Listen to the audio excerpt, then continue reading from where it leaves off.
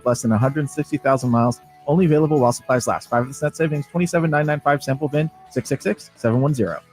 KHTKAM HD1 Sacramento, KYMX HD2 Sacramento. From the Power Business Technology Toshiba Studios. This is Sacktown Sports. It's time. It is that time. Time for Stiles and Watkins. You can join the show by texting 916-339-1140. Find us on YouTube at Sacktown Sports 1140. It's time for Alan Stiles and Chris Watkins.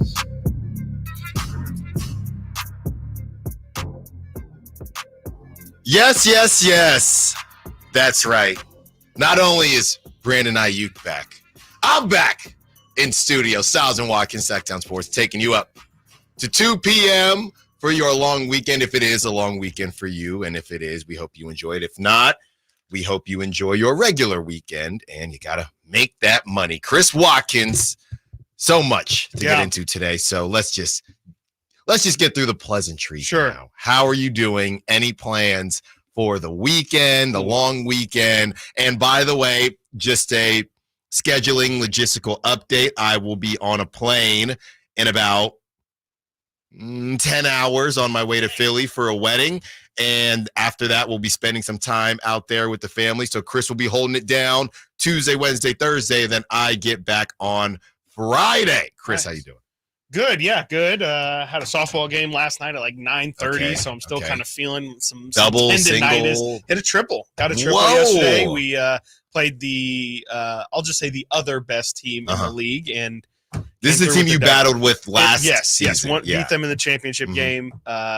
Beat them really well yesterday too. So feeling good, and I want to know how you're feeling after just getting mansplained by Dave how to properly order a cheesesteak in Philly. Like, it was very bizarre. What you're doing. Well, that just tells me he never listens to anything we say. No. Right? No. Because, I mean, I probably brought up my Philly ties during crosstalk 8,000 times. And also that he also doesn't know I'm a Vikings fan.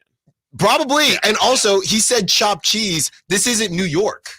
Right? I mean, I thought he was going to say, so there is a roasted pork sandwich. I thought he was really part of the culture. There's a roasted pork sandwich that won best sandwich, I don't know, maybe 10 years ago, and it's really famous. I thought he knew the culture. He said chopped cheese. Brother, I'm not going to New York. What are we talking about? To a bodega Yeah. You know, hey, didn't you get the mozzarella? What are we talking about? So not only did you mansplain, you were wrong. And by the way, speaking of wrong, if you are tuning in to hear me apologize, wear it as a man of integrity, a man of honor, based on what I said to one Nate Littlefield yesterday. That is coming at 10:45. I can't wait. And Nate will have the floor. You know, a broken clock is right twice a day. That's right. And Nate was right. Jeez. And we're going to wear it at 10:45, so you're not going to want to miss that. And if you're just now joining us, what was Nate right about? Well, here it is. Brandon Aiyuk stays in San Francisco. He controlled the narrative the whole time. We didn't know if he won. We didn't know if he lost. We didn't know if it was the Niners' fault. John Lynch didn't know what was going on. And in the end, much to Chris Watkins' chagrin, it is over. Brandon Aiyuk, 4-year deal, $120 million. $30 million a year. And Chris, we'll give a little free sample here of what's coming up at 10:45. So you text the group chat. What were you initially thinking when you saw the news break and you text? Because I didn't see. I was driving. Nate was driving. You get the text and you say, "Oh my goodness, it actually happened." Yeah. Well, first off, the way I saw it from Adam Schefter's Twitter account, and I think Ian Rappaport might have actually broken it first, but the way that Schefter broke it was like the strangest wording where he's like, you just couldn't tell that there will be no trade. Right. The Niners and Brandon Aiyuk. And that's all I saw in terms of like the preview on my phone until I opened it. And so I'm like, okay, yet again, another update, but a non-update okay, the Niners aren't going to trade Brandon Aiyuk. He hasn't and then of course I read the full thing and see it, and I'm just like, no way.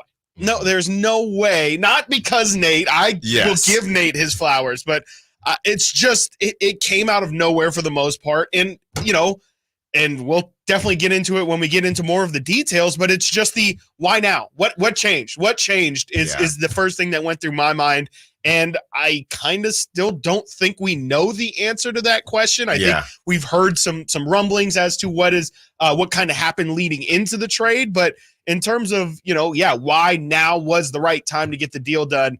Obviously with the season around the corner, that makes sense. But it just initially it was just shock, honestly. I mean, I didn't expect, we had pretty much all universally agreed it looks like Brandon Aiyuk's about to get skipped in line, and this is going to be a Trent Williams negotiation that we talk about going into next week, and Aiyuk kind of gets put on the back burner. So my initial thought was just honestly surprised that this thing is actually done. The ding dong, the witch is dead. Yeah, it's over, and we'll have to get some music going, Nate. Yeah, just some hallelujah, right? When they lose the streak, exactly. It's over. Yeah, it is over. So we'll definitely get some good music all day long because we're feeling good on this Friday. Well, the quick answer, I think, Chris, to your question of why now, is very, very simply, he started getting fined. Right. And I do think that happened. We'll definitely get into the details because honestly, it just can never be simple with the Niners. And Chris alluded to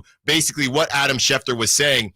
There was a lot of spin going on. There was a lot of unnecessary things that were said from Adam Schefter, from Tom Pelissero. We have multiple pieces of audio and multiple tweets that happened that you just don't normally see when a deal gets done. I understand this wasn't a normal deal, but in terms of all's well that ends well, we're going to see if that's actually the case because there were just some things that were unnecessary. Yeah. Why did that have to come out as soon as the deal comes out? So we'll tell you all about those details here. Let's go through what we have on the show today. We're breaking down how we got here, whether or not there's still drama cooking. Like I said, we're going to let Nate cook. That's at 10:45.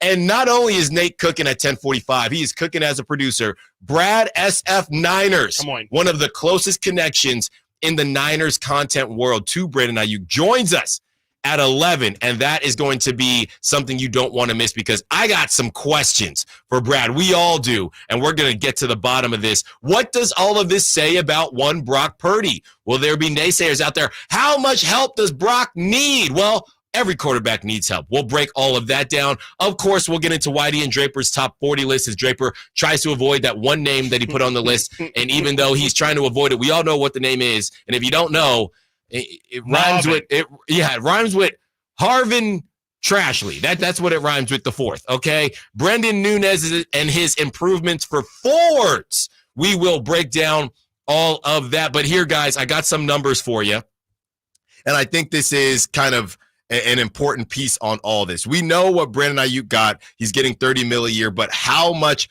of it is guaranteed? We kept hearing, is this the situation, the guaranteed situation? Oh, and by the way, of course, we will tell you what this means for one Trent Williams.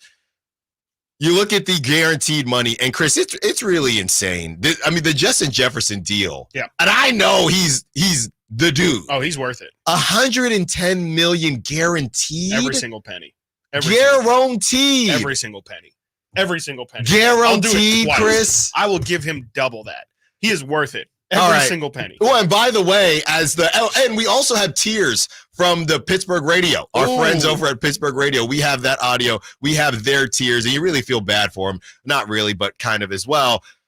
So now that Justin Jefferson is done, the last guy is thinking, I'm Jamar Chase. Okay, so I'm going to read off these numbers of guaranteed money, and you tell me where Jamar Chase probably feels like he should fall. I can give you in terms of guaranteed money. Okay, you get Justin Jefferson at number 1 with $110 million. Yep. You have CeeDee Lamb at number 2, and this is the wild one. CeeDee Lamb at number 2 with $100 million guaranteed. You get that. Those are the two, I guess, that outliers. Outliers. Yeah. Two are just in a different stratosphere. You get to number 3, A.J. Brown, $84 million guaranteed. Number 4, DJ Moore, $81.5 guaranteed. Number 5, Amon-Ra, $77 guaranteed. And then you get to Brandon Aiyuk, who tied with Jalen Waddle, $76 million guaranteed. Cooper Kupp, who did his deal a little bit earlier, at number 8, $75 million guaranteed. Devontae Adams, who also did his deal earlier, $65 million guaranteed. And Amari Cooper at number 10, $60 million guaranteed. So yeah, you have Brandon Aiyuk falling at number 6, tied with Jalen Waddle at $76 million guaranteed. Guys, that seem fair to you? For Brandon Aiyuk, you're saying? Yeah.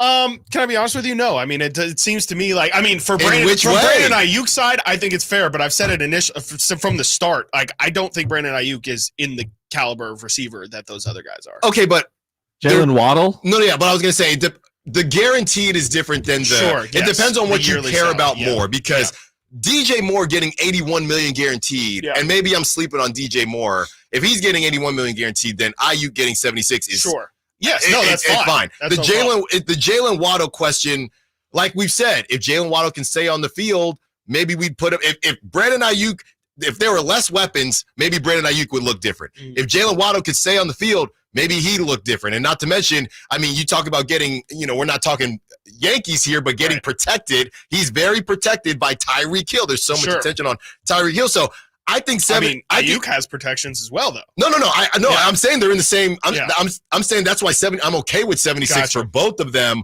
DJ Moore, I guess people were happy with his average per year, but he definitely got a lot of guaranteed money in the end.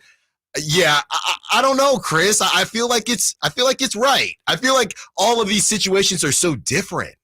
Yeah, they definitely are. There's not really a blanket that you can put over everybody. And I get it. Everybody's situation calls for something completely different. And I think the Niners definitely had to prioritize getting this done. And, from their perspective, I'm sure it's fine. I mean, he is getting the same guaranteed as Waddle. He gets as much as Amon-Ra pretty much. It's almost the exact same deal that Amon-Ra gets. So I guess from the Niners perspective, it's fine. But I would also guess that from a GM perspective, again, if we're playing 2K or if we're playing Madden, I just know that you want to get those guys at the lowest dollar figure possible. And I mean, Brandon Aiyuk made it just about impossible for that to happen, but I just think from the Niners side, this is the max, and it was very clear, this is the max amount of money that they wanted to pay, the ultimate maximum. And so I think from the Niners side, especially with all the talent they have, I don't think they wanted to do this. I think they felt, in a way, forced to do this deal. Of course, happily, they will gladly have Brandon Aiyuk, but I don't think there's any world in which the Niners wanted to get this specific deal.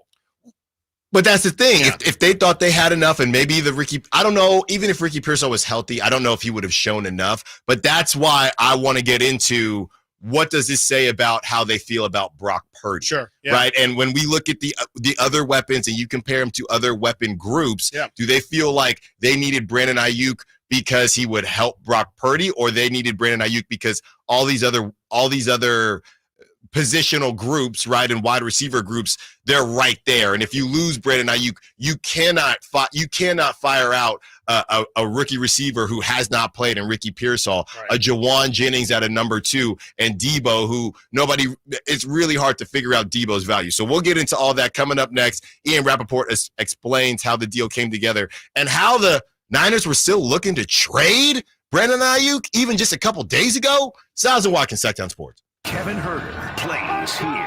It's Herter. He's been hot. He fires.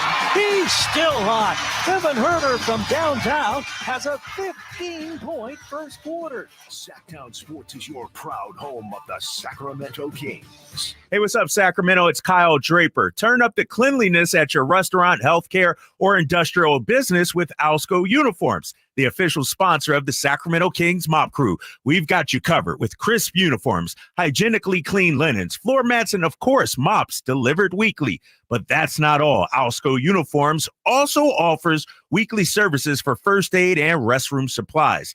Discover why it pays to keep clean with Alsco Uniforms. Just go to alsco.com to learn more. Again, that's alsco.com. At Northern California's #1 Honda dealer, Stockton Honda, we make the dream of owning a new car easy and stress-free. With prices that you just can't say no to. Save on our best selection of the year during the final days of the Honda Summer Event. Come in today or go to StocktonHonda.com. Anytime, anywhere, it's all here.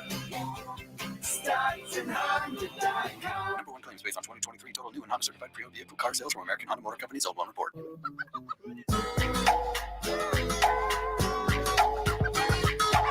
Sacktown Sports. Call or text at 916-339-1140.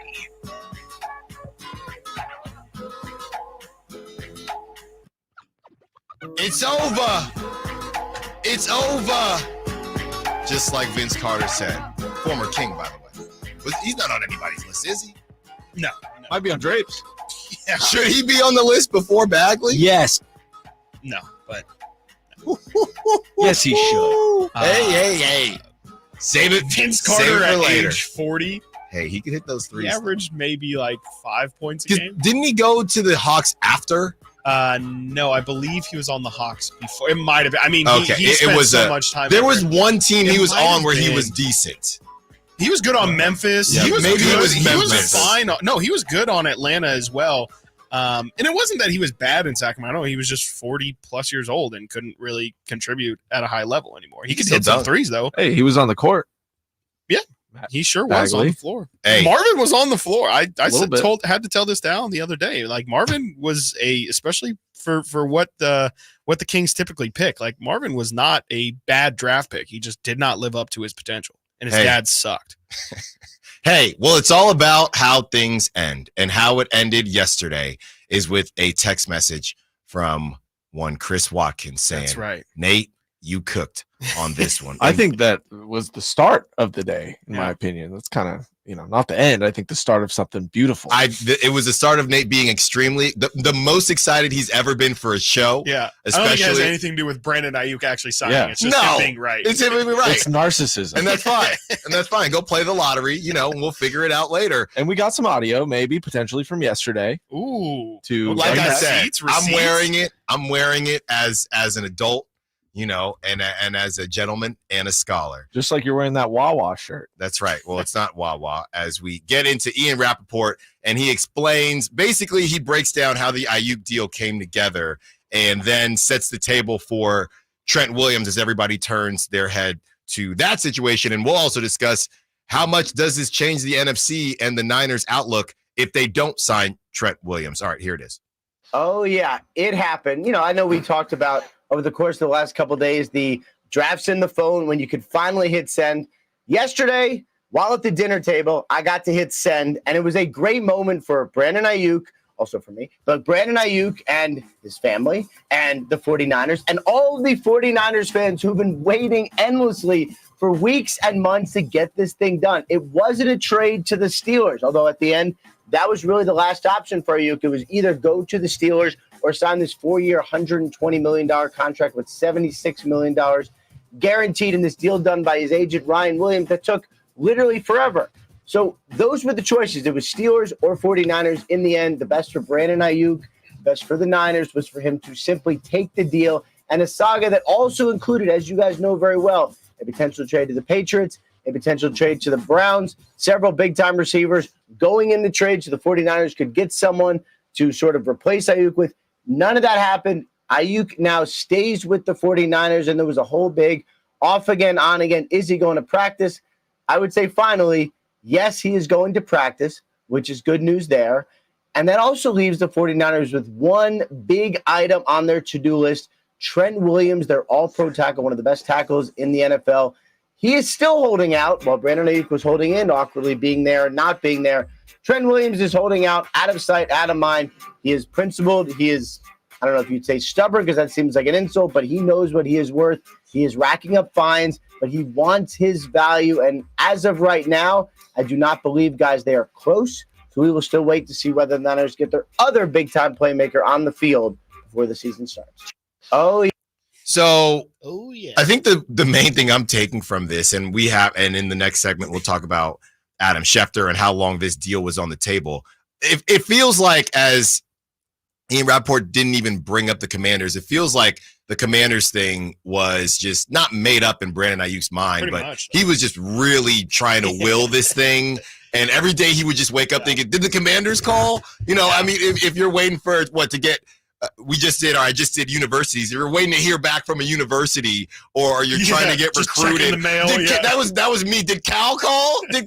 No, Cal didn't call. And every day Brandon Aiyuk is waking up saying, did the Commanders figure it out? And I think finally he said, fine, I'll take this, because He doesn't want to play with Russell Wilson and Justin Fields, and we know that money situation, even if they got there money-wise, what do we even – and I don't know the difference between PA and California state tax, but at that point, I just don't think it matters. I mean, the Steelers, we're talking about Mike Tomlin on the hot seat. That does not change if they get Brandon Aiyuk. Not to me. I'm just not a big believer in Russell Wilson, and I wanted Justin Fields to work, but I just don't know that it's going to. Let's get into this Tom Pelissero sound as well, as he explains how they settled at $30 million, and really this idea of the Niners still looking for a trade up into the final moments.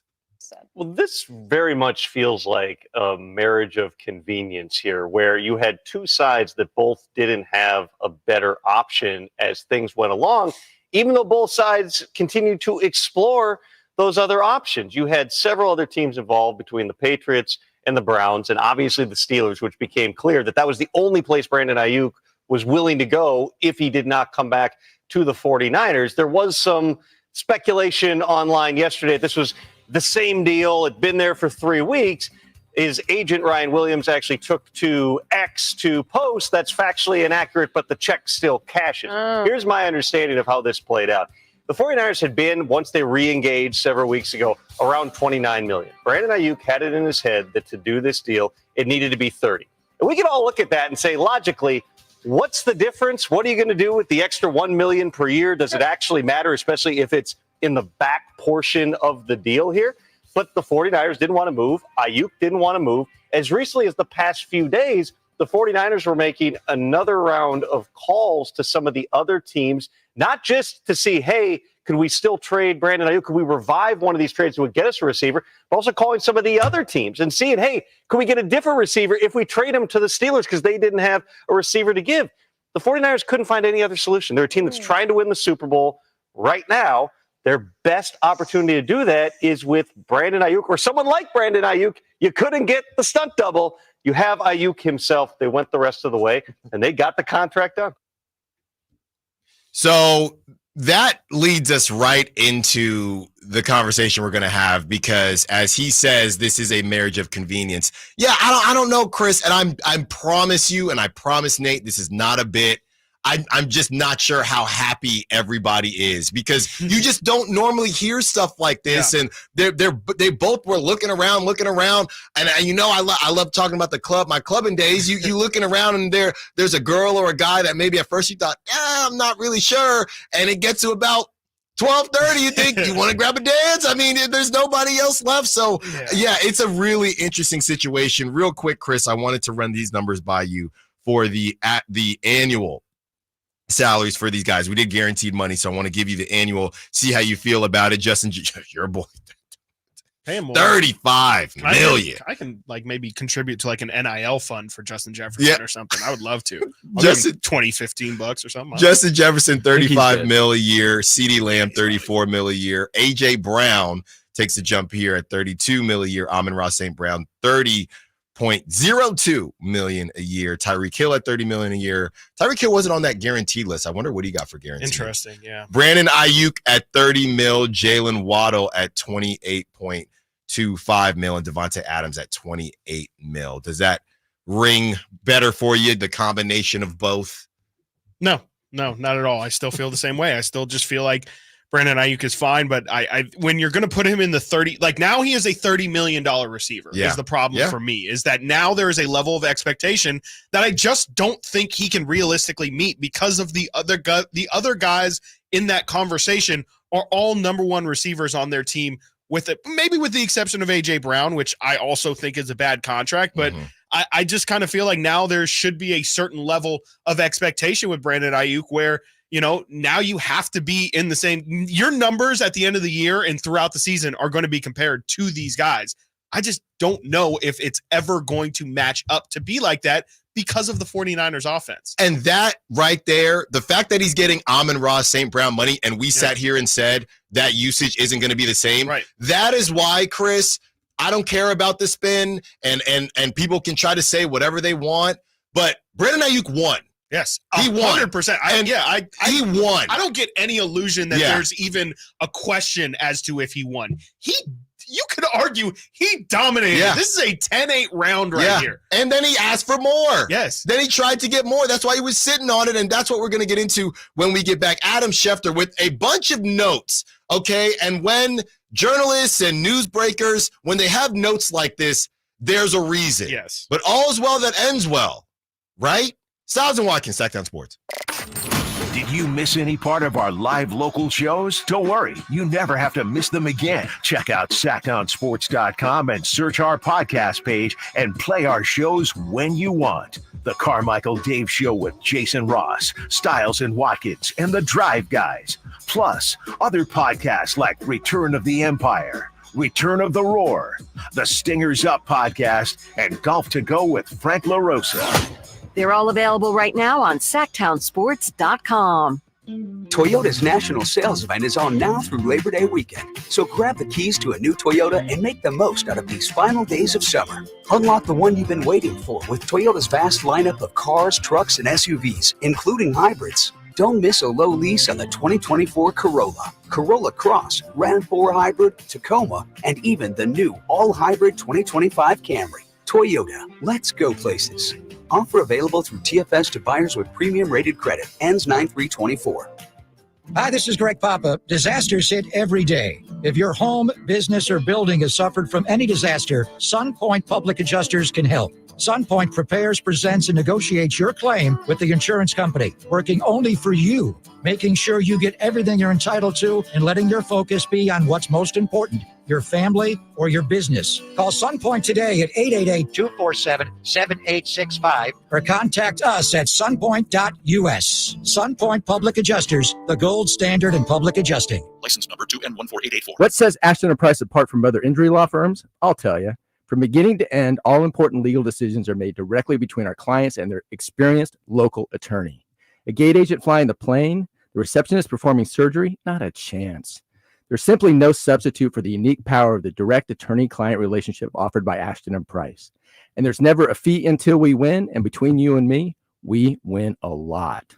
Remember, for the best advice, don't think twice. Call Ashton & Price. I would end the day with sore feet, sore legs. The drugstore inserts that I was purchasing were really not very useful at all. I walked into the Good Feet store and the guy kind of grinned at me and said, I hear that a lot. I was living with chronic pain before going to the Good Feet store. Now I don't really have that problem. I'm able to do the things that I expect to be able to do, even at my advanced stage. I feel pretty good about what's going on. Come to the Good Feet store now for a free fitting and test walk. It's the Labor Day Sell-a-thon at Folsom Lake Ford. Get low finance rates and zero down deals on approval of credit right now. Shop Folsom Lake Ford, over 35 years in the Folsom Auto Mall. And tell them Coach Doug Christie sent you.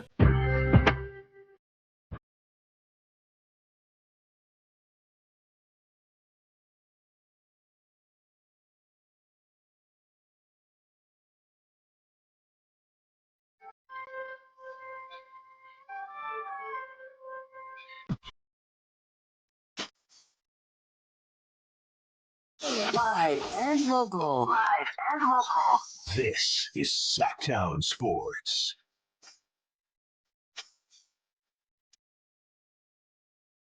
By the way, Tom Segura tickets today at 1.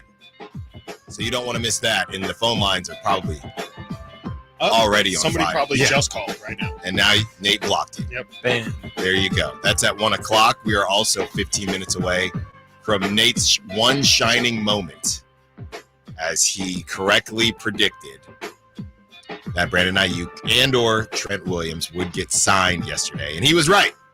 15 minutes. I can't wait for it. Yeah, cannot wait for that. So all is well that ends well, right, Chris? Well, I guess. That's what they say. We've heard this called now in the last segment, a convenient relationship or a convenient I don't like that.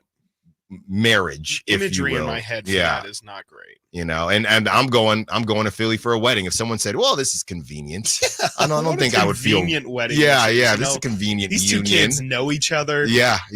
I don't know that I would like that. So this is why this whole thing has just been a bit bizarre to me, guys. And like I said, I'm not trying to be Mr. Let's annoy Niner fans here. I'm just saying it is odd, right? So as Chris said, the way Adam Schefter even initially broke this was, I'm just going to go through everything that he said, okay? So Adam Schefter, he comes out, he says, there will be no trade. And remember, Adam Schefter, when he breaks things like this, and I get it, this was a very long process. This is how Adam Schefter starts it. There will be no trade. 49ers and Brandon Aiyuk reached an agreement today on a 4-year extension that will contractually tie the wide receiver to San Francisco for the next 5 seasons, per ESPN sources. The drama is over, and a deal, not a trade, is in place. He then quote tweets it.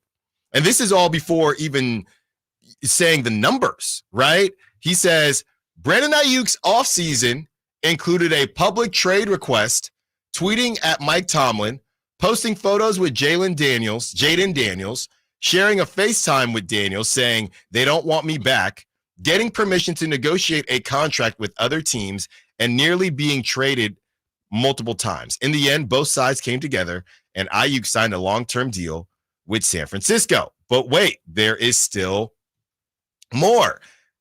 He goes on to say that Brandon Aiyuk and the deal that was in place was sitting there since August 12th, per sources. So he says all of this, Chris, and I'm thinking, did we really need Adam Schefter? When these guys break stuff, whether it's Shams or whoever, they don't give a lot of color. And I don't know if this would be considered color, but did we really need a recap of everything that happened from Adam Schefter?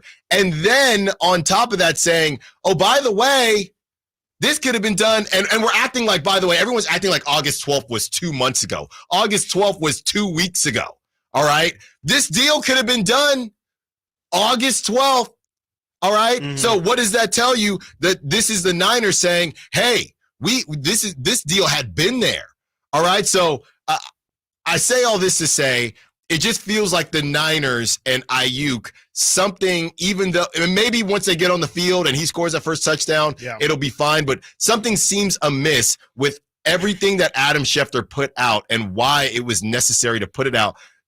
Pelissero saying they were still looking for trades. It's a happy ending, but I feel like it could be happier. Yeah, I mean, I think it's because, honestly, I think everybody's patience has been stretched a little thin, to be honest. I mean, we heard and played Steve Young's comments the other day. Like, that's a franchise legend that, is very tied in with the organization. And even he wasn't afraid to go out publicly and say, what are we doing here? What's taking Alan Stylesism? What exactly are we doing here? What are we trying to accomplish? John Lynch said the same thing. I actually didn't have that. I only had a problem with how Schefter worded it. And by the way, never put breaking in there at all. Again, just lays out the report. But honestly, I don't have a problem with him telling us the story because, frankly, as I'm really curious as to what the story is. Mm-hmm. I just think that it's a little bit tough because, we know a little bit of the backstory. We know that Adam Schefter has a really, really, really good relationship with one Mike Shanahan. And so it's not hard to try and figure out where exactly Schefter's getting this information from. Like you said, there's a lot of really pointed words in there. He uses the term drama. He goes through the entire, it's almost like he's in court and they're reading him all of the things he's accused of. It's like he had a trade request. He tweeted at Mike Tomlin. It's like we're going down the list. That's kind of where he started to lose me. And I get it. I mean, especially when something like this goes down, like everybody wants to control the narrative, right? And I think that's definitely what this was. It was a bit unnecessary. He probably took it a step or a step and a half too far, but I don't really have a problem with it. I just don't think that's not really how I would have reported it if I were him. But I actually appreciate him trying to get a story out there. The problem is, I guess, and it's with media in general, we don't know if this is actually the accurate story, as Ryan Williams has already came out and said, like, this isn't exactly 100% true. Yeah, and then the way he had the there will be no trade, and it does say breaking news. And then I know sometimes I don't know why they do this. Because it's breaking news on the graphic. Yeah, breaking news on the graphic. But I don't know why.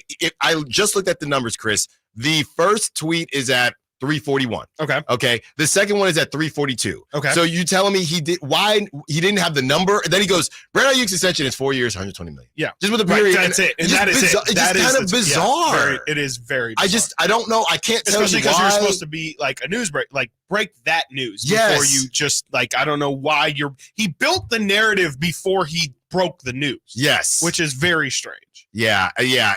And then he comes out later. He gives the wide receiver numbers and then goes on to say that this deal has been on the table since August 12th per league sources. Yes. And then it goes on because look, Adam Schefter, if we're going to call out some local media, right, with the Niners, we can call out national media too. Definitely. He goes on to say his hold-in did not alter any part of his new 4-year, $120 million extension, a.k.a. anybody else. He just wasted everybody's time. Yes, he's wasted everybody's time, and any other receivers thinking, wow, Aiyuk kind of balled out and player empowerment. Right. No. The hold-in didn't do anything. No, yeah. So don't waste your time. Settled, right? Yes, That's what this is settled. meant to paint, is that Aiyuk settled, and this is not the Niners giving in and being desperate for even a second. I'm just that's how I feel, man. And look, I get it, right? You got to know where your bread is buttered, and we know that Adam Schefter, he's the NFL guy, but it was not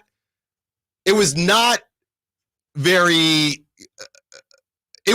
obvious. I'll put it to you like this. It was very obvious what Adam Schefter was trying to do, and I guess I just wasn't typically used to that.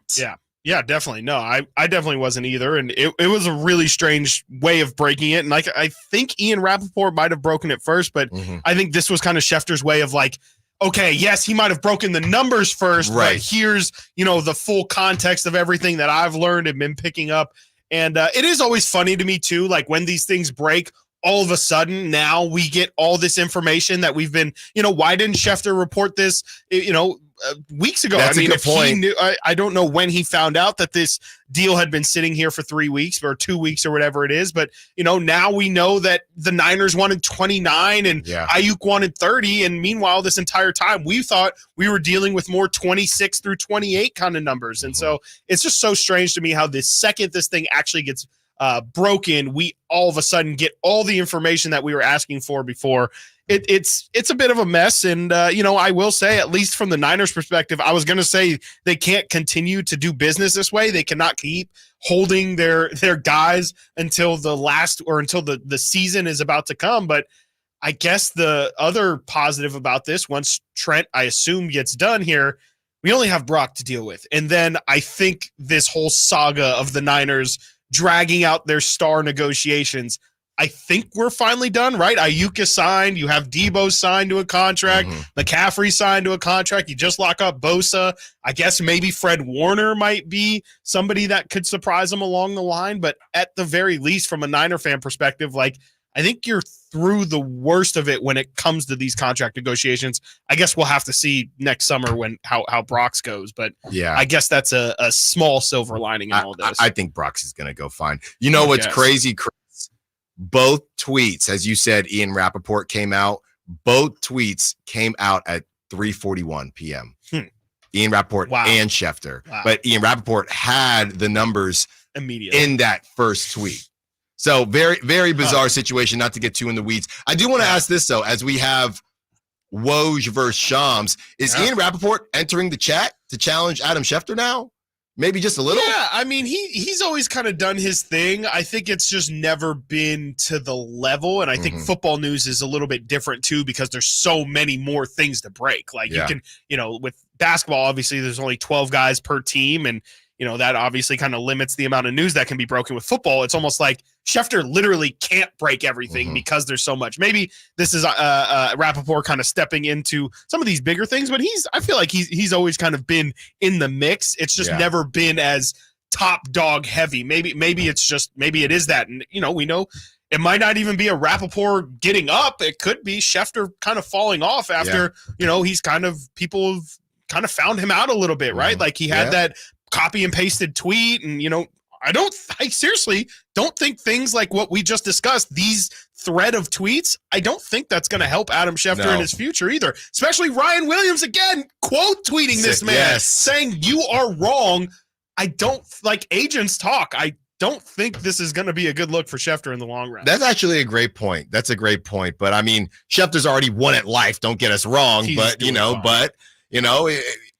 the top dog until you're not the top dog. Coming up next, we got the top dog, and his name is one Nate Littlefield. And when we get back, Nate is going to tell us how he's feeling. I'm going to just wear it as a man. Then at 11, we got Brad from SF Ners. Stiles and Watkins, Sacktown Sports. Our first year as the radio home of the San Francisco 49ers is one we will never forget. They're going to give it. No, it's a play action. Purdy going to roll left, throw for the end zone. Caught by George Kittle. He has the hat trick tonight, a career high. 3 touchdown catches for George. Touchdown, San Francisco. Congratulations to the 49ers on a terrific year. And thank you for so many wonderful memories. I didn't ask to be thrown in the streets with nowhere to go. I didn't think I'd survive. But I did ask for help, and Covenant House was there for me. 1 in 10 young adults will experience a form of homelessness this year. For these kids who didn't ask to be put in this unthinkable situation, Covenant House is there. Covenant House helped me break the cycle of homelessness in my family. They gave me the love that I needed. Over 2,000 young people will sleep safely in a Covenant House bed tonight. When youth who are experiencing homelessness have a hot meal, a safe place to sleep, medical care, and love, they can overcome heartbreaking challenges and have a brighter future. They just really genuinely just wanted to help me succeed, and I'm succeeding. I'm a speaker, I'm an author. Covenant House really helped me and really helped mold me into the woman I am today. If you or someone you love is asking for help, go to safeplacetosleep.org today. Hello, I'm Frank Cockle with Retirement Security Centers with a weekly economic update. America is becoming less enamored with the stock market and more enamored with sports betting. A recent wave of studies shows increasing numbers of Americans are taking money out of stock market-based investments and pouring them into sports betting. This goes hand in hand with a concern that many advisors have with some investors having unrealistic expectations of investment results due to a few high-flying stocks. While investing in stock market-based assets is considered by some to be gambling, many investors utilize solid research, look to actively diversify their portfolios to make sure that one trend or another doesn't create extreme volatility, and have realistic expectations of returns. Since 2018, when the Supreme Court overturned the Professional and Amateur Sports Protection Act, sports betting has grown from $441 million to $5.7 billion. Will this continue to drain resources that may be used to fund financial goals such as home purchases, marriage, or retirement? How might this affect you or your family? Please go to frankontheradio.com to schedule an appointment, watch videos, and receive market updates. I'm ready to help you start your journey so you can define your future. Securities and investment advisory services offered through OSEA Cafe Incorporated, member FINRA SIPC. OSEA Cafe is separately owned, and other entities and/or marketing names, products, or services referenced here are independent of OSEA Cafe. What's up? We're talking to Chad Hoblet, Hoblet Dodge Chrysler Jeep Ram in Woodland. Chad, what's going on for the Labor Day sales event? Get the Jeep you've always dreamed of when you save up to $20,000 off MSRP on all remaining new 2024 Jeep Wrangler Rubicon X and high-altitude 4xe. Whoa, did you really say $20,000 off, plus you save thousands more at the pump? That's not it. You can also save up to $17,000 off MSRP on all remaining new 2023 Jeep Grand Cherokee 4xes and $15,000 off MSRP on new 2024 Jeep Grand Cherokee 4xes. If you've ever wanted a Jeep, now is the time to do it. See their full selection at HobletDodge.com. Unbeatable prices, unbeatable selection. Nobody beats Hoblet, period. 20,000 total net savings after $42.50 rebates and $15,750 dealer discount. 17,000 total net savings after $42.50 rebates and $12,750 dealer discount. 15,000 total net savings after $42.50 rebates and $10,750 dealer discount. Rebates includes $37.50 federal EV tax credit offered by third party subject to change without notice. Consult a tax professional for eligibility. 10 at this net savings. See dealer for details.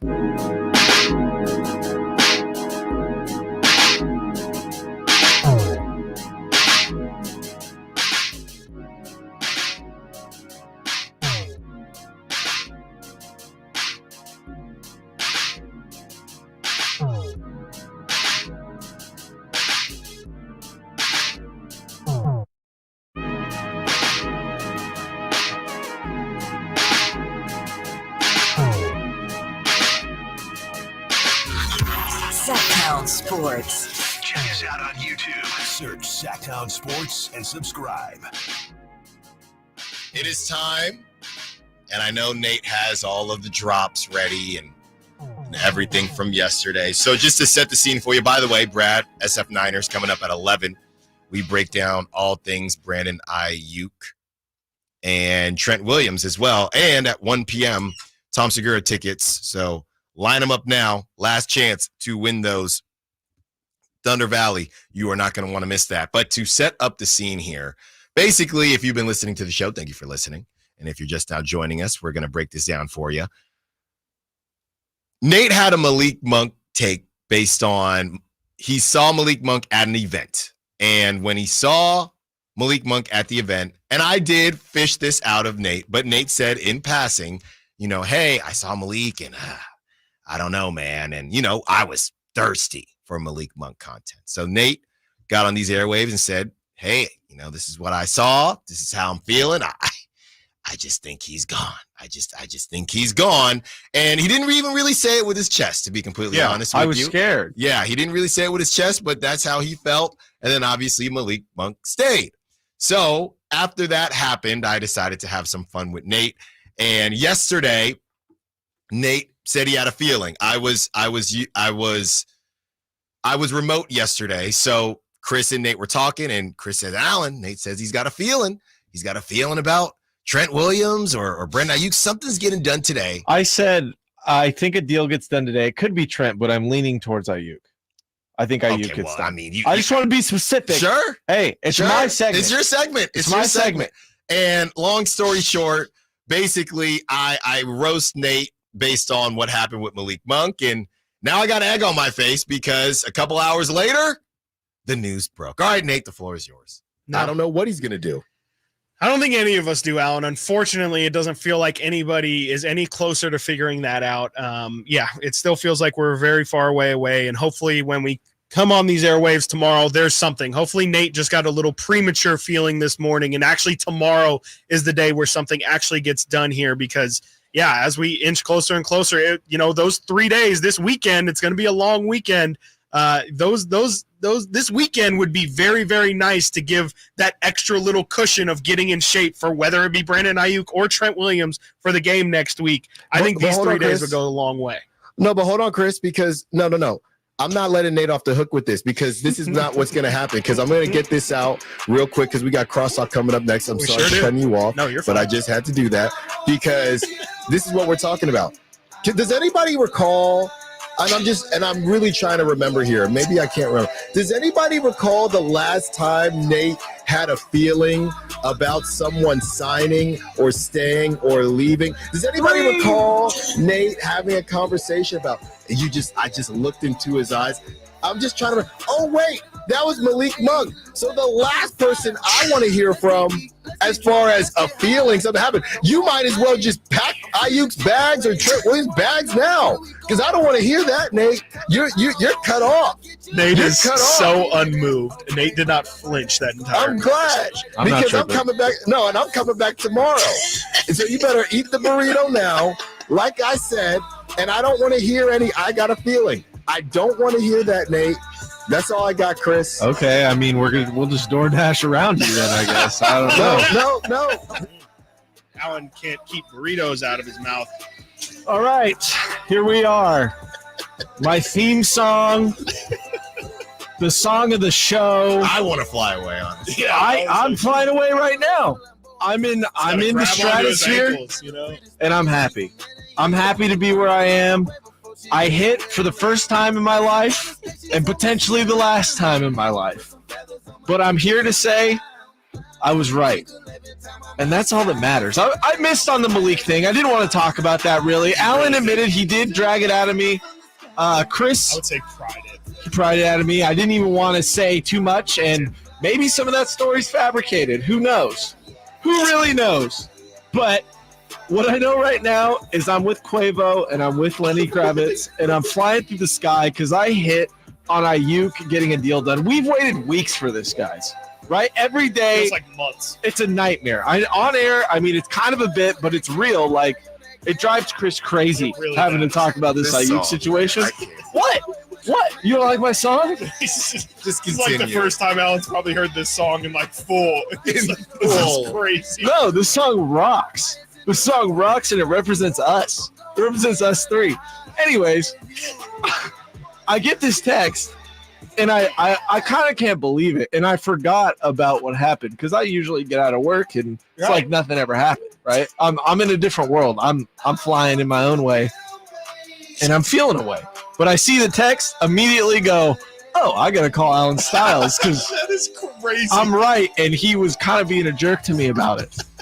in front of however many people listen to this show. 50,000 watt station. 50,000. That's probably at least 100 people. At least 100. At so least 12. I've been embarrassed, and now I'm feeling away, and I give Alan a call, and he's pretty tame about it. I rub it in his face a bit, but overall, I'm happy. And if we want to talk about the Niners, because I'm the Niners guy. Yeah. Hey, even if someone else says it today, not today, I'm the Niners guy today. Whoever wants to fight me, no point. Today's my day. I hit. Sorry. Wow. I think they overpaid for Aiyuk a bit. I think they overpaid. I told Alan on the phone. I think they paid a little bit too much. I was under the impression at the time that deal was on the table for several weeks or whatever. And yeah, it seems like Aiyuk won more than the Niners. I would give Aiyuk a grade of an A and the Niners like a B- probably. That sounds fair. But they got to a point where it's like they clearly gave up. And I don't think they were lying to us either if this deal was on the table situation, if that's actually real. Because for the past couple weeks, Shanahan's just been like, nothing's changed, guys. Nothing's changed at all. He said that several times. He was saying that before August 12th, though. Well, you think? Or is that true? Know. Honestly, what is time at this point? Yeah.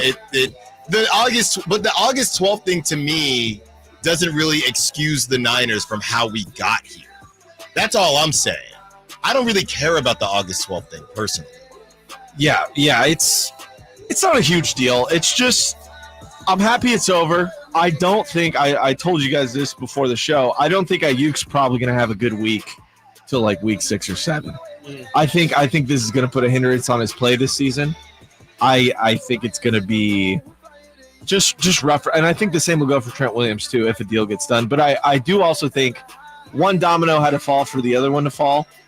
We all thought Trent was going to get done first. We did our little tier list between those two and Hassan Reddick, and we all thought Trent was going to get done first. So it's weird to see Aiyuk getting everything solved. It's nice. I prefer it. But now Trent's got to get done, and I think they're both going to struggle to start the season. How long is this song? I was thinking the same thing. This is not looped. I don't think it's looped. I swear it's just going on.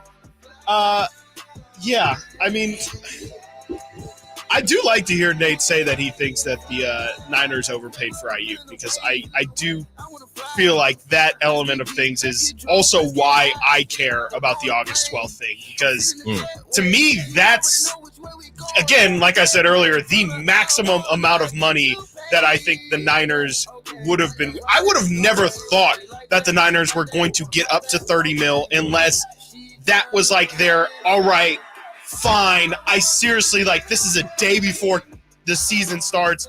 We've done the math. We've crunched the numbers. We cannot win the Super Bowl without you.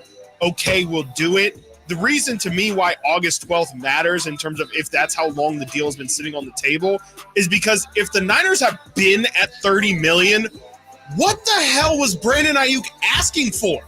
I'm telling you, man, that, and I don't know why no one is saying it. 32, 33, like, was it the guarantee? I don't think it was any of that. I think he was waiting for the Commanders.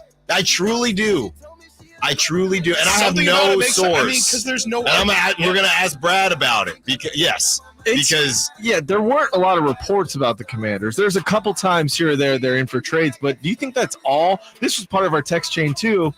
I think like Jaden Daniels wasn't in those talks at all. No. He's I'm not saying he was. No. Yeah. I'm saying through the agents. When I said Jaden Daniels said it's not going to work, I'm just saying in general the Commanders as a whole is not going to work. I don't think Jaden Daniels not in those conversations. They just got trashed too. I think Montez Sweat just trashed it. I don't think anyone wants to play for the Commanders. Truly, I don't think so. That's been the case. Yeah. Yeah, they don't until they Johnson do. Now, though. Yeah, they don't until they do. All right, good stuff.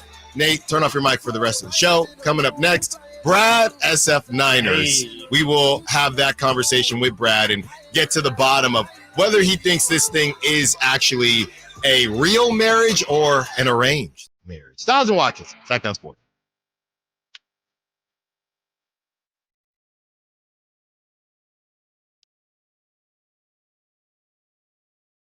You never know what you might hear when listening to a Sacramento Kings game. Keegan's going for another triple. Man, is he feeling it. Can he do it? Yes, there's number 11, Keegan Murray. Keegan steps back. He just knocked down his 12th three-pointer, a Kings franchise record. He's got 45 points. Never miss a moment of Sacramento Kings basketball with Sacktown Sports and the Sacktown Sports app. Sacramento, Dirk Bentley's coming to town. Getting drunk on a plane. For his only show in California this year, Saturday, September 28th at Hard Health Park for Country in the Park 2. What was I thinking? And he's bringing some friends. Parmalee. I want to close your eyes for this. Tyler Rich. Dasha. And more. Saturday, September 28th at Hard Health Park. Get your tickets today before they're sold out at CITPFest.com. Brought to you by the California Army National Guard and Red's Pizzeria and Tap House. It's Capital Casino, Sacramento's #1 poker room. And guess what? Primetime football is back. Capital Casino's giving away $500 per game in high-hand bonuses for every Sunday, Monday, and Thursday night primetime game. As always, offering the best food, the best service, and the best action with the most variety of games in the region, conveniently located in downtown Sacramento. So check them out, Capital Casino, and always remember to gamble responsibly. 1-800-GAMBLER. Attention! If you owe money to the IRS, this is an urgent message. The IRS is cracking down by sending out heart-stopping letters, aggressively garnishing paychecks, seizing bank accounts, and putting liens on homes and businesses. They call it enforced compliance, and you better watch out because penalties and interest on unpaid taxes compound daily, making it seem impossible to ever get out of debt. Don't let the tax debt destroy your life. You need to call Optima Tax Relief, the #1 tax resolution firm. They're experts in the Fresh Start Initiative, one of the biggest breaks that the IRS has ever offered. If you qualify, you could save thousands. Optima's resolved over $1 billion of tax debt for their clients. A+ rated with the Better Business Bureau. They'll fight to get you the best deal possible. Call Optima now for a free consultation. Call 800-343-6460. 800-343-6460. 800-343-6460. Optima Tax Relief. Some restrictions apply. For complete details, please visit OptimaTaxRelief.com. Texting enrolls you into recurring automated text messages. Consent not required to purchase. Message and data rates may apply. Hey, Dan, how you doing? Haven't seen you around the gym for a while. Yeah, I've really fallen off. Since I turned 40, I just don't get the results I used to get. Could be lower testosterone. Lower T? Yeah, I went through it a while back. Once you hit 40, your body has less free testosterone. I got Nugenix Total T, and it's made a huge difference for me. I've seen that ad on TV. Is it for real? Oh, yeah. The key ingredient is something called Tesnor, which helps boost free and total testosterone levels to help you trim up and stay lean. And it's made a difference for you? Man, I feel like I'm in my 20s again, at work, in the gym, and in the bedroom. Are they still giving out complimentary bottles for people to try it for themselves? Yeah, you just need to send them a text. Text TIP to 321-321 right now for your complimentary bottle of Nugenix Total T, the #1 selling testosterone booster at GNC. Plus, text now and we'll include a bottle of Nugenix Thermo, our most powerful fat incinerator ever, to help you get back into shape fast, absolutely free. Text TIP to 321-321. That's TIP to 321-321. Hey, listen up. This is your Sacktown Sports live events calendar. First on the lineup is the Lodi Grape Festival coming September 12th through the 15th. And then rock out to Zeppelin USA at Thunder Valley on September 19th. On September 20th, laugh your heart out with comedy superstar Nikki Glazer at Thunder Valley. And the laughs keep on coming on September 21st with George Lopez when he takes the stage at Hard Rock Live Sacramento. If you're a country fan, you won't want to miss Winona Judd at Hard Rock Live on September 28th. And then on October 4th, comedy legend Rob Schneider is bringing the laughs to Hard Rock Live Sacramento. On October 20th, you don't want to miss Renee Vaca as he brings his hilarious stand-up to the Crest Theater. And finally, gear up for the ultimate Halloween bash with a $5,000 costume contest. It's Sinners and Saints Saturday at Thunder Valley on Saturday, October 26th. Costumes, music, and plenty of thrills. And that's your Sacktown Sports live events calendar. For details, go to sacktownsports.com. And stay locked on to Sacktown Sports for your chance to win tickets. The Labor Day Sell-a-thon is on at Folsom Lake Ford. Get huge discounts, low finance rates, and zero down deals on approval of credit right now. Shop Folsom Lake Ford in the Folsom Auto Mall and tell them Coach Doug Christie sent you. KHTKAM Sacramento, KYMX HD2 Sacramento. Take it on the local level. Live and local, 6 a.m. to 6 p.m., Monday through Friday. From the Power Business Technology Toshiba Studios. Sacktown Sports.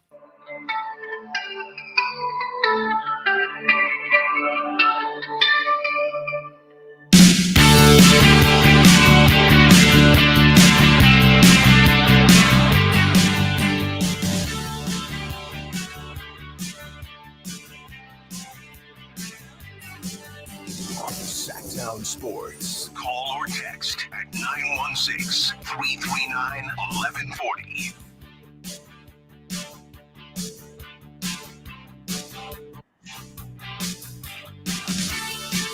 We are back, and we are joined by the one, the only Brad of SF Ners.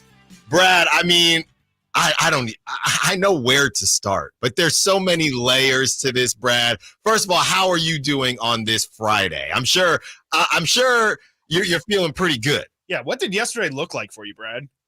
Yesterday was a whirlwind, that's for sure. But how I'm feeling today is just deep breaths, sighs of relief.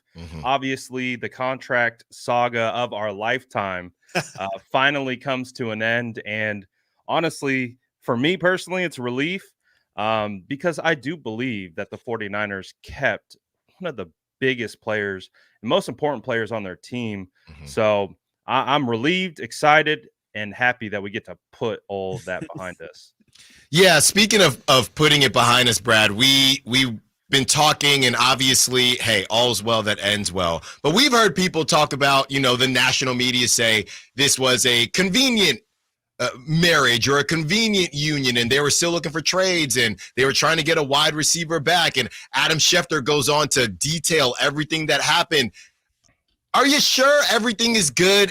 I know he signed the contract, but are we sure that everything is okay now in Ninerland? Or, as soon as he scores his first touchdown, nothing's going to matter. It just feels weird that all this stuff is coming out. Well, the contract had been there since August 12th, and it just feels like the Niners are trying to make it clear that this was Aiyuk. After August 12th, we did our job. Do you think everything is going to be good? Are we sure the relationships will be okay? I think at the end of the day, everyone involved in this situation knows that this is a business conversation. It's a business move. And, with the San Francisco 49ers, whether it's George Kittle, Fred Warner, Deebo Samuel, now Trent Williams, and the list goes on and on. Hard negotiations are a part of the process with the San Francisco 49ers. So I think on one hand, players, teammates, they understand it is what it is in that scenario. Obviously, I'm sure there were some difficult moments in that negotiation, to say the least. But the hope is that when it's time to step in between those white lines, you know what it's about. It's time to ball. And so I think, yes, there could be, of course, some lingering situations, and obviously things were probably said and shared, but at the end of the day, these guys know what it's about. It's about winning football games. So I think that's the end all be all. There is now it's time, right? I think you can put the emotions of the talks and negotiations behind them now on both sides, right? And now focus on week 1 versus the Jets. And I think that's how you process it. You know these football players, man. They're wired one way. They're wired to go out and make plays. And so once those plays start popping, I think everything from this negotiation becomes a thing of the past. Brad, this might be a little bit of an unfair question to you. Maybe it's more of a question for John Lynch, but I mean, me and Alan have been kind of going back and forth on it, more so in the lead up to all of this. Brandon Aiyuk's a great receiver, but now he is in a $30 million category. He is in a class of only 6 other NFL receivers. Why is Brandon Aiyuk a $30 million receiver to the Niners? Well, first off, I think we have to talk about the market explosion, because I think, we all understand that the market is what dictates these prices for these players. So that's first off. But I think, man, when I was at training camp this year, watching the 49ers offense, I came away with one of the biggest themes being coverage sacks, meaning we were getting good protection for Brock Purdy throughout camp. But, credit to the 49ers defensive backs, they were doing phenomenal in coverage. Yamador Lenore, Charvarius Ward, Jair Brown, George Odom at the time before Talanoa Hufanga returned. So you had great coverage. You had good protection, but you had Brock Purdy holding the football a lot. And that's not something that we look at Brock as being, his strong suit is getting the ball out quickly, right? We talk about that all the time. And so you could see with the absence of Brandon Aiyuk, you really missed that that elite separator. You really missed that pure X wide receiver on the outside in Kyle Shanahan's scheme. And not only does he provide an ability to open up coverages for other players like Deebo Samuel, Jawan Jennings, George Kittle, but we all know what he does when the ball is in his hands and how he gets open. And then, of course, I actually, just before I came on here, I posted a 2-minute and 20-second clip of nothing but Brandon Aiyuk blocks and him just being a dog in the run game, popping multiple plays for touchdowns for Christian McCaffrey. So even when the ball isn't in his hands, and I think that's a lot of the conversation comes to, well, you had 75 receptions, nearly 1,400 receiving yards, 7 touchdowns. That's good production, but only off, I think, like 105 targets or so. So he's not getting targeted like your CD Lambs or your Justin Jeffersons. However, when you look at when he's not getting targeted, he is making the most of those situations. So I think, again, it's a two-pronged situation. Is he worth it as a talent? I think so, 100%. But you also have to look at it. The market is the market, right? And it exploded. And so to play ball, you have to kind of pay that. And I think also another way to contextualize it is the Pats were willing to pay 32.5.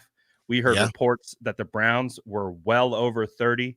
And so if you contextualize that with the 49ers paid, well, it's less than that. So, yes, it's a lot. Yes, there's probably going to be some things we see later on down the line because of it. But if we're talking about worth, I think Brandon Aiyuk, absent alone in training camp, proved that, yeah, this guy's worth every penny. Talking to Brad, SF Niners. Brad, just real quick, one more Aiyuk question, and then we'll move on to the other contract and Trent Williams and the rest of the season. I know you've been close to this situation. The report about the August 12th date, that's when the contract was and nothing had changed. Why do you think Brandon Aiyuk, I mean, the easy answer could be the fines, but why do you think Brandon Aiyuk was still waiting, and what was he waiting for if the Niners had said, this is it, Brandon, this is it? Why do you think it changed, and what do you think he was maybe holding out for?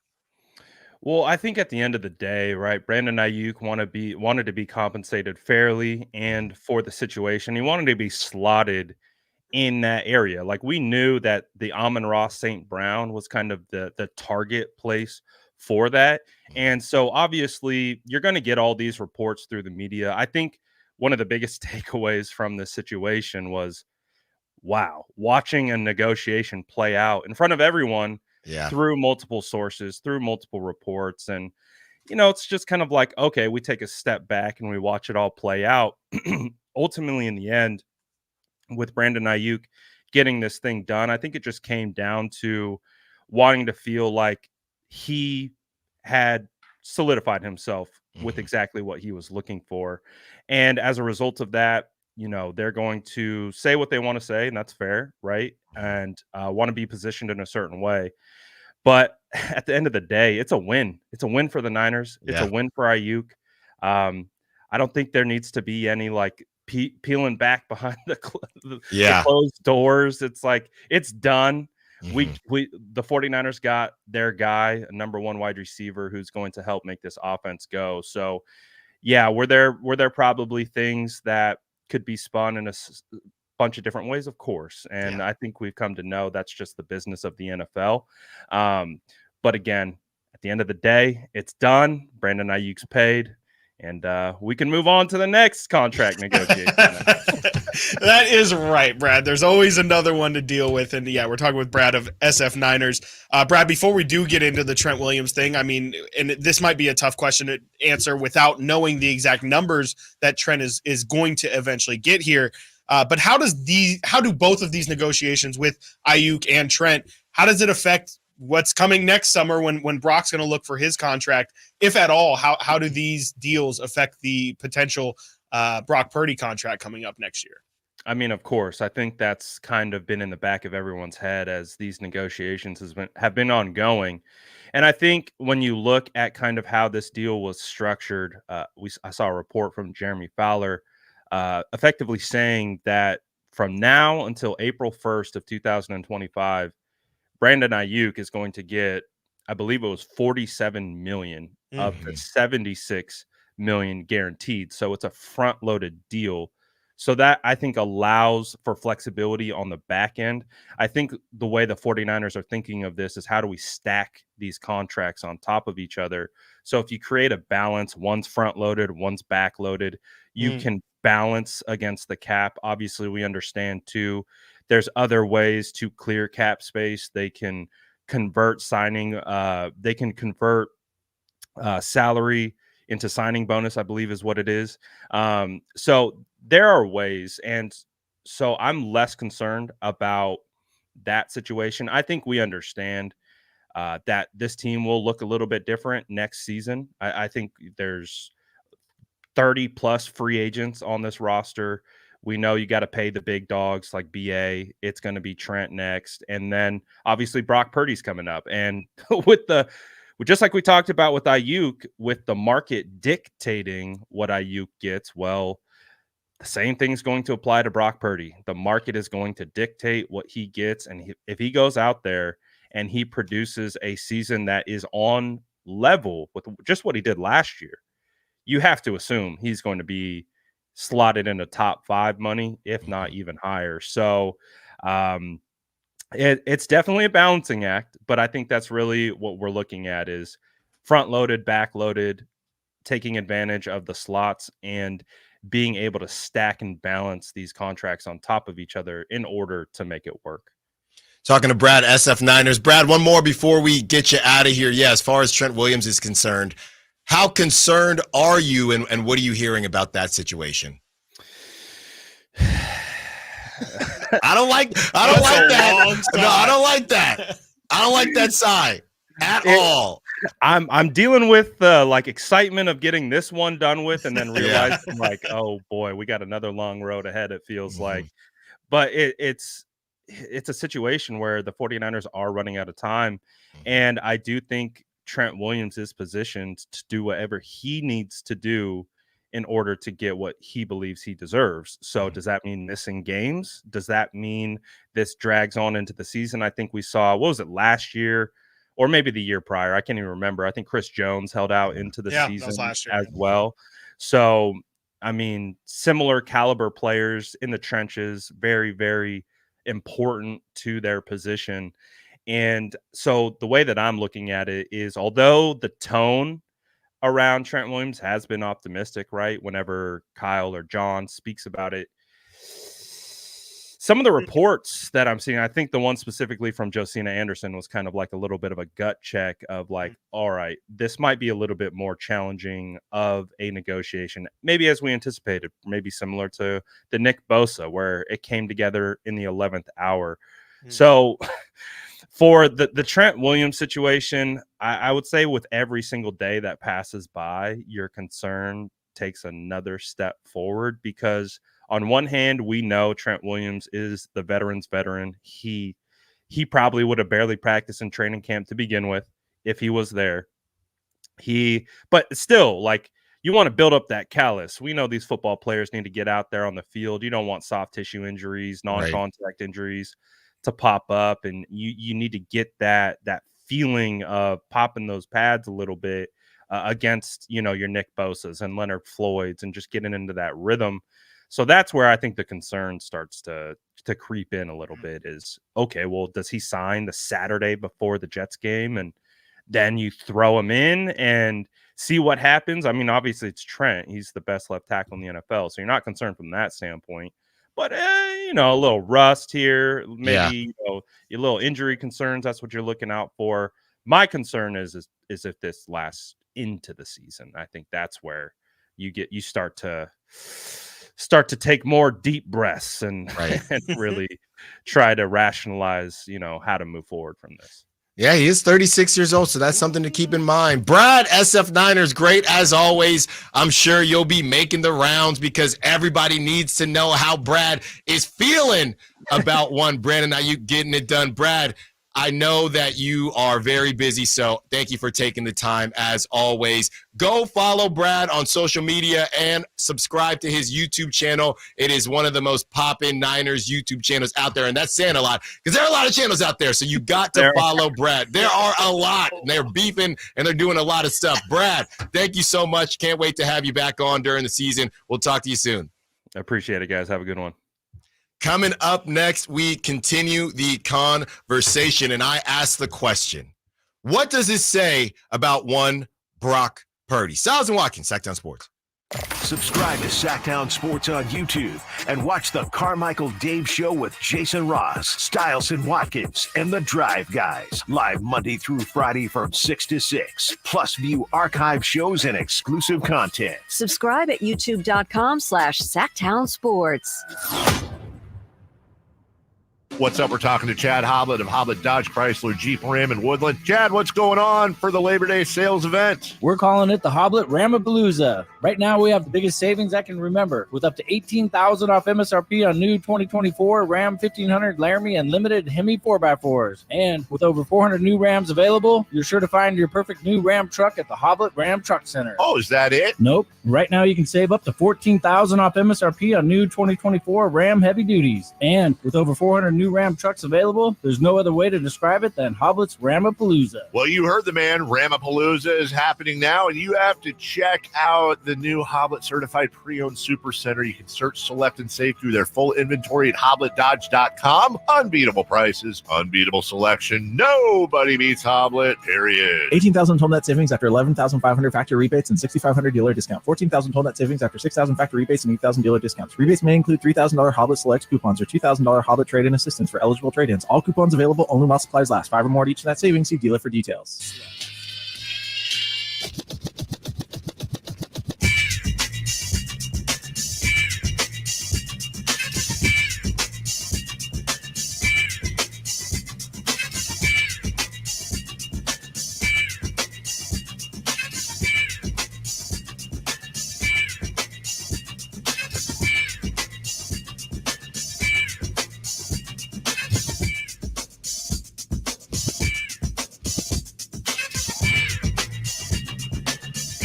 Live and local. Live and local. This is Sacktown Sports. Thanks again to Brad SF Niners. And by the way, you Niners fans out there, Brad had on one Patrick Willis about a day ago. Hall of Famer. Gold jacket Patrick Willis on his YouTube channel. So you definitely want to go check that out. Chris, just real quick before we get into the Brock Purdy stuff, anything surprising there? I kind of tried to see if Brad maybe knew why Aiyuk was just chilling. I don't know if you could see, but there was, not that he didn't take the bait. I don't know if there was any bait to take, to be honest. Maybe nobody really knew. Yeah. Maybe he just didn't want to do training camp, to be completely honest with you. I mean, that's what I think it is with Trent. I think that it is just as simple as like, hey, you know, it'd be great is if I didn't have to like really work hard and be in pads. I mean, I always say my football experience, not that my football experience is anything close to Trent jacket. and Brandon Aiyuk, but like practice is by far the worst part of football. Yeah. Playing football is great. I don't know if there's anything funner than being in the games for football, but me personally, couldn't stand practice. So I definitely relate to all these guys, especially like, you know, in high school, you do that week of like actual pads, you know, you go to camp and all that stuff. I can't imagine how much more difficult and how much more laboring it is at an NFL level. So I don't blame these dudes at all. It's the most relatable thing possible when they're just like, yeah, you know, turns out I just really didn't want to go to camp. And once camp was over, I was a lot more willing to take that money. It just seemed a lot less daunting when you said 18 weeks instead of 30, you know? Yeah, it feels like camp is a much more dangerous version of school, where the first week of school, maybe even 2 weeks of school, you're excited to see your friends, your buddies. You want to see, you know, who's got more swag than they did the year before. You're a year older. And then I think that's like the first 2 days. I don't even think it's a week. Right. And then after that, you're thinking, all right, when's spring break? When are we turning in the pads? Exactly. Real quick, and I promise you, I got to see Nick on the text line. Alan tries to dramatize any situation that has to do with the Niners. Drama? What? LOL. Come on, Nick. Who? Really? This was a drama-filled situation. I'm not adding. Maybe I tried to get a little bit more out of it. Bring stinky lunch. Not this time. Diana Rossini, she said this, Chris, and she goes, the 49ers were only willing to trade Brandon Aiyuk if they could get a top-flight wide receiver to replace him. And just by the way, when does that ever happen? But I'll continue. They offered a third-round pick to Denver for Courtland Sutton and then would have dealt Aiyuk to the Steelers, but the Broncos declined the offer. And then there's a space, and she says, so he stays in SF. Like, does anybody want him to be there? Why does nobody want him to be there? This is like Will Smith in the Fresh Prince. Why don't they want me? Yeah. Why nobody want me? Why nobody want me? But that's quite the. I mean, that both things make sense to me now, because the Steelers situation was essentially, we thought, and again, I think Brad makes a good point, who actually knows? And I know we'll get to a point where who actually cares, but we thought the Steelers, that was the weirdness where it was, okay, does Aiyuk want to go to the Steelers? Did he not sign off? Turns out, according to Diana Rossini, the Steelers never really got there because they never had when the Niners decided we need a top flight receiver, that took the Steelers out of it. We'll hear from Steelers radio later in the show. They do not have a good receiver. They don't have the Niners. George Pickens. Yes. Is a theoretical good receiver. Right. And he makes sick catches, but they're usually. And he does not block. So the Niners probably didn't want him to be involved anyway. And then you have a situation where, we're going to make this deal and then make another deal, which is just not realistic. I mean, maybe it was a little bit. I just think it's they weren't aggressive enough. I mean, I do think it could have happened. I don't see why they couldn't have done the Courtland Sutton deal if Denver was willing to do it. It's just, I think it's just a little bit unusual. But again, I will say, like, in a way, the Vikings did that to get Justin Jefferson. You trade off Stephon Diggs for the pick that you eventually use to get Justin Jefferson. I think it's been done before. I think it's just a little bit ambitious, and I think it is a little bit tough to try and execute, as they clearly couldn't get it done. I mean, it's just a lot of moving parts. But why are you calling Denver?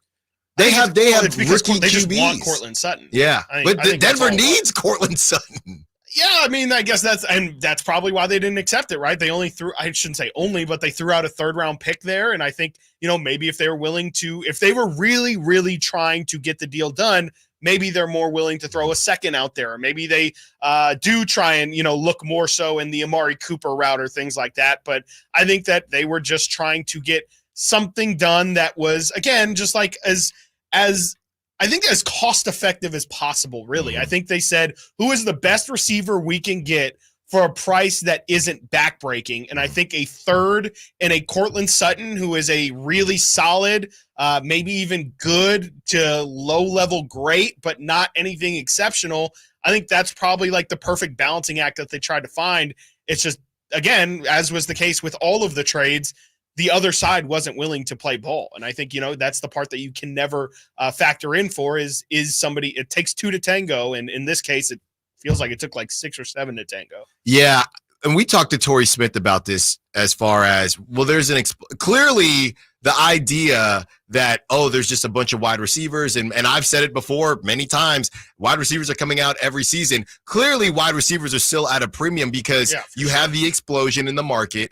And number two, it just feels like there's no team that feels like they can afford to get rid of a receiver. If you have a receiver that can do certain things, a serviceable receiver, then you don't want to move off of them. Just feels like a fascinating position because so many guys are floating around, and you have your Robbie Chosens that they keep on. I think everybody's just looking for a receiver where it feels like, shouldn't they be? How hard is it to catch a ball? But it feels like it's pretty hard to catch a ball because there are a lot of receivers, but everyone's always looking for more receivers. Yeah, I mean, I think it's just a product of, it's kind of a trickle-down effect from quarterbacks, all right? Like, I mean, running backs used to get paid the most money, and so you would pay your line a ton, and now that quarterbacks are kind of the thing that everybody cares about, you pay your quarterbacks a ton of money, you pay your left tackle who protects your quarterback a ton of money, and then you pay your receivers who obviously help your quarterback out as well. It's all just, it all leads from the quarterbacks being expensive, and naturally, I mean, the guys who catch the ball from the quarterback, having a great one can set your good quarterback to great, or can take your great quarterback to Patrick Mahomes' ridiculousness levels, or it can make a Sam Darnold a usable quarterback because you have a Justin Jefferson. So I think that's kind of, the reason why the receiver market has blown up so much is because specifically they help out your quarterback. And if your quarterback plays well, usually that leads to success in the league. And I think, if you do it at an elite level, you're definitely going to get compensated the same way that we've seen, some of these, I guess not quarterbacks, but the other supplementary positions get paid. Speaking of quarterbacks, let's talk about Brock Purdy. What does the Brandon Aiyuk deal say about what the Niners believe Brock Purdy to be? Stiles Watkins, Sacktown Sports. The Sacramento Kings play here. He's got the triple. Sacramento takes the lead. Outstanding ball movement by Sacramento. Every triple, every jam, every Kings win. Sabonis with the jam over the Joker. He's got the three-point shot. Get your Kings fix all season long. Right here on your home of the Sacramento Kings. Here's a steal by Fox, a breakaway. He's got the rip with the left hand. Sacktown Sports at sacktownsports.com. Sacramento weather is brought to you by Elk Grove Honda. I'm Dirk Verdorn in the KCRA 3 Weather Center. Your forecast looking very sunny today. Temperatures are going to be heating up again with daytime highs in the upper 90s to around 100 degrees and winds staying fairly light. Get the latest forecast on the KCRA 3 News and the KCRA 3 app. At Elk Grove Honda, we've acquired some of the best pre-owned cars we can find. Whether you purchase a new Honda or a like new pre-owned Honda, Elk Grove Honda has the right Honda at the right price. In the Elk Grove Auto Mall, Highway 99 and Elk Grove Boulevard, or elkgrovehonda.com. I gotta get an Elk Grove Honda.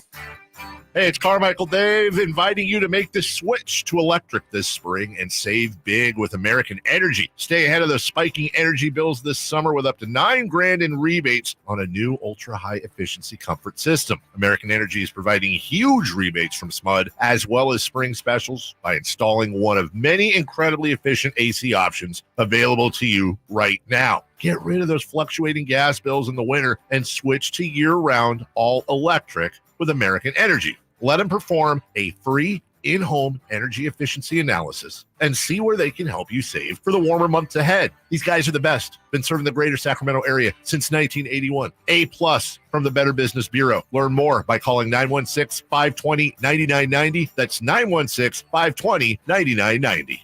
Call 916-520-9990 now. Sacramento, Dirk Bentley's coming to town. Getting drunk on a plane. For his only show in California this year, Saturday, September 28th at Hart Health Park for Country in the Park 2. What was I thinking? And he's bringing some friends. Carmelie. I want to close your eyes for this. Tyler Rich. Dasha. And more. Saturday, September 28th at Hart Health Park. Get your tickets today before they're sold out at CITPFest.com. Brought to you by the California Army National Guard and Red's Pizzeria and Tap House. Golf to Go is brought to you by the Hagen Oaks Golf Super Shop. Here's Frank LaRosa. Most amateurs like to play for something on the course, and you'll be pleased to know the USGA doesn't object to informal wagering when it's a friendly bet with your friends. Some of the most popular wagers are the Nassau, which is 3 bets. Low score on the front, low score on the back, and a low score for the full 18. In a round robin, 2 members of the foursome team up against the other 2, but the catch is the partners rotate every 6 holes. In skins, the player that wins the hole earns the skin. If there's a tie, the skin is carried over and the next hole is worth 2 skins.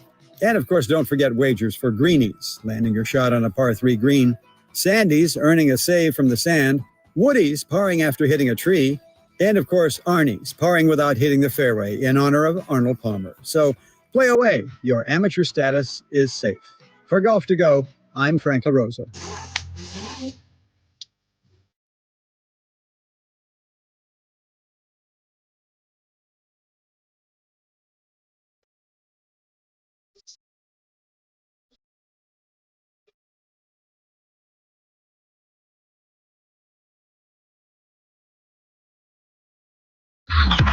Sacktown Sports.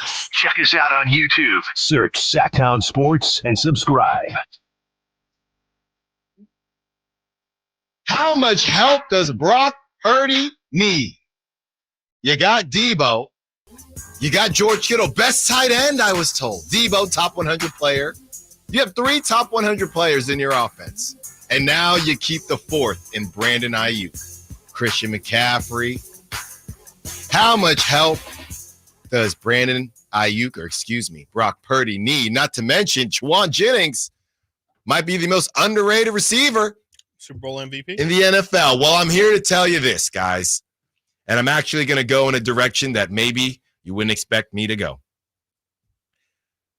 The help that Brock Purdy needs is the same help that every other quarterback needs. We can go up and down the list. When it's Dak Prescott, we don't say anything about the fact that he's got CeeDee Lamb, who has $100 million guaranteed. When it's Joe Burrow, we don't say anything about the fact that he had Jamar Chase, and for a good amount of time, he had T. Higgins. When we talk about Tua, obviously Tyreek Hill, Jalen Waddle. The list goes on and on. So to me, Chris, there is no conversation really to be had about, and I saw it come across. Does this mean that the Niners didn't trust Brock Purdy with that blah, blah, blah, blah? Why take the chance? If you have the money and you have the relationship, even if it is a bit strained, why take the chance? So I'm not reading this in any way in terms of the Niners were, I guess, for lack of a better term, scared to see Brock Purdy without Brandon Aiyuk, because every quarterback besides one Patrick Mahomes has an elite receiver. And now we'll see what, I guess, Josh Allen does with that one. But every elite quarterback, or every quarterback, the goal is to pair him up with at least one elite wide receiver. And as far as Debo is concerned, he's not on anybody. Is Debo even considered? I mean, he's in the top 100. Mm-hmm. He's literally at the line of elite. So to me, I'm not here to have a conversation today as far as how much help does Brock Purdy need? As much help as everybody else. That's how I feel. I would say he has more help than everybody else, though. A little. But he does have more help than everybody else. Yeah, but I feel like if you took away, I think that's what's interesting. But also, like, if you took away Brandon Aiyuk, then I don't think he does. He still has the best left tackle. He still has the best, like, far and away the best running back, too. We didn't mention running backs in that conversation. I said McCaffrey. But he's much better than everybody else's running back. He also has the best coach, which isn't factored really into any of that as well. He's got 2 receivers. He's got a top 5 tight end. He's also got a top 5 defense as well. Like, that plays a big factor. I just think it's okay. Like, it's fine. I think that Brandon Aiyuk, I do think that it does show a little bit because, the Chiefs were very okay with moving on from Tyreek Hill. That's different. That's completely different. I mean, Josh Allen, though, also, there were no problems with them getting rid of Stephon Diggs. And we'll see. We'll see. We will have to see, but there was no fear. I think that's, you said that the Niners are not afraid of Brock Purdy, and others have said that the Niners were not afraid. That was not part of the calculation. That was not why they were in such a rush.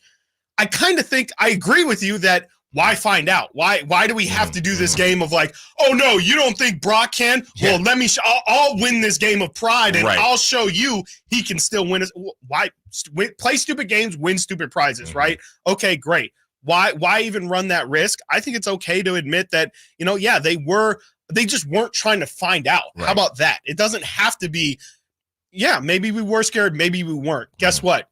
We'll never know. I guess we'll never know. We won't. And I think that's all that really matters. It doesn't, it's overblown. It is a bit of a media conversation 100% that, oh, Brock Purdy can't do these things. It's fine. I just think, I don't really have a problem with that being a fact. I just think it is still a fact, though, that they are a bit concerned about what Brock Purdy is going to look like without those guys.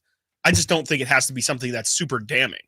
Because, like you said, you are right. You are right. Like, everybody has help. You can't do anything without help. That's just not being a good organization. But I think it's okay to also acknowledge that, it's like we were concerned and we would rather just not find out what it looks like. Yeah, it's just the whole back and I think the Debo thing makes, honestly, great call on McCaffrey. The Debo thing makes this incredibly confusing. Yes. Right? That's what it is. Because if you look at the Lions, right, and obviously you have Amon-Ra, his high usage. You got Laporta, so you could say, okay, similar thing. And they have a really good running back room too. It's just that secondary receiver that is a fringe elite guy or is an elite weapon, but not an elite receiver. That's who a lot of other teams don't have. And that's why I think what is confusing is yeah, if you take Brandon Aiyuk away, then I don't know, and this is what I think kind of sparked it. If you take Brandon Aiyuk away, do you still feel like Brock would have enough help as the other names that I said? Let's go there. Yeah, I would think so. But then again, I'm not as high as Brandon Aiyuk as I think others are. Yeah. But and I'm not as high. So, yeah. Right. Well, I'm saying, okay, if you take away. That means Brandon Aiyuk is really, really amazing. Like, if Brandon Aiyuk is shining brighter than everybody else we just listed, I mean, we're talking about Christian. Again, offensive player of the year is Christian McCaffrey, the guy that's in the backfield. Do they really need 100% need Aiyuk? I don't know. I mean, we saw but on that same token, I would have said the same thing about Deebo, right? If you were to tell me, Chris, you're telling me if Deebo Samuel missed 2 games, the Niners wouldn't be able to survive. I probably would say, yeah, they should be able to survive. They still have Aiyuk. They still have Kittle. Well, we saw last year, they didn't have Trent in those games either. Right. They look like a completely different team. They went from beating everybody. They scored 30 in like every single one of those first couple games, and then they lose 3 in a row. So, yeah, I mean, I guess I would say no, I would say yes, they can survive. But I guess from what we've seen with Deebo, that I'm right there with you, I do think Aiyuk is a better receiver than Deebo. They didn't look at the same. So I guess maybe I am wrong if you look at the actual proof that's in the pudding there. They can essentially hide behind the fact that we are a machine, right? And if one piece of the machine. That's my argument. It is a machine. Right. That they can operate without a piece. Right. If one piece of the machine is missing, we don't operate the same way.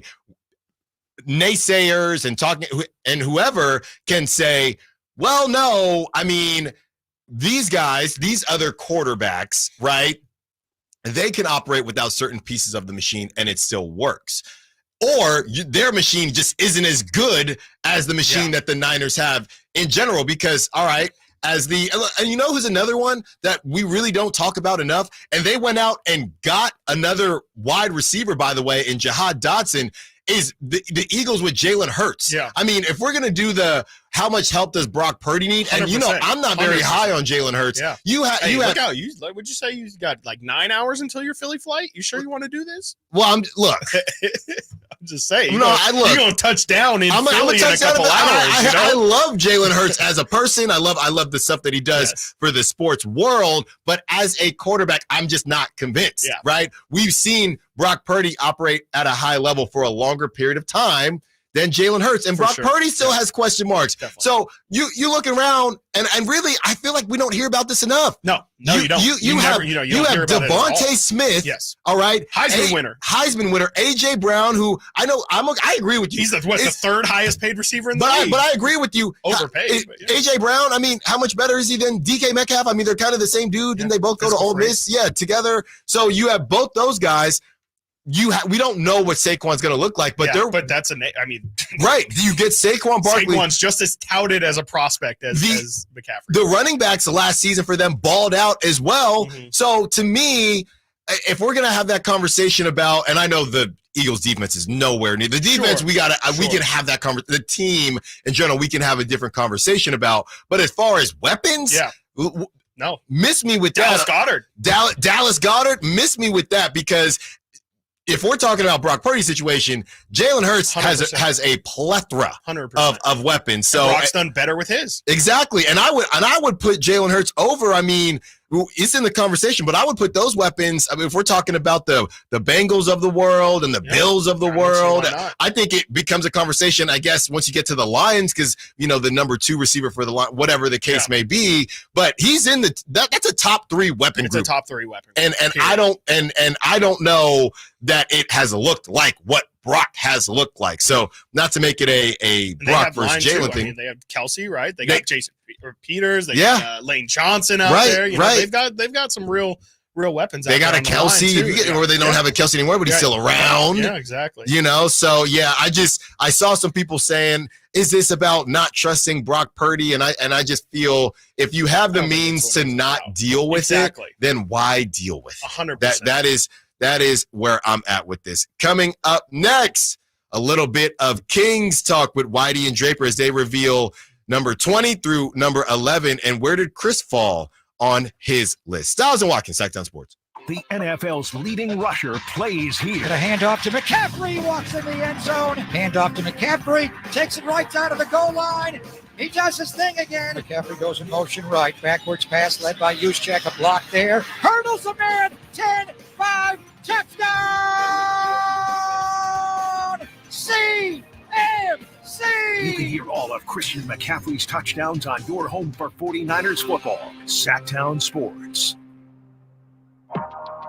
California, it's the Ford Labor Day Sell-a-thon. 6 days of the biggest savings on an incredible selection. So visit your California Ford dealer now through September 3rd and get great offers across the lineup of Ford trucks and SUVs, like the built Ford Tough F-150 truck, part of Ford F-Series, America's best-selling trucks for 47 years and counting, or the adventure-ready Ford Bronco Sport with GOAT modes to help you conquer the great outdoors. And check out the always electrifying Ford Mustang Mach-E with 0 to 60 thrills and 0 emissions. It's the Ford Labor Day Sell-a-thon, and it's your chance to save. Whether it's gas, hybrid, or all-electric, now is the best time to get behind the wheel of your brand new Ford truck or SUV and drive it home today. But hurry, these offers absolutely end September 3rd. So go to your California Ford dealer today. Based on 1977 to 2023 calendar year total sales.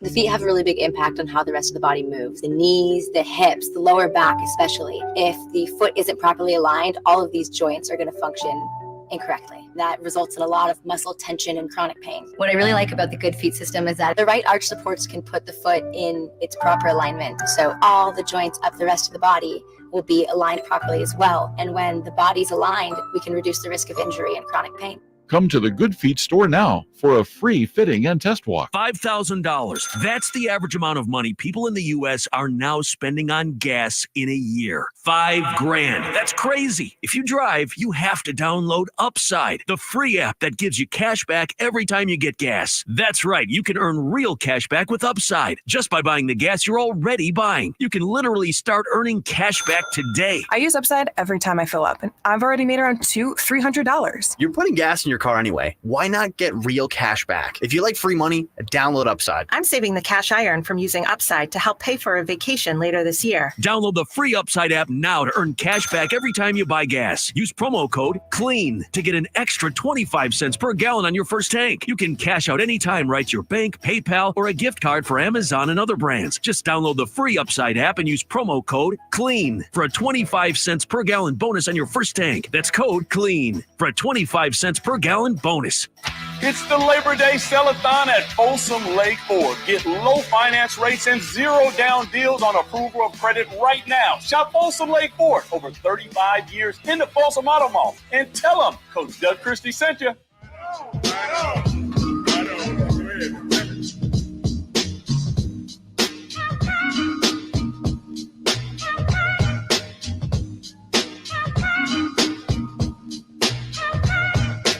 Sacktown Sports. Call or text at 916-339-1140. About to get into Whitey and Draper's number 11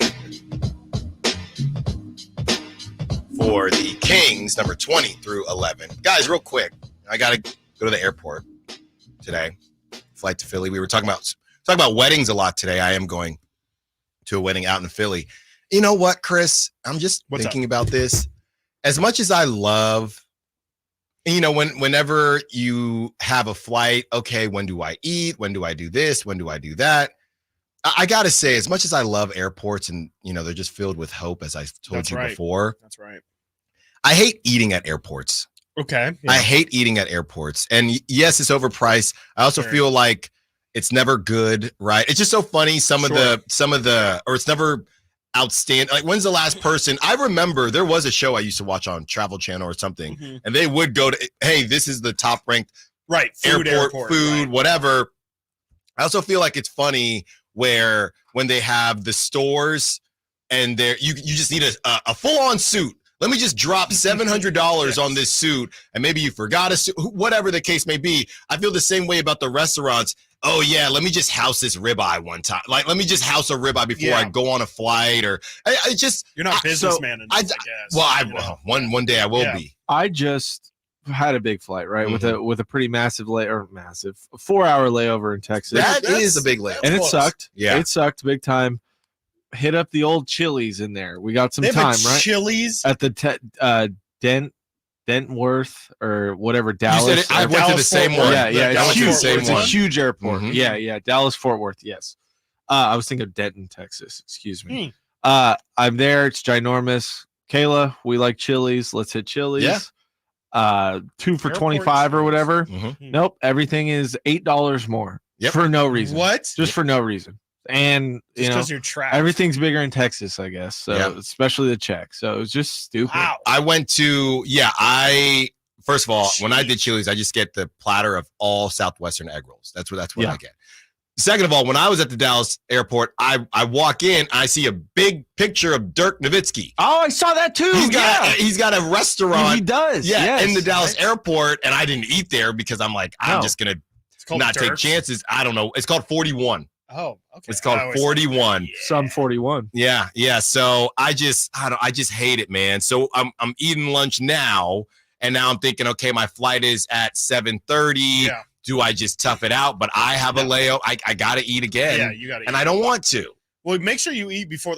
There's no guarantee that there's gonna be restaurants open on your layover. I would guess, right? Because that's another thing about the restaurants is they close at strange out. Well, they're not open until 10 p.m. or whatever. I think a lot of people liken airports to hotels that the food is just, or casinos, and that's not the case. Yeah. They close normal. You will be screwed if you don't definitely be screwed. Properly plan this thing out. It doesn't make any sense to me. Like, at least have a couple spots open. It's usually not. At least even like the coffee shops will close. Can we get to 2? Just like the bars. Can we get to 2 a.m.? Something, right? Like I don't know if flights cut off at a certain time, but I will say I'm kind of turned on flying right now after doing Orlando there and back. It was just not. We were in LAX on the layover there. I'm off of flying right now. I don't have the hope. Big flight. You just need a break. Yeah, and I will need a break when I get back from my big flight. Well, I guess I say all this to say, if anybody that is listening right now knows a good spot in the Sacramento airport, let me know. I'm a Burgers and Brew guy. Burgers and Brew. We had some decent drinks in there. We did. I can't remember what place that was. I think it wasn't Burgers or something. No, it was Esquire. Okay. Yeah. But they should sponsor us. Yeah, I think they have I think I have heard that they are trying to make the Sac airport a little bit more food friendly. Okay. Because it is, it's not bad, but it is not clear that they've made a prerogative to make the restaurants great. Like there are some good spots there, but for the most part, it's your run of the mill airport. You'll always find local spots. There's nothing extra about the Sac airport. What terminal are you going out of? Because they're pretty different too. Because I went A this time, and that's way different than B. I usually go B because the cheap flights. Yeah. I flew American. I'm American. So, so you're an A. A's better. A's got an open bar in the middle, and it's it's a little. Sounds like a party. Yeah. I'm not going to leave.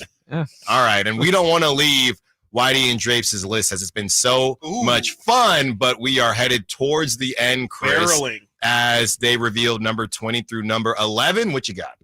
Yeah, for Whitey and Drapes' list here yesterday, like you said, they revealed 20 to 11. We'll give you those right now, and I'll tell you where I had those guys.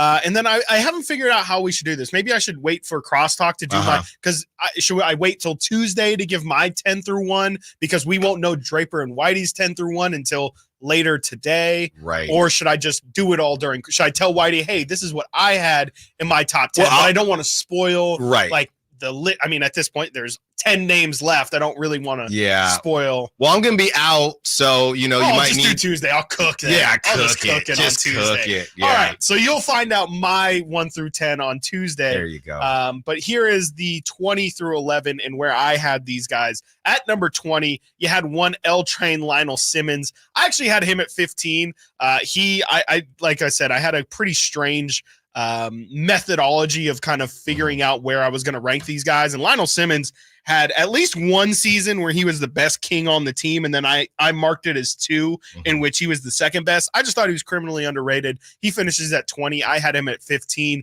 Eddie Johnson is a name that I was telling Whitey I really wanted to have higher on the list. He was kind of, their initial 6th man when they moved here in 85, initially gets drafted in Kansas City, plays the first, I think 2 or 3 seasons here in Sacramento, averaged about 19 a game coming off the bench in 1985. So I thought it was really impressive. I had him at 26. I wanted to have him higher. I'm glad he ended up at number 19. Speaking of number 19, the guy who I had at 19 finishes at 18, one Rudy Gay. I think it's great to see Rudy in the top 20. As well as one Tyreek Evans finishes at number 17. Tyreek I had at 16, funny enough. So definitely like to see Tyreek on this list, as he had the Rookie of the Year, and I'm doing my polls every day. And it seems like he's kind of running away with the which king had the most potential. Yeah. A lot of people saying Tyreek Evans for that spot. And so it's good that, I guess it's not good, but it's good for Tyreek that even though he didn't reach his full potential, definitely still had major impact here in Sacramento. I don't think anybody's going to forget the Rookie of the Year campaign, 25-5. That was kind of my reintroduction to the Kings as they went through those thin years after not making the playoffs. I don't think a lot of people were excited to see what the Kings won. I think 17 or 19 games in a season in order to get Tyreek. It was kind of nice to see that for once it felt like things were going in the right direction. And of course, it would be a very long time before the Kings ended up breaking the playoff streak. But Tyreek was kind of the first one that's re-sparked my interest in the Kings. Meta World Peace, who was on the last Kings playoff team, Ron Artest, whatever you want to call him, Meta Sandiford Artest, I think is what he's going by these days. He finishes off at number, 15 on this list. I had him at 13. And the guy who I had at 27 finishes at number 14 on this list. One Jason Williams. Love to see J. Will up there. I think a lot of people had J. Will. Clearly with him being 13 and I had him at 27, or 14 and I had him at 27. Clearly a lot of people had J. Will in the top 10. And I just don't agree with that, but I understand that the impact is the thing that really carries in there. But would you say you are a person that, and we don't know the ages on these people, but you are a person that respects the history. Yes. And you respect those that have maybe been a part of the Kings culture for longer than you, maybe because they're older, whatever it is. When you see something like this, does that make you think any differently about your stance on Jason Williams or no? That maybe I'm reading too much into it. Essentially, that maybe I'm looking too hard at the Jason Williams. You're too hard thing on him instead of just looking at it on the surface, right? Because that's honestly what it should be. Sure, and I think I already kind of mentally acknowowledge that. It's just kind of the hill that I'm going to die. But it's still your list. It is the hill that I'm going to die on. Yeah, is that Jason Williams? You look at the numbers, and I can deal with inefficiency, but we're talking about under 40% from the field. And that's kind of where, I asked you, what are your 3-point percentages that you like? I under 40% from the field to me is just, I have to have some sort of demerit for it. But 27 is probably too low. J. Will finishes at 14, which is probably more accurate for how I think everybody kind of views him. So I have got no problem with it at all. Yeah. I have Wayman Tisdale at number 10. He finishes at number 13 on this list. Wayman Tisdale was absolutely incredible to me. He was the big winner of this exercise for me. Wayman Tisdale, before my lifetime, I heard the name, didn't really know exactly how good he was. But again, doing the exercise of going back and looking at every single Kings season since they came back since they came here to Sacramento in 85, Wayman Tisdale, I had 2 seasons of him being the best player on the team, 2 seasons of him being the second best player on the team. That was definitely one of the higher marks when it came to the Kings throughout their history. I had Wayman at 10. He finishes at 13. I think that's great for him. And I would love to hear more of Wayman Tisdale and all his accomplishments as a King, as I know they were kind of some thinner years there Kevin Martin finishes at number 12 on Whitey and Drapes' list. I had him at number 9. I don't think there's that much of a discrepancy there. I think a lot of people remember Kmart pretty fondly. And again, he was another guy. I think he actually won on my poll of most underrated Kings of all time. So Kmart finishes at number 12. And at number 11, maybe I'm trying not to be too hyperbolic. I think it's a tight race. This man and Doug Christie, Bobby Jackson. Bobby and Doug might be the most loved Sacramento Kings of all time. Yeah. I had him at 18 because, again, I was trying to do this exercise, really focusing on the numbers and things like that. But 18 was about as high as I could. Even then, Bobby's numbers were about 10 a game, so it didn't really stack up to some of the guys that I had even below him. But the fanfare, the love, the sixth man of the year, the energy he brought, I just don't think there's a single human out there who didn't love. I mean, you love Bobby Jackson. Yeah. That is your guy Yeah. from the Kings team that you didn't even like. You had no attachment to that team at all. And even Bobby Jackson could burst through and touch a lot of people. I think it's great that Bobby finishes at number 11, just outside of the top 10. And I'm really excited to see what top 10 is. I know that we kind of have figured out a couple of the names. I'm really excited to see where a guy like Doug Christie falls. Where does Vlade Divac fall? Where is De'Aaron Fox going to go in this list? And, the ultimate question, who's going to be number 1? I think everybody thinks it should be Chris Webber, but again, I've talked to a good amount of people, and there's been some votes. That's all I'll say. You get some Mitches out there. I think some people really are high on how De'Aaron's career has gone here so far. Man. Maybe some projecting out into the future. So definitely you're going to want to stay tuned. Today is the day that the top 10 gets revealed. Whitey and Drapes, the 4:00 hour. You definitely don't want to miss it. They will do number 10 all the way up to number 1 Sacramento King of the last 40 seasons.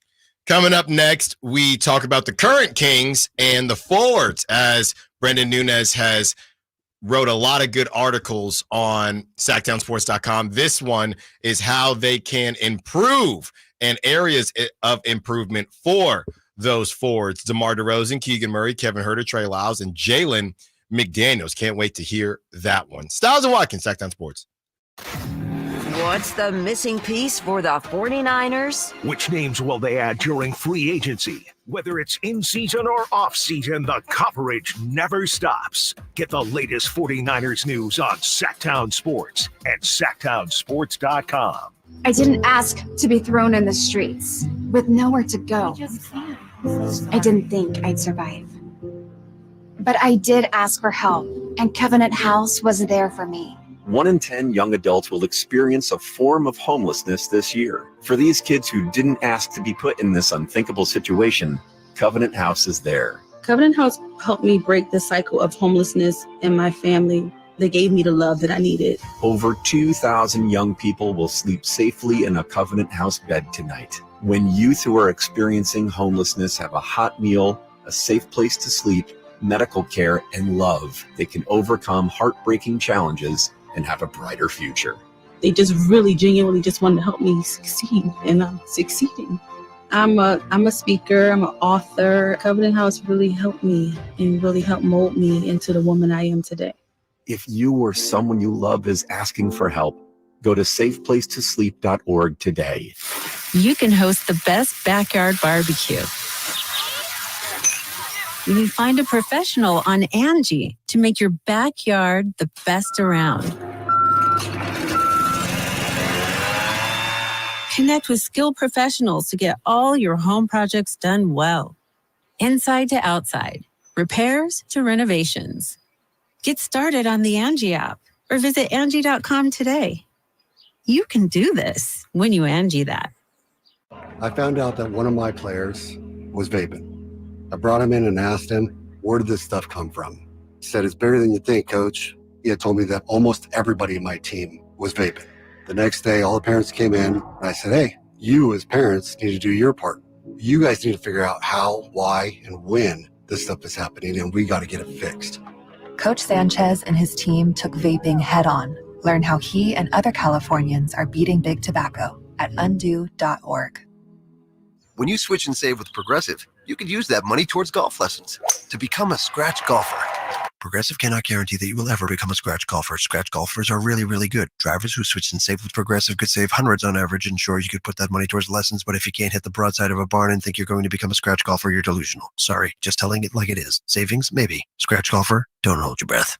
Switch and see if you can save at Progressive.com. Progressive Casualty Insurance and Affiliates. Not available in all states. It's universally accepted that golf is hard. Progressive cannot guarantee improved performance on the course. The best things in life, they come in twos. 2 scoops of ice cream, 2 tacos. And now for a limited time, get our best deal of the year. Buy any phone when you switch to Consumer Cellular and get 2 months of service free. That's right, the same fast, reliable nationwide coverage as Big Wireless, now with 2 months free. Proof the best things in life really do come in twos. Visit consumercellular.com or call 1-888-FREEDOM. Second and third month of monthly base service fee waived for new customers with the purchase of a phone and activation by September 2nd, 2024. Taxes, fees, and third-party charges will apply. See website for additional details.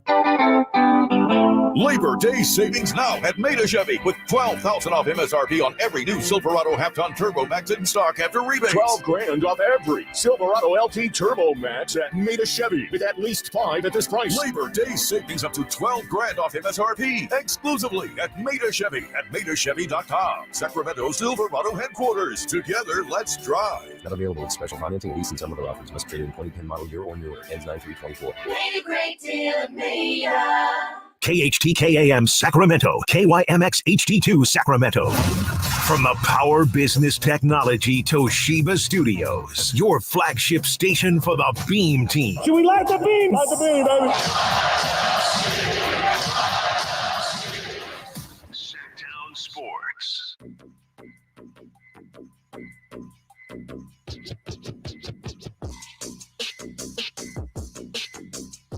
Live and local. Live and local. This is Sacktown Sports.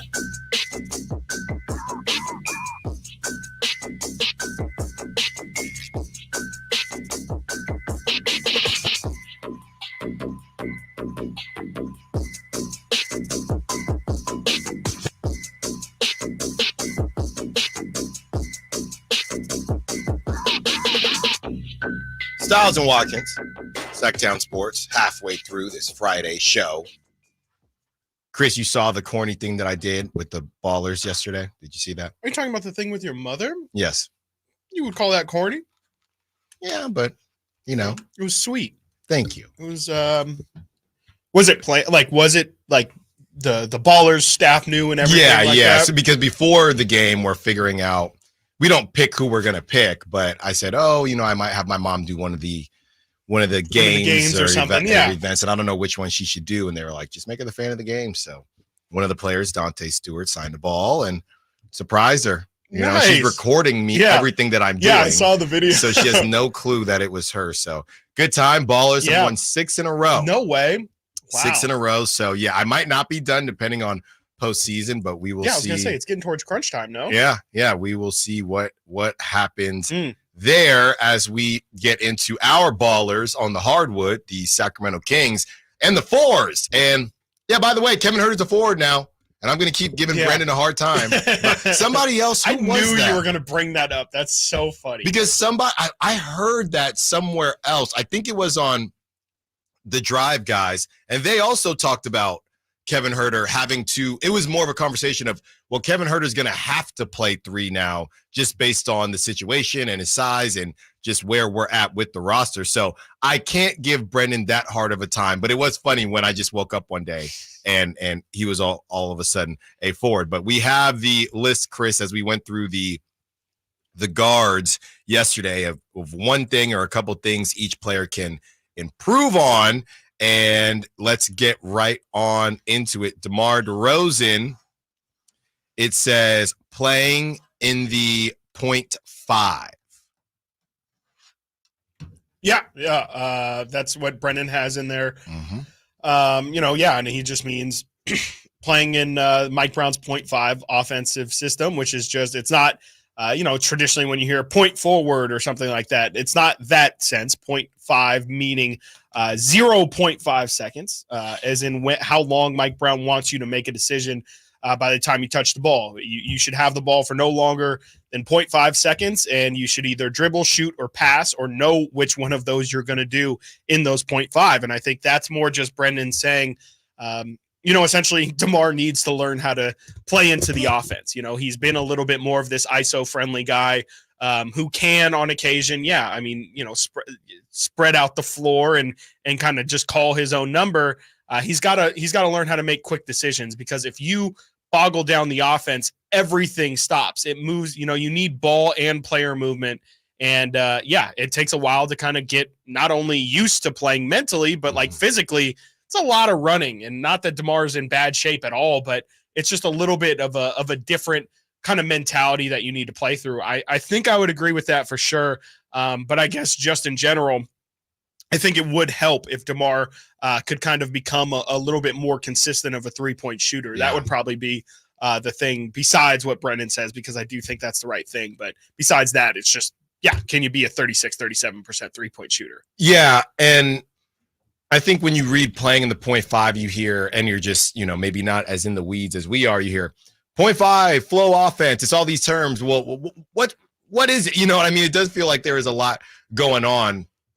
But as far as DeMar DeRozan is concerned, maybe the reason Brendan didn't have the 3-point percentage is just because, as you have his age listed at 35, maybe they just figure, hey, as a player, he is who he is. And I know, we're talking about Vince Carter. A lot of guys have developed a 3 because that I thought would be the obvious one, to be fair. But maybe Brendan is more so focusing on, hey, DeMar is who he is as a player.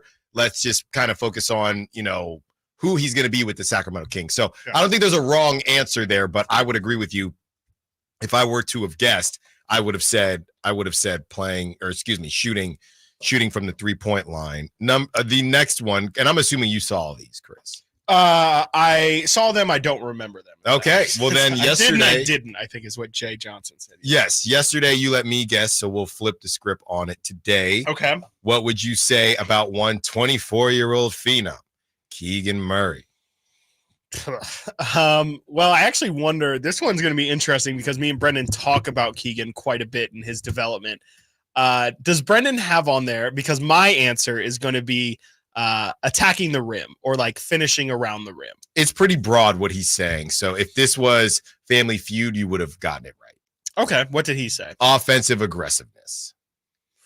Well, I don't know. I don't know if I would have gotten that right on Family Feud. Aggressive. I think, I'm specifically more talking about, like, I need finishing moves from Keegan. Like, I need Euro steps. I need craftiness around the rim. I need him to be a little bit more acrobatic in the air. It's just a little bit too stiff for me. And that's more of a long-term goal. But I think if Keegan can become right now he's a 2-level scorer. Before he was only a 1-level scorer, and that was from beyond the perimeter. Last season, we saw him take it into the mid-range. It'd be nice to see some floaters. It'd be great if he can become a 3-level scorer and really be able to attack, because then that's when Keegan Murray just becomes a scorer. He is no longer a shooter. He then is a full 3-level scorer, where if he pump fakes on the perimeter, you might have to bite on that, because obviously he's a great shooter. But if you do bite on it, then he might take you to the rack and be able to score that way. And vice versa, you have to be afraid of him attacking. And so you then can't pressure him as much on the 3-point line. I think it opens everything up. And that's really the place where, for Keegan's offensive game, I think that opens literally everything up for him. I would love to see him touch the post a little bit more too. He posted up a good bit in college, and we've seen none of it. Like, I don't think I've seen Keegan post up once in the pros, and he was like really, really efficient at posting up in college. That is what they said on CBS Sports. As far as if he does play 4, there will be a lot of 1-4 switches. Well, he'll get a point guard on him, and he can he can cook that way. But I'd love that, Chris. I got to say this. We're feeling good on a Friday. Okay. But we're not feeling that good. We have Ward in the Sack chat. Okay. And this one just got me. Okay. Is Chris drinking a Tecate? Because it does kind of look like a Tecate. I don't think so. Tecates are like green. The red on red. It does. Chris Verlot is shaking his head. Yes. And I just got me. Let's see. No, Ward. This isn't the Pat McAfee show. Yeah, exactly. I guess it is. Yeah, like the polar bear does kind of look like the. This is not the Pat McAfee show. No. Yes. It's 5 o'clock somewhere, but not yet. But that would be that. We were actually just talking about that during the break, though. if we just went full Pat McAfee. Hey, Jose, this is what I've been. The show's been great this week. It's just flown by. I can barely remember what we talked about. No. What day is it? I show up the next day. Alan, it's Saturday. Yeah. It's fishing. All right. You and Nate can hang out. Next on the list, one Red Velvet. Kayvon. That's right. You're forward. You're forward. You're starting small forward at 26 years old out of Maryland. What is it? Go Turtles. on Scott Van, I like turtles. Yes, that kid. Yes, Jonathan. I love that video. I literally love that video so much. Shout out Jonathan. What is he doing these days? He's probably 24. He's probably not. That video probably is not done well for him in college. Like you would think, like, hey, like I was famous. Like it's probably your first day icebreaker is. Yeah, I went viral when I was a kid. He probably had to go to Maryland. I would think so. Yeah. Anyways, Kevin Herter. What does Kevin Herter need to work on? Brendan probably put defense, if I had to guess. I would probably. The thing about saying Kevin Herter defense is honestly like even the level of defense that he could in theory get to, because you don't go from we'll just say a below average defender to then becoming a great defender. Like you're going from below average to maybe passable. And I was going to say, I don't know how much being a passable defender even really does, like what that really even does for Kevin Herter. I'll just say, I'll probably say defense too, actually. I'll just go with defense in general. I just don't know what else would really take his game to the next level. Survey says, it's very simple. I mean, I guess I don't even know if you overthought it. You just weren't thinking offensively. Back to elite 3-point shooting. Oh, sure. Yeah. Okay. Yes, absolutely. Yeah, I guess just being more consistent in general would be nice. I mean, I think we've actually talked about it with Brendan and Frankie on here, but like Kevin Herter goes through, even when he was great last in the first Beam Team season, it was a lot of up and down. It's like he's at 45%, he's at 50%. Okay, now he's at 34% for this month, and then he brought it back up to 37, and then he finishes the season, a total of just at 40%. I think it'd be a lot better if you just knew what you were getting from him. If it didn't have to be, okay, like Kevin's been on a heater here, let's make sure to feed him, and then Kevin's been a little bit cold these past couple games. How are we going to get him going? I think just a level of consistency does go a really long way with a guy like Kevin, especially, with how much mental fatigue, I guess you could say, we felt like he went through last year with just the shooting struggles. I don't know if Kevin Herter can honestly go through like himself. I don't know if he could take another season like the one he just had, because it really looked like he was tested last season just in terms of his will. He looked like there was a lot of times in which I don't want to say he gave up, but it did feel like you could see the defeat in his body language when he would miss threes. And, you're just, especially from a shooter, it's almost like being a pitcher or something like that. You just don't want to lose any of that confidence, because the second it's gone, some guys can come back in a second, but mentally you have to get back to a place of comfort. And I don't know if Kevin's there yet, especially after you dislocate your shoulder. You know what he doesn't have to work on, I would say? Rebounding. Oh, yeah. Great rebounder, That man can rebound. That's all that matters, really. All right, let's get through these next two. Shady floater game. Trey Lyles at 29 years old out of Kentucky. I think for Trey, I mean, I guess, I would say maybe being a little bit more lethal from beyond the arc, maybe sharpening that Swiss Army knife a little bit. I think Trey, especially now that HB is gone, like he's kind of, in terms of, body and the versatility in which the Kings kind of ask him to play forward and center. I think it'd be nice if we could say at the end of this year, Trey Lyles is best when he's put into this situation. Right now, I think he's a little bit too much of their joker card almost, where it's like, hey, we can use him however we really see fit. And I think we saw last year, he kind of plateaued a little bit. I think it'd be nice to just kind of start to accentuate the things that Trey does well, and instead of just, hey, we're getting really passable play from you because we have you doing We have you like think about how confusing it is. Even Trey lost a ton of weight last year, looked like he was in great shape. He's supposed to play the backup center and he's supposed to play the forward and he's supposed to play on the perimeter. But then when he's playing center, we need him to bang and grab rebounds and play in the post. Like that's really, really tough from a physical and a mental side of things to just keep that many things in your mind juggling. I think it'd be really nice to just get some great play out of Trey Lyles. Last but not least, and this one will be quick because we got to go quick. Jalen McDaniels, 27 years old. Don't be the worst player in the league, apparently. The Raptors fans said he was literally the worst player in the league last year. If he could improve on anything, it would be improving your public image, I guess. The public perception of your game. Solidifying the 3 and D. That's what Brendan has. Yeah. So instead of so Brendan's thing is stop being a theoretical player. Yes. Okay. Be real and come to Sacramento if you haven't. I'll take a drink to that one. Take a drink of a warm Tecate. Coming up next, Bleacher Report. Not Tecate. We need to clarify, not Tecate. Biggest wins and biggest losses for each team during the offseason. Stiles and Watkins, Sacktown Sports. Our first year as the radio home of the San Francisco 49ers is one we will never forget. Going deep down the sideline for Aiyuk. He's got it, and he's gone. 10, 5, touchdown! San Francisco! Aiyuk is on fire! Congratulations to the 49ers on a terrific year. And thank you for so many wonderful memories. What's up? We're talking to Chad Hoblet, Hoblet Dodge, Chrysler, Jeep, Ram, and Woodland. What's going on for Hoblet's Labor Day sales event? Right now, you can save up to $12,500 off MSRP on new 2023 Dodge Charger SXTs, starting at only $27,995. That's less than the cost of a lot of used cars, and it's brand new. And did I hear you just had a grand opening? Yes. We just opened the Hoblet Certified Pre-Owned Supercenter in historic downtown Woodland.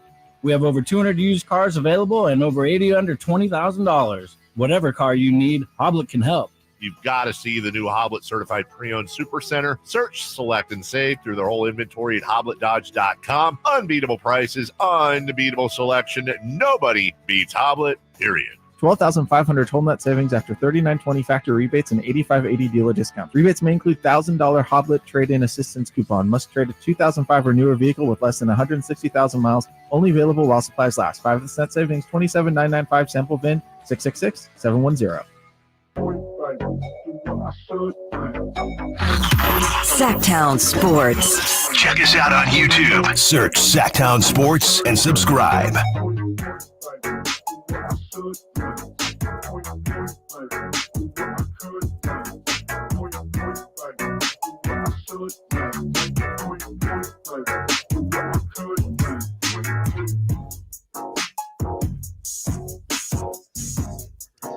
Stiles and Watkins, Anna Tecate, taking you up to Tecate at 2 p.m.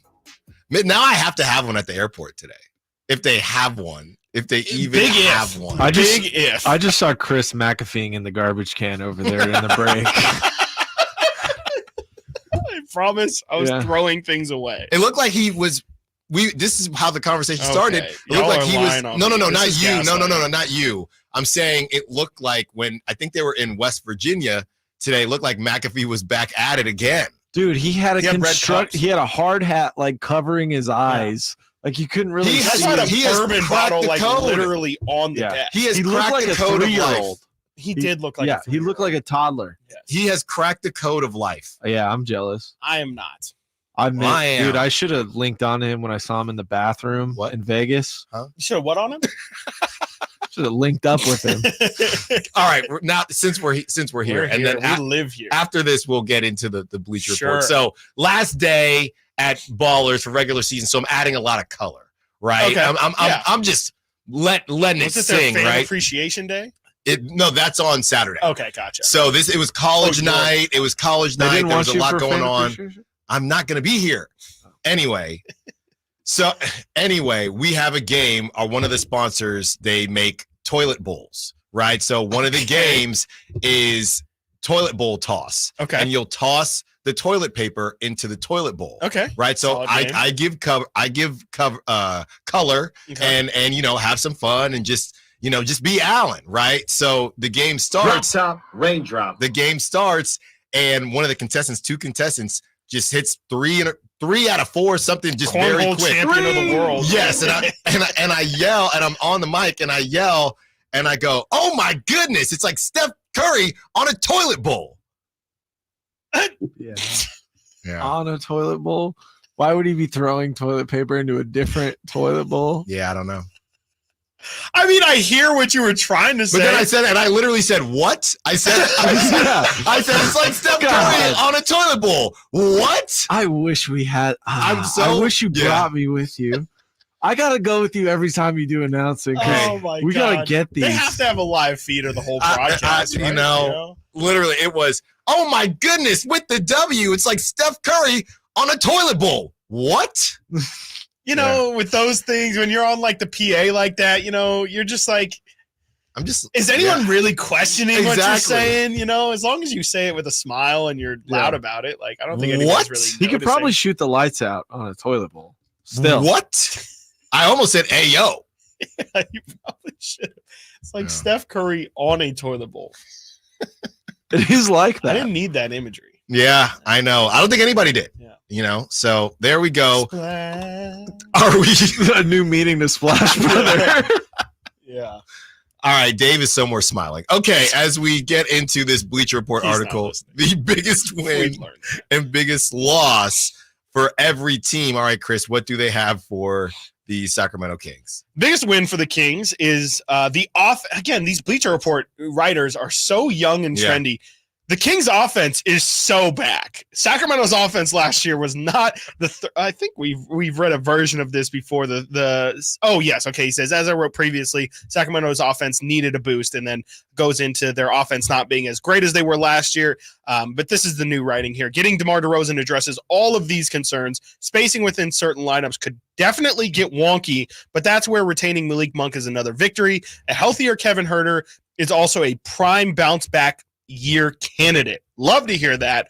And I do agree with it. I definitely think that Kevin Huerter, specifically that last part, I think Kevin Huerter, I said it last year, I thought he was going to have a moment if he didn't get hurt where it was going to be this big vindicating performance from him where we said, the entire year of Kevin Huerter struggles were worth it because he caught on late in the season and got us these big wins when we needed it.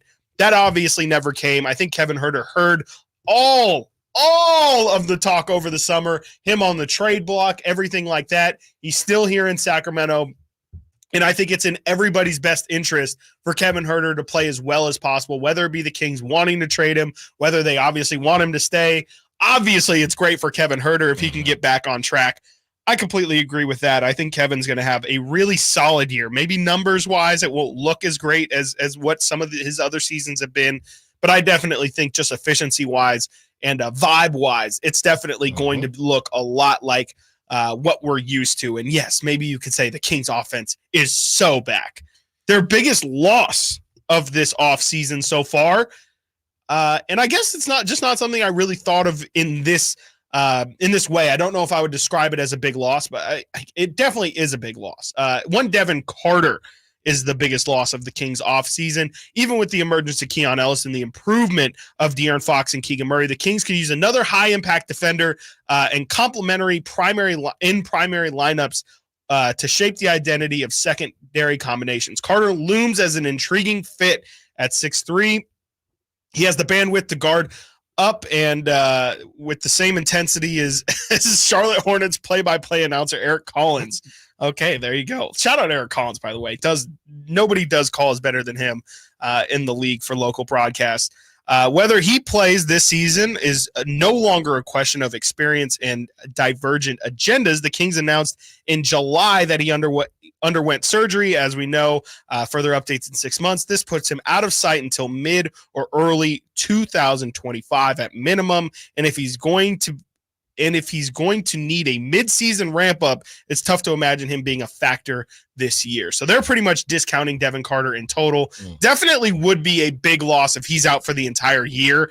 I just think locally there's a lot of optimism that he will be able to go. I definitely think it's going to be tough for him to join in the middle of the season, but for all things, I mean, he got the surgery done pretty immediately after the draft. You would imagine that he's about as recovered as you could be at this point for him. I think he's attacking this rehab really, really well from all that I've heard. And I would be surprised if he doesn't play next season. So they're kind of viewing Devin Carter as a loss for the season, but I just don't think that's the case. Yeah, I mean, when I read this, Chris, and that's what I hear, you know what I think? I think that the Sacramento Kings had a pretty darn good offseason. Tough to find a loss, right? Yeah, because if that's your loss, and we assume Devin Carter is going to be a good player, but we don't even know what he's going to bring to the table, right. Then that means that Bleacher Report couldn't really find anything to have. As far as the offense being back, I think it's back. So back. I think it's going to be so different with one DeMar DeRozan, but I don't think they will have an issue scoring points at all. So good stuff there. Coming up next as we get back into the NFL and the Niners, how does Brandon Aiyuk staying with the Niners change the landscape of the NFC, if at all? And are the vibes back with the Niners? Maybe not yet. Stiles and Watkins, Sacktown Sports. Did you miss any part of our live local shows? Don't worry, you never have to miss them again. Check out sacktownsports.com and search our podcast page and play our shows when you want. The Carmichael Dave Show with Jason Ross, Stiles and Watkins, and the Drive Guys. Plus, other podcasts like Return of the Empire, Return of the Roar, the Stingers Up podcast, and Golf to Go with Frank LaRosa. They're all available right now on sacktownsports.com. Sacramento weather is brought to you by Elk Grove Honda. I'm Dirk Fedorn in the KCRA 3 Weather Center, and sunny skies this afternoon with temperatures heating up into the upper 90s, close to 100 degrees expected this afternoon with a bit of a delta breeze to cool things off by this evening. Get the latest forecast on the KCRA 3 News and the KCRA 3 app. At Elk Grove Honda, we've acquired some of the best pre-owned cars we can find. Whether you purchase a new Honda or a like-new pre-owned Honda, Elk Grove Honda has the right Honda at the right price. In the Elk Grove Auto Mall, Highway 99 and Elk Grove Boulevard, or elkgrovehonda.com. I gotta get an Elk Grove Honda. Sacramento, Dirk Bentley's coming to town. Getting drunk on a plane. For his only show in California this year, Saturday, September 28th at Hart Health Park for Country in the Park 2. What was I thinking? And he's bringing some friends. Carmelie. I want to close your eyes for this. Tyler Rich. Dasha. And And more. Saturday, September 28th at Hart Health Park. Get your tickets today before they're sold out at CITPFest.com. Brought to you by the California Army National Guard and Red's Pizzeria and Tap House. The NFL's leading rusher plays here. Got a handoff to McCaffrey, walks in the end zone. Handoff to McCaffrey, takes it right down to the goal line. He does his thing again. McCaffrey goes in motion right. Backwards pass led by Juszczyk. A block there. Hurdles the man. 10, 5, touchdown! CMC! You can hear all of Christian McCaffrey's touchdowns on your home for 49ers football. Sacktown Sports. Fargo, your virtual assistant from Wells Fargo, makes banking faster and easier. Like this. Fargo, what did I spend on groceries last month? And this. Fargo, turn off my debit card. And this. Fargo, what's my checking account routing number? And that's just the beginning. Do you, Fargo? You can in the Wells Fargo mobile app. Learn more at wellsfargo.com/getfargo. Fargo is only available on the smartphone versions of the Wells Fargo mobile app. Wells Fargo Bank N.A., member FDIC. Hey, listen up. This is your Sacktown Sports live events calendar. First on the lineup is the Lodi Grape Festival coming September 12th through the 15th. And then rock out to Zeppelin USA at Thunder Valley on September 19th. On September 20th, laugh your heart out with comedy superstar Nikki Glazer at Thunder Valley. And the laughs keep on coming on September 21st with George Lopez when he takes the stage at Hard Rock Live Sacramento. If you're a country fan, you won't want to miss Winona Judd at Hard Rock Live on September 28th. And then on October 4th, comedy legend Rob Schneider is bringing the laughs to Hard Rock Live Sacramento. On October 20th, you don't want to miss Renee Vaca as he brings his hilarious stand-up to the Crest Theater. And finally, gear up for the ultimate Halloween bash with a $5,000 costume contest. It's Sinners and Saints Saturday at Thunder Valley on Saturday, October 26th. Costumes, music, and plenty of thrills. And that's your Sacktown Sports live events calendar. For details, go to sacktownsports.com. And stay locked on to Sacktown Sports for your chance to win tickets. Labor Day, our annual celebration of workers and their achievements, was first observed in New York, and the first Monday in September became a national holiday in 1894. Hi, this is Frank LaRosa with a word about Naturewood Home Furnishings. Each year we commemorate Labor Day with parades, picnics, and family gatherings. And right now, Naturewood Home Furnishings is celebrating with their exceptional whole store Labor Day sale. Would you like to refresh your living room? Would you like to restyle your bedroom? Maybe you want to redesign your home office. No matter whether it's your dining room, kids' rooms, accents, or accessories, Naturewood's unique store-wide Labor Day sale offers savings in every department and savings on every brand like Stanton, Omnia, England, Stickley, Flex Steel, and all the rest of the award-winning furniture. When it comes right down to it, it's all about choices and always about quality. Visit Naturewood Home Furnishings right now for this remarkable Labor Day sale. Off Highway 50 at Hazel, look for the water wheel. Hi, this is Frank LaRosa. And this is Scott Marsh. Join us weekly for Golf to Go right here on Sacktown Sports. We talk to all the local golf experts in the area and give you the latest on all the courses as well. And not to mention all the golf legends and celebrities, along with all the latest in equipment and tournaments too. Most importantly, we'll just have some fun talking about a game that's fun to play. You know, it's my favorite hour of the week, Frank. Golf to Go, Thursdays at 6 p.m. and Saturdays at 8 a.m. right here on Sacktown Sports. Give us a listen. I think you'll enjoy it.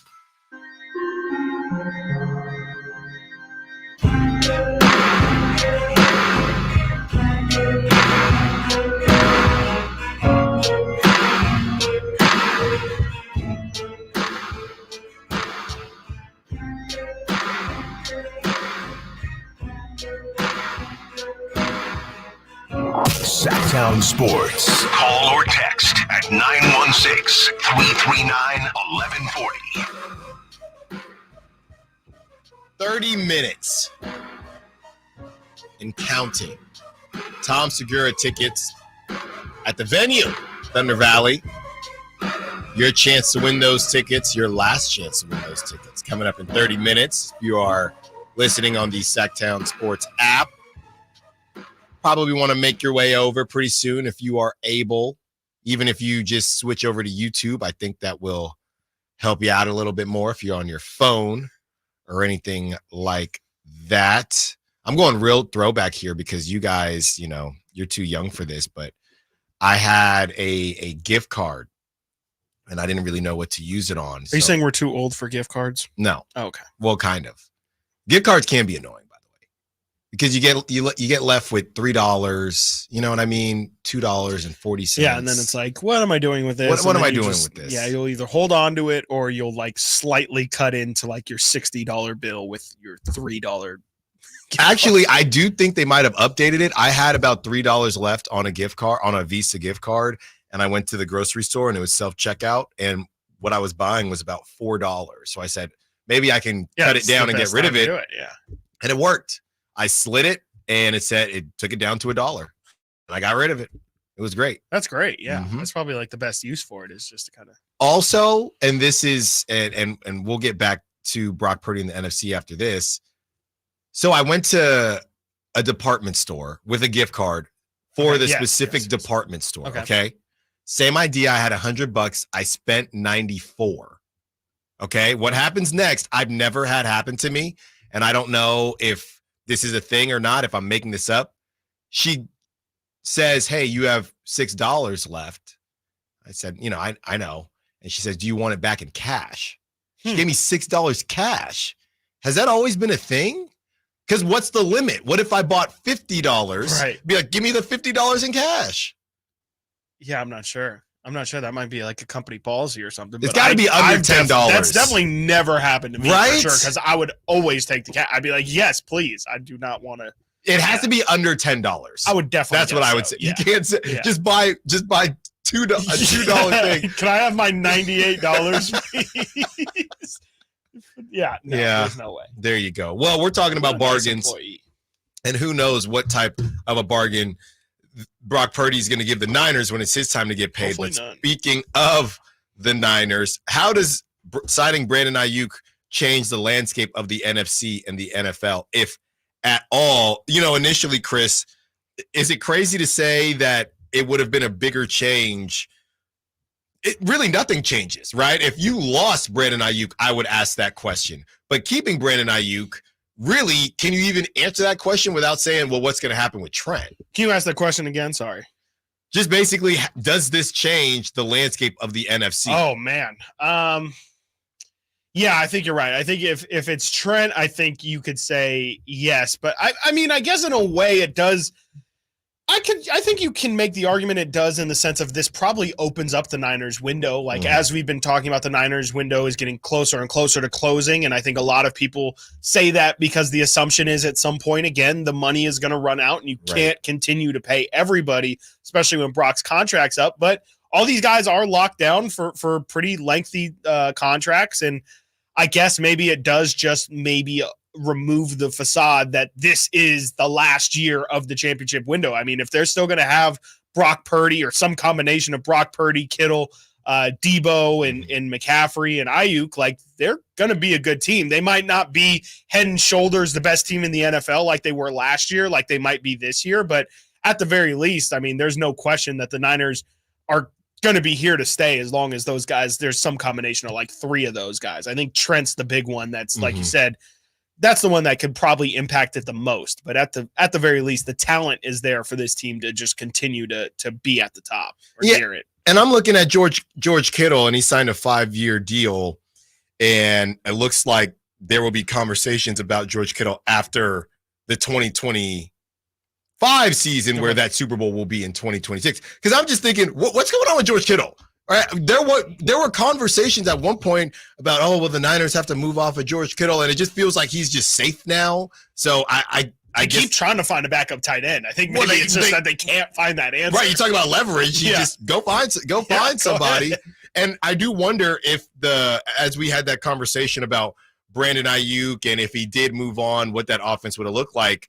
A lot of people have said, and I think Nate might have even said this too, because of the offensive line and the lack thereof, that's why Kittle has to block.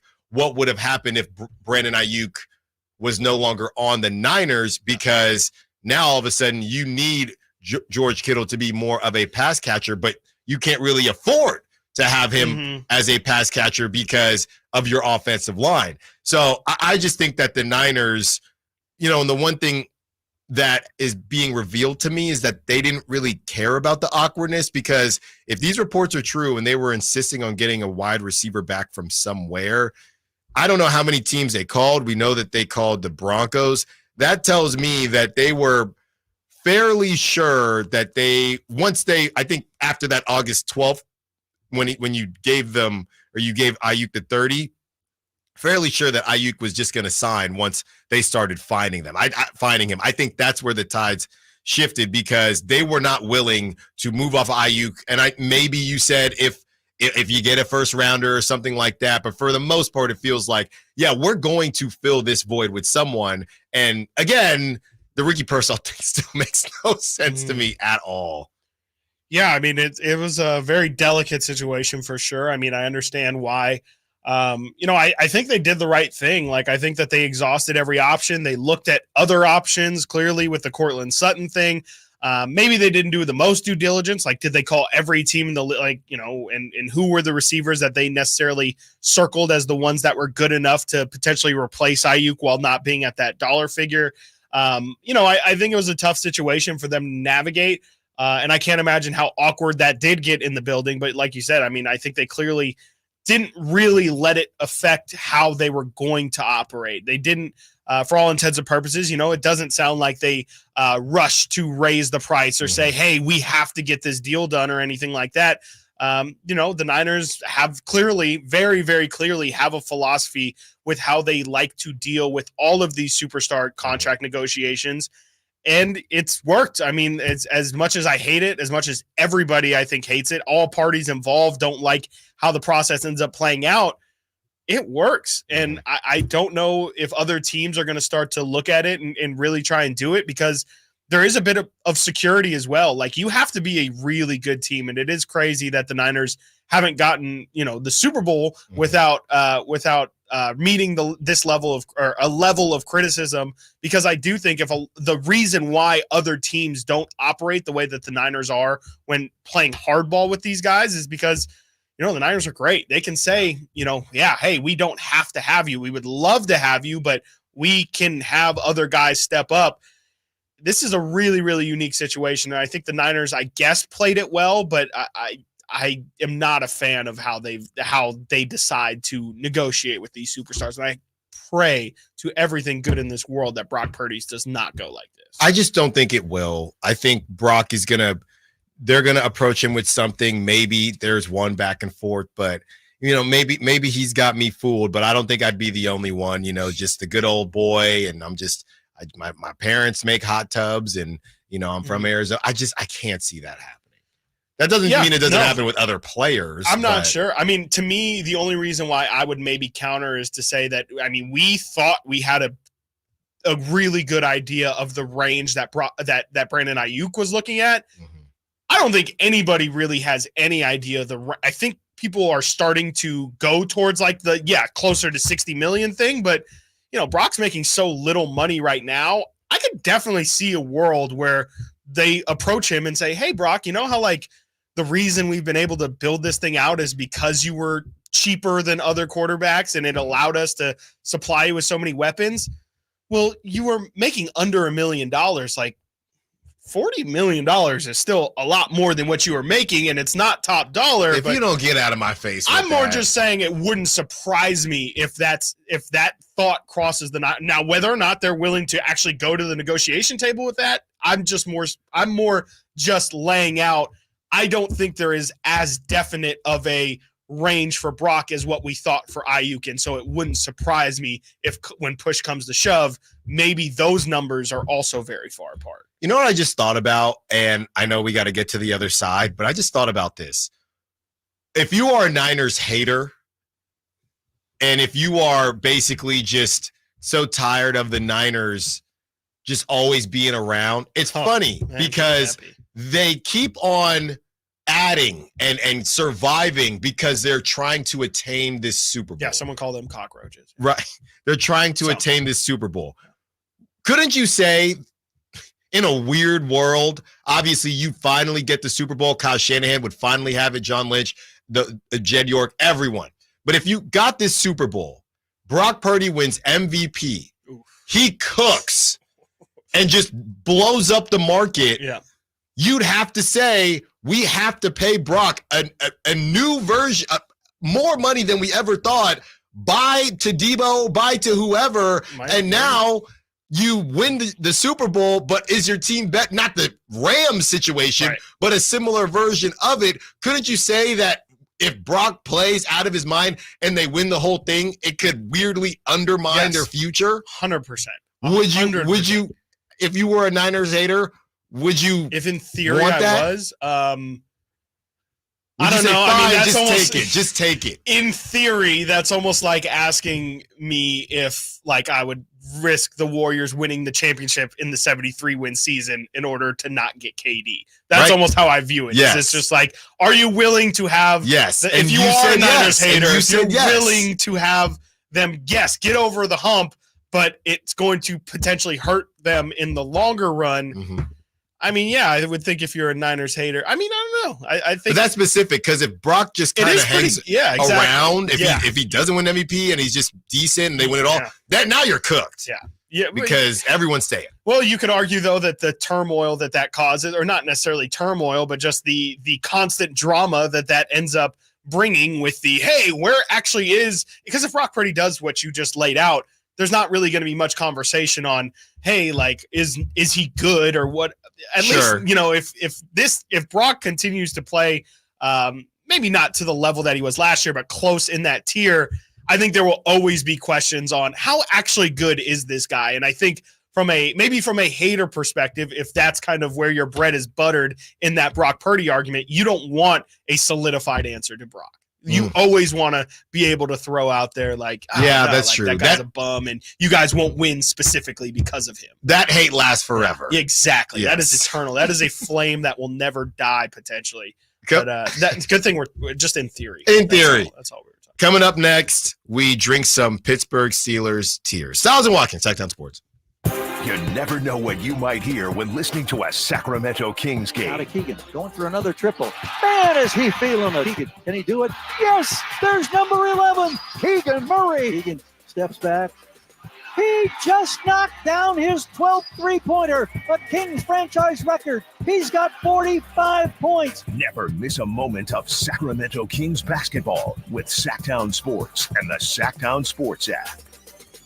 Carmichael Dave telling you Amy's Outdoor Living's having their famous annual clearance sale. Now, if things were tight and you passed on getting patio furniture this year, if it was just too hot to sit outside, now is your chance. You can save up to 70%. Yeah, 70% on their top brand names like Brown, Jordan, Woodard, Hollywood, and so many other huge names. But don't wait. The clearance sale lasts for just 5 days. And at these prices, you can't afford not to check them out. You'll also find deep discounts on natural gas barbecues and demo grills. So listen, hurry in, check out the annual clearance sale at Amy's Outdoor Living, 5 days only. I told you it was famous. It's famous for a reason. Amy's Outdoor Living on El Camino near Watt, and inside Amy Ace Hardware, also in the El Dorado Town Center. Get up there now, and you tell them your good buddy Carmichael Dave sent you. Hey, everybody, it's your boy Drapes, Kyle Draper, and I want to tell you about my friends at Mercedes-Benz of Stockton. They have a friendly staff, a trustworthy service department, and, of course, a huge selection of vehicles. And from now till September 3rd, they're looking to make your dreams come true. That's right. Mercedes-Benz of Stockton Dream Days event is going on right now. So go check out their special offers on the 2024 C-Class sedan or a 2024 GLE SUV. It's just a short drive right off the 5 or anytime at mbfstockton.com. Dan owed an unbelievable amount of money to the IRS. I got behind on my taxes. It's a horrible feeling.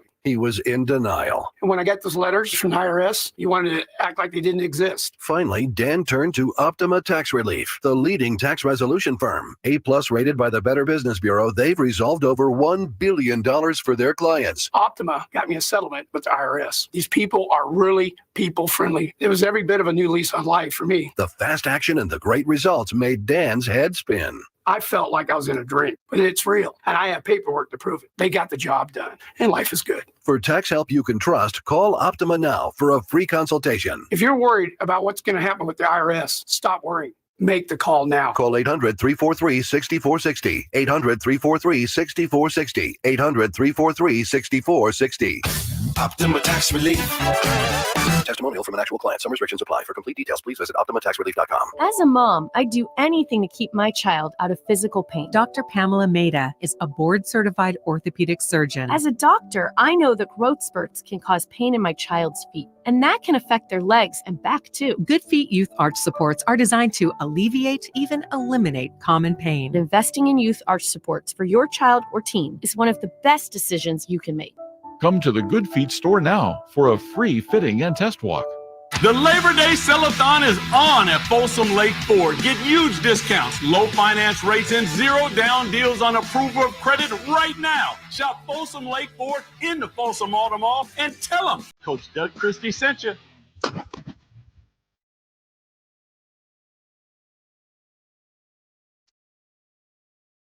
Live and local. This is Sacktown Sports.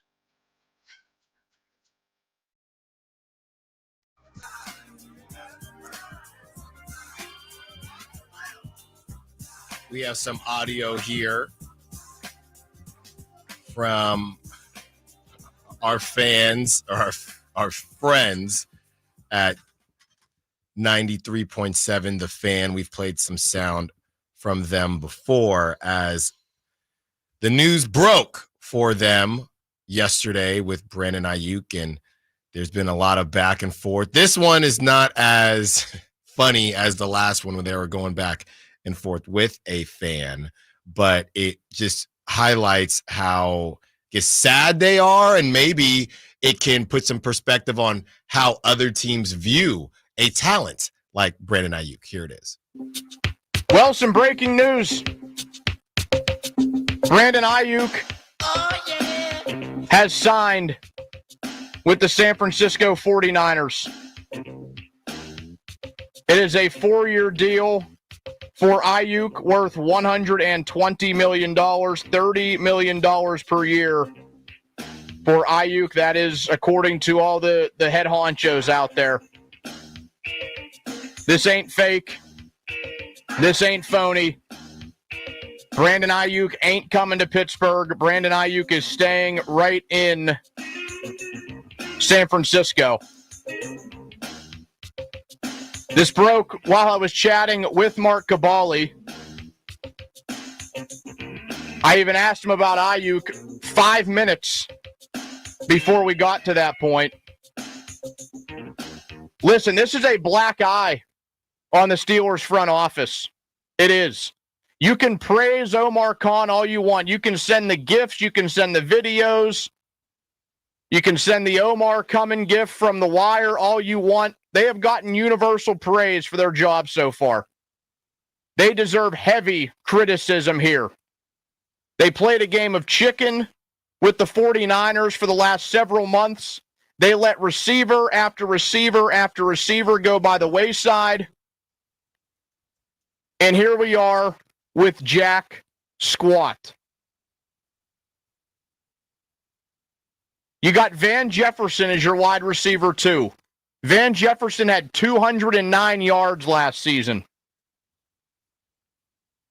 This is where we're at right now. The Steelers have one of the worst receiver rooms in all of football, and it's going to stay that way. No Brandon Aiyuk.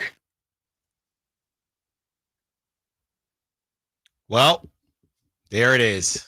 Very sad. Besides the music, that is kind of funny music to have during a rant. Like, A little unnecessary.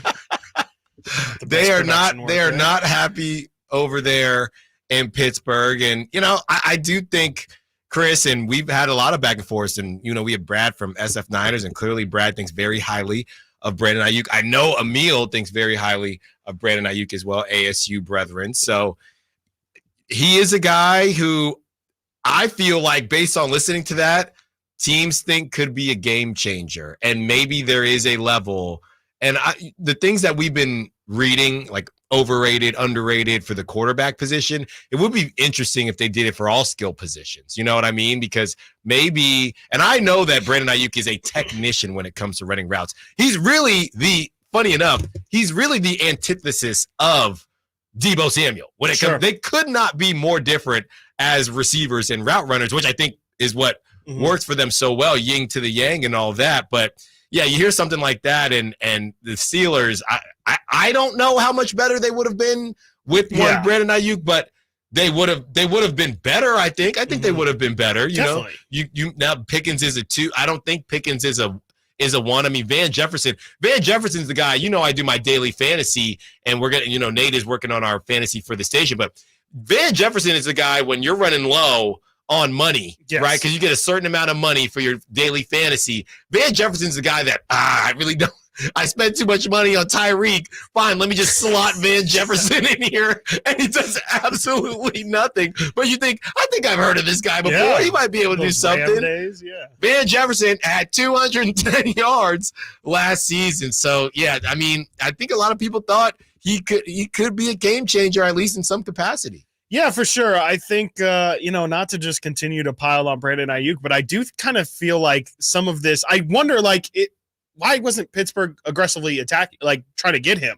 But I think that's what he's roasting Khan about. Absolutely. But I also, I'm the same thought process as that, if AJ Brown's a free agent, or if he's available via trade, I don't remember there being much hesitation about a first-round pick being dropped for AJ Brown. I don't remember any hesitation on Buffalo wanting to give up a first-round pick to get Stephon Diggs. It makes me think, okay, I know Brandon, the teams were willing to pay Brandon Aiyuk, but nobody was really just falling head over heels in order to grab him. And I know it's because his contract situation was also a little bit dicey and there was a lot that went into it, but I think, again, none of it really matters because we're never going to find out what Brandon Aiyuk looks like in one of these separate situations. But I just will continue to have questions on whether or not he is truly, to answer or where you were kind of going with like the overrated, underrated. I just feel like Brandon Aiyuk, especially with this dollar figure, maybe not overrated, but he's definitely overpaid. And I just don't think he is the quality of the other guys. And not that he isn't quality, but I just don't think he is necessarily the tippy top caliber that we see from the other guys in the same financial conversation. Let me ask you a question. Yeah. We're going to go Brock Purdy universe here, but we're going to do it with wide receivers. Okay. If DK Metcalf is in the Brandon Aiyuk spot. Yes. In the Niners offense, right? Do you think DK Metcalf is looked at differently? Yeah, I would say why not? Like if you were to ask me, could DK Metcalf do what Brandon Aiyuk does? That's what I'm asking. I would ask why not. Like people might have personal preference and they might say, oh, DK's overrated. He's got a head case. Number one, he's big diva energy. But from a talent perspective, why not? We just don't hear about him. Yeah, exactly. And I'm looking it up here. It doesn't have to be DK. Like Tyler Lockett's been very productive. Just All in general, right. if we're saying productive, sure. If we are saying production, why can't player X, if you put him in this position, could they do what he did? No, because I don't think Tyler Lockett is in the same realm. I'm saying DK is a guy that we no longer really talk about because he's, Geno Smith and whatever in the world they're doing up there with the Seahawks. I think DK might be, I guess DK would be on my list of receivers that could be better in better situations. Yeah. And those are the guys that I would put up against one Brandon Aiyuk. Sure, yeah. I'm not putting Tyler Lockett in that conversation. I just mean production-wise in the past. If you were to just say, like, hey, when he was cooking, how special is Brandon Aiyuk? Well, I don't know if he's irreplaceable. Yeah, well, he was cooking. You know what I mean? Yeah. Tyler Lockett was back in the day, so I feel you on that. So yes, obviously not right now. Not necessarily today's Tyler Lockett, but yes. Again, even then, like I think Tyler Lockett could probably put up 1,000 yards in this offense. Coming up next, we get into our top 5 at the top of the hour. Why y'all keep hating on us? That's Dion after beating an FCS school. Stiles Watkins set that forward. Oh, yeah. On the move. Got somewhere to be? Take Sacramento Kings basketball with you. The Sacktown Sports app will let you stay connected to your passion. Never miss a moment of Sacramento Kings basketball with the Sacktown Sports app. I didn't ask to be thrown in the streets with nowhere to go. I didn't think I'd survive. But I did ask for help, and Covenant House was there for me. 1 in 10 young adults will experience a form of homelessness this year. For these kids who didn't ask to be put in this unthinkable situation, Covenant House is there. Covenant House helped me break the cycle of homelessness in my family. They gave me the love that I needed. Over 2,000 young people will sleep safely in a Covenant House bed tonight. When youth who are experiencing homelessness have a hot meal, a safe place to sleep, medical care, and love, they can overcome heartbreaking challenges and have a brighter future. They just really genuinely just wanted to help me succeed, and I'm succeeding. I'm a speaker, I'm an author. Covenant House really helped me and really helped mold me into the woman I am today. If you or someone you love is asking for help, go to safeplacetosleep.org today. Why choose a Sleep Number smart bed? Can I make my side softer? Can I make my side firmer whenever I want? Can we sleep cooler? Sleep Number does that. Cools up to 8 times faster and lets you choose your ideal comfort on either side. 94% of Sleep Number smart sleepers report better sleep. And now, during our biggest sale of the year, save 50% on the Sleep Number limited edition smart bed. Plus free home delivery on select smart beds when you add any base. Ends Labor Day. To find a store near you, visit sleepnumber.com. Get in zone, AutoZone. Welcome to AutoZone. What are you working on today? Using the Labor Day weekend to get some work done? We got you. Stop by any store to save on oil, fuel system cleaner, wipers, and more. Looking for an end of summer wash? We've got deals for that too. Don't want to leave the garage? Get same-day delivery on AutoZone.com. Do Labor Day your way by getting something done at AutoZone. Get in zone, AutoZone. Restrictions apply.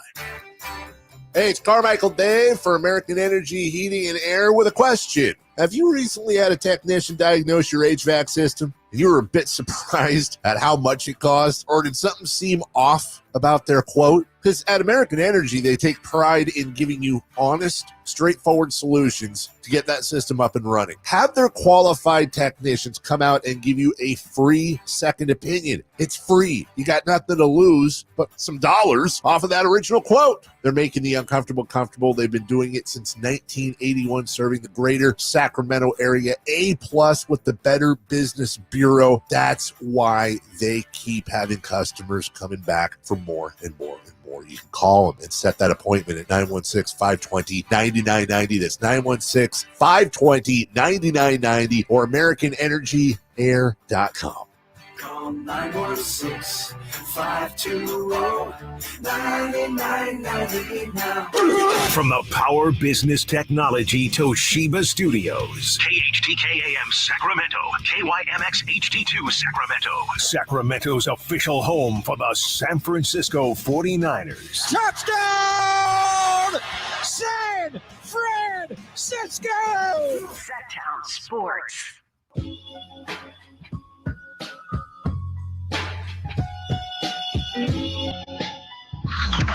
Sacktown Sports. Check us out on YouTube. Search Sacktown Sports and subscribe.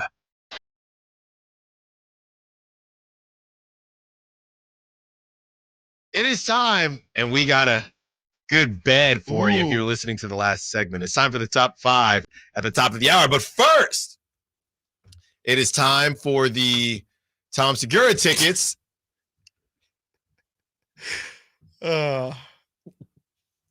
And we are going to give those away. The read away. Those were the tech shop ones. Oh, okay. They were both. I left it in here yesterday. Well, Dave probably threw yours away and then left yours. Regardless. He really likes that bit of there like you go. crumbling up not the paper funny. and like He smashed a banana on the wall. Yeah, he did. I did check to All see over the my collateral dad's of that. Sabonis drawing. Yeah, he missed it. All right, it is time for the Tom Segura tickets. You Too know, early. Someone's calling too early. Man, stop it. Have you not learned anything? come on, you know better than that. Do not call in early, because if you call in early, it will not count. All right, it is time for the Tom Segura ticket giveaway.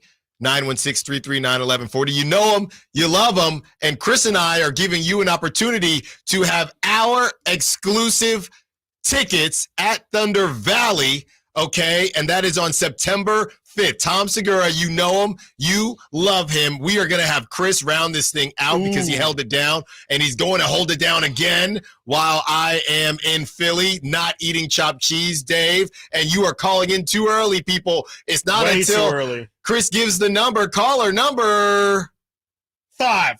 Caller number 5. Caller number De'Aaron Fox. 916-339-1140. Call now. 916-339-1140. Call now. 916-339-1140. Call now. Call now. Caller number 5. Caller number There's a couple 6. off the books. As this is the I think last I think we got chance. there. Nate is looking for the winner right now. As Nate handles that line that. is full. Those lines are full. We're going to wait to do our top 5 at the top of the hour because we have a special that's true. Yeah. musical bed for the bottom. Chris, real quick, as we wait, 916, they say, LOL, Tua is the nicest guy on the planet, and he got $50 million. Yeah, I'm not saying that because Brock is nice, he's going to not get close. I'm saying if Brock could get 60, I don't know that he will take 60. Maybe he takes 55. Maybe he takes 57. Maybe I'm completely wrong, but I don't think Brock, my point was, I don't think Brock is going to Brandon Aiyuk and try to milk them for every penny. I mean, maybe we can agree on that. I don't know what type of discount he takes because the Tom Brady thing, Brock's not, I don't know who Brock's wife is, but I don't think she's Giselle, so it's a different situation. I mean, it's also just human nature, right? So you make under less than $1 million in a profession where everybody's making crazy amount of money.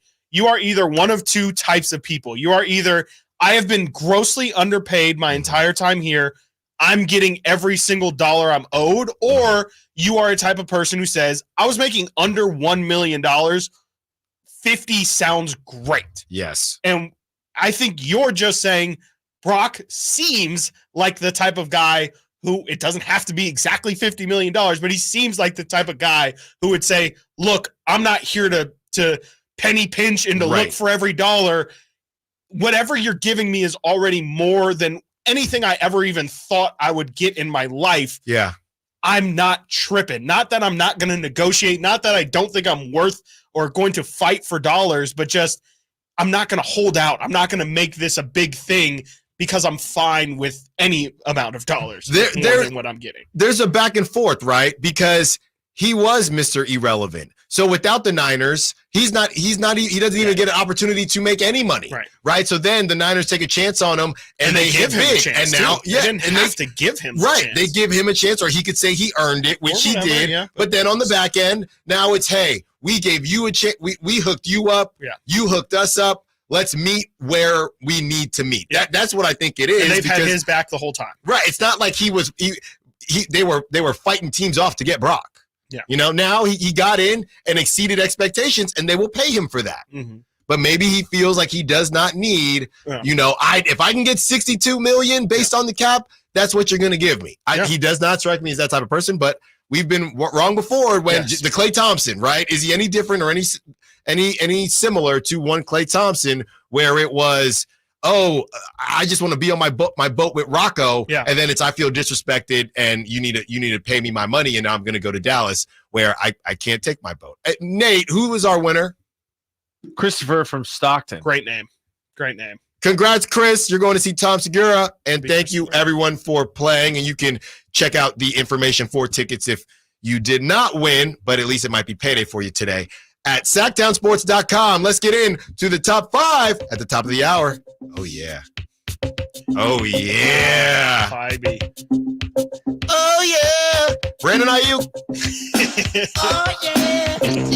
He's going to the Steelers. It hits so much harder. Dude, I'm listening to that on the plane. Why did the producer play this song? He knew.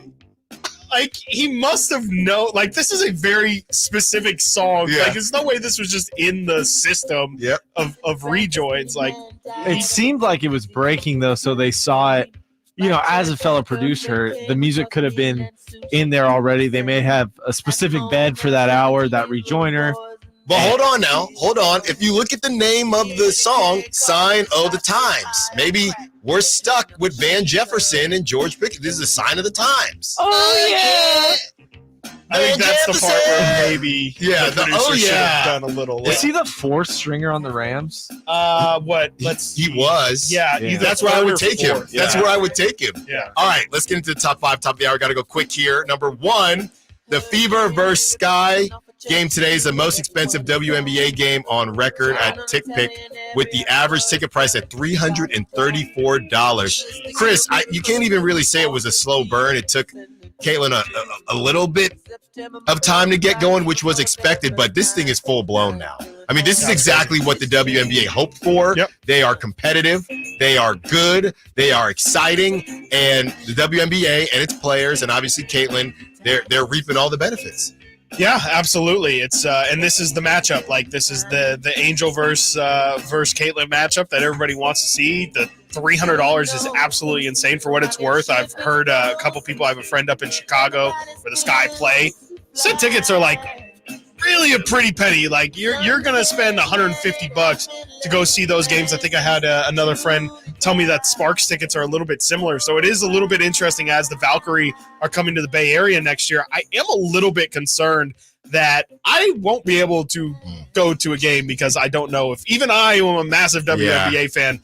I don't know if I'm necessarily going to justify that kind of trip. I mean, especially going to the Bay Area, that's gas, that's food, entertainment. Stay in my house and cook. Yeah, maybe if Paige Beckers is there, I can make an exception. Or just give us a team. Then it'll be more expensive. That would be great. Yeah, because then you could be media, Chris. That would be awesome. I'm sure I can get into a Valkyrie game if I ask the right people. Definitely could. You definitely could. All right, number 2, and I had to ask Chris if this was actually real. One better at BetMGM had $25K to win $250 on Carlos Alcaraz at the U.S. Open last night. Alcaraz lost in straight sets And Chris, you tried to explain this to me during the break as they were stock markets, but brother, I still don't understand. Well, you made the ultimate point because even when I described it and explained what I would imagine is the thought process, you still said, yeah, but it's to win $250. Yeah. And that's kind of where the whole thing does get. I mean, I essentially said,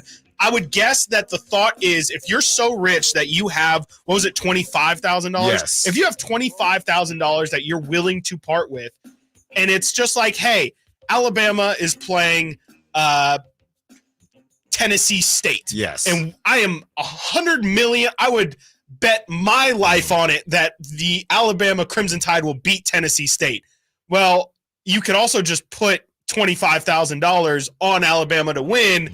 And it's just free money at that point, right? Like they're going to win. It's just they are what was Carlos? Was he minus 10,000 or something like that? So you just have to find the dollar figure that makes it so essentially you're making money for something that was always going to happen. Yeah. But the problem becomes obviously it still is gambling, and you still can lose. And Carlos Alcaraz, even though it felt like a for sure win, it felt like it was 99-1. Well, it wasn't. It hit 0 on that roulette table. So I think I think that it's a classic case of even for sure bets are.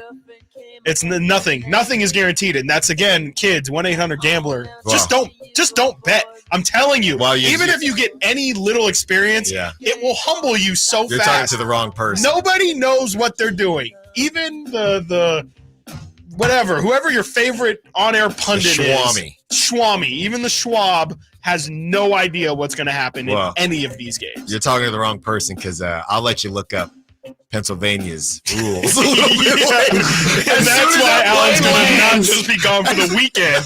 He will be gone the entire week. Keegan Murray. That's why he's coming back Friday. Yes, exactly. He's expecting it a might loss. come back You at all. figured he has a game. He has action on something that's on Thursday, so he had to make sure he's going to be there on Thursday to cash out on it. All right, let's go quick here. SpongeBob and the crew and Wendy's collab that you didn't see coming or didn't know that you needed. SpongeBob and the crew. Krabby Patty collab meal coming October 24th, 2024. It is just a burger, a Krabby, but they're calling Just a burger. They're calling it a Krabby Patty. That is great marketing there. Krabby Patty, French fries, and a pineapple under the sea frosty. Chris, are you interested in a Krabby Patty meal? No, I don't think so. If I hear it's great, if there's something special about it, maybe. I mean, who didn't want to have a Krabby Patty? But no, I think I'm good. I'm not really a big Wendy's head either, but I was, and I had a bad experience like 2 months ago, and now you're out. But I was big Wendy's. The app saves you a lot of money. It was about time for Mr. Krabs to cash in, huh? That dude's been holding on to that formula for a while. Money. Yeah, they better have a Wendy's special probably sauce or bagged something. him out. Yeah. Even Mr. Krabs getting a bag these days. He's crazy. Brandon Aiyuk has started an epidemic. Speaking of bags, Dion had some things to say to the media after beating North Dakota State. He talked with media members? Wow. Well, yeah. Well, no, he didn't. I don't know. He spoke. Yeah, he spoke to them. You guys saw he had Big X in the. Big X to plug. He raced. Big X to plug raced somebody. What? Yes, in the post. He lost. Earned the name Big. He's a big man. Hey, all right, Nate. Hey. Let's play that. Really mad that we didn't get the L. So God bless you all. You have to wait again till next week. God bless you. Great. So Dion basically saying some of you are mad that we got the W. You'll have to wait next week for the L. And we're not going to have to wait that long, Dion, because you almost lost to North Dakota State. So I don't think that Trey Lance, alma mater. I think Trey Lance's brother was playing yesterday. There was a receiver that had the last name Lance. He definitely has a little brother. A little bit like Trey Lance. I feel like it was, but they, for some reason, chose not to. Bryce Lance. I believe so. Brother of current Cowboys backup. That was 19 hours ago. NDSU receiver. Beautiful. Yes. It was. I was like, that guy, I remember he's seeing him also on draft really night. tall. I was like, this kid looks like Trey Lance. I remember seeing him on draft night as well. Yeah. And thinking, wow, their lives are going to change. You know what? Somebody out there was like, I knew Trey Lance was a receiver. Yeah. Probably. Last but not least, let's play this Dwight Howard sound on Rudy Gobert as the era hating continues.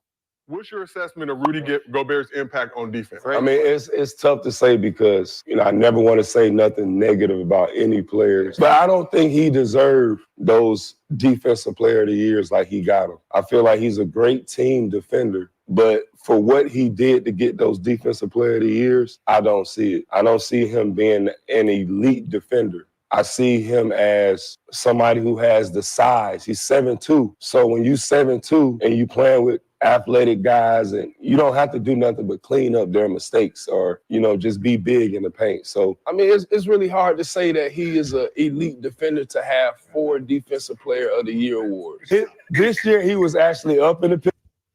So it's so funny to me, and I know I'm going to go there. I actually haven't gone there in a while, but it is just funny, a 6'10" dude saying, when you're 7'2", I was thinking the same thing. What are we talking about? I mean, I get Rudy's really tall, and Dwight, there is some talk that Dwight is actually a shady 6'8", 6'9", but you did the same thing. It's just Rudy was tall. You literally use, instead of tall, say has hops or something. Right, and it's the same exact conversation with Dwight Howard. I have Dwight honestly wasn't very skilled at all, offensively especially.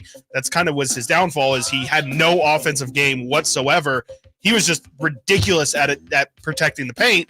Dwight Howard was not out there on the perimeter. He actually just missed the era where he would probably have to get swapped out on the perimeter, and Dwight Howard probably would have become a massive defensive liability and probably talked about in the same way that we talk about Rudy. That's a good point. When we talk about eras, there's just certain things that people leave out, and Dwight was another guy, kind of like Tom Brady, in that he played through the transition of different eras, and I'm pulling my hands. If you are listening on the radio, I'm pulling my hands through the different transitions. Coming up next, we have the Forbes top 10 list of most valuable NFL teams. Brandon Aiyuk said, yeah, I helped with that, and I'm about to help more. Stiles Watkins, Saga Sports.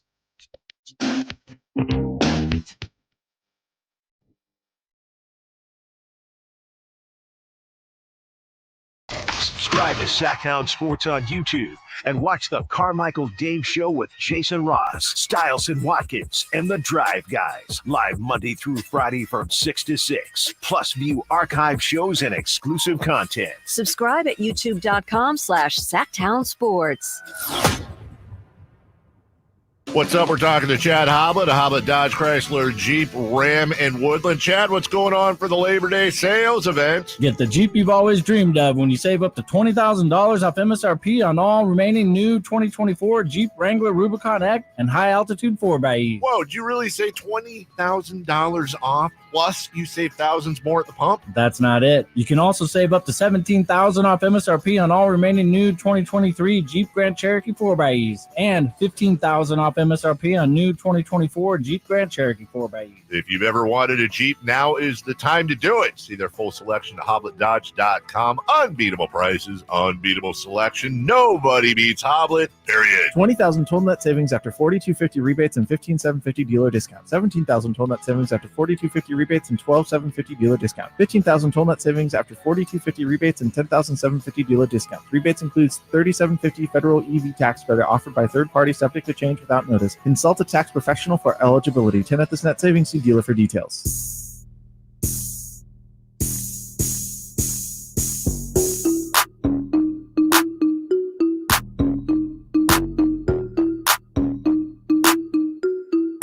Sacktown Sports. Call or text at 916-339-1140.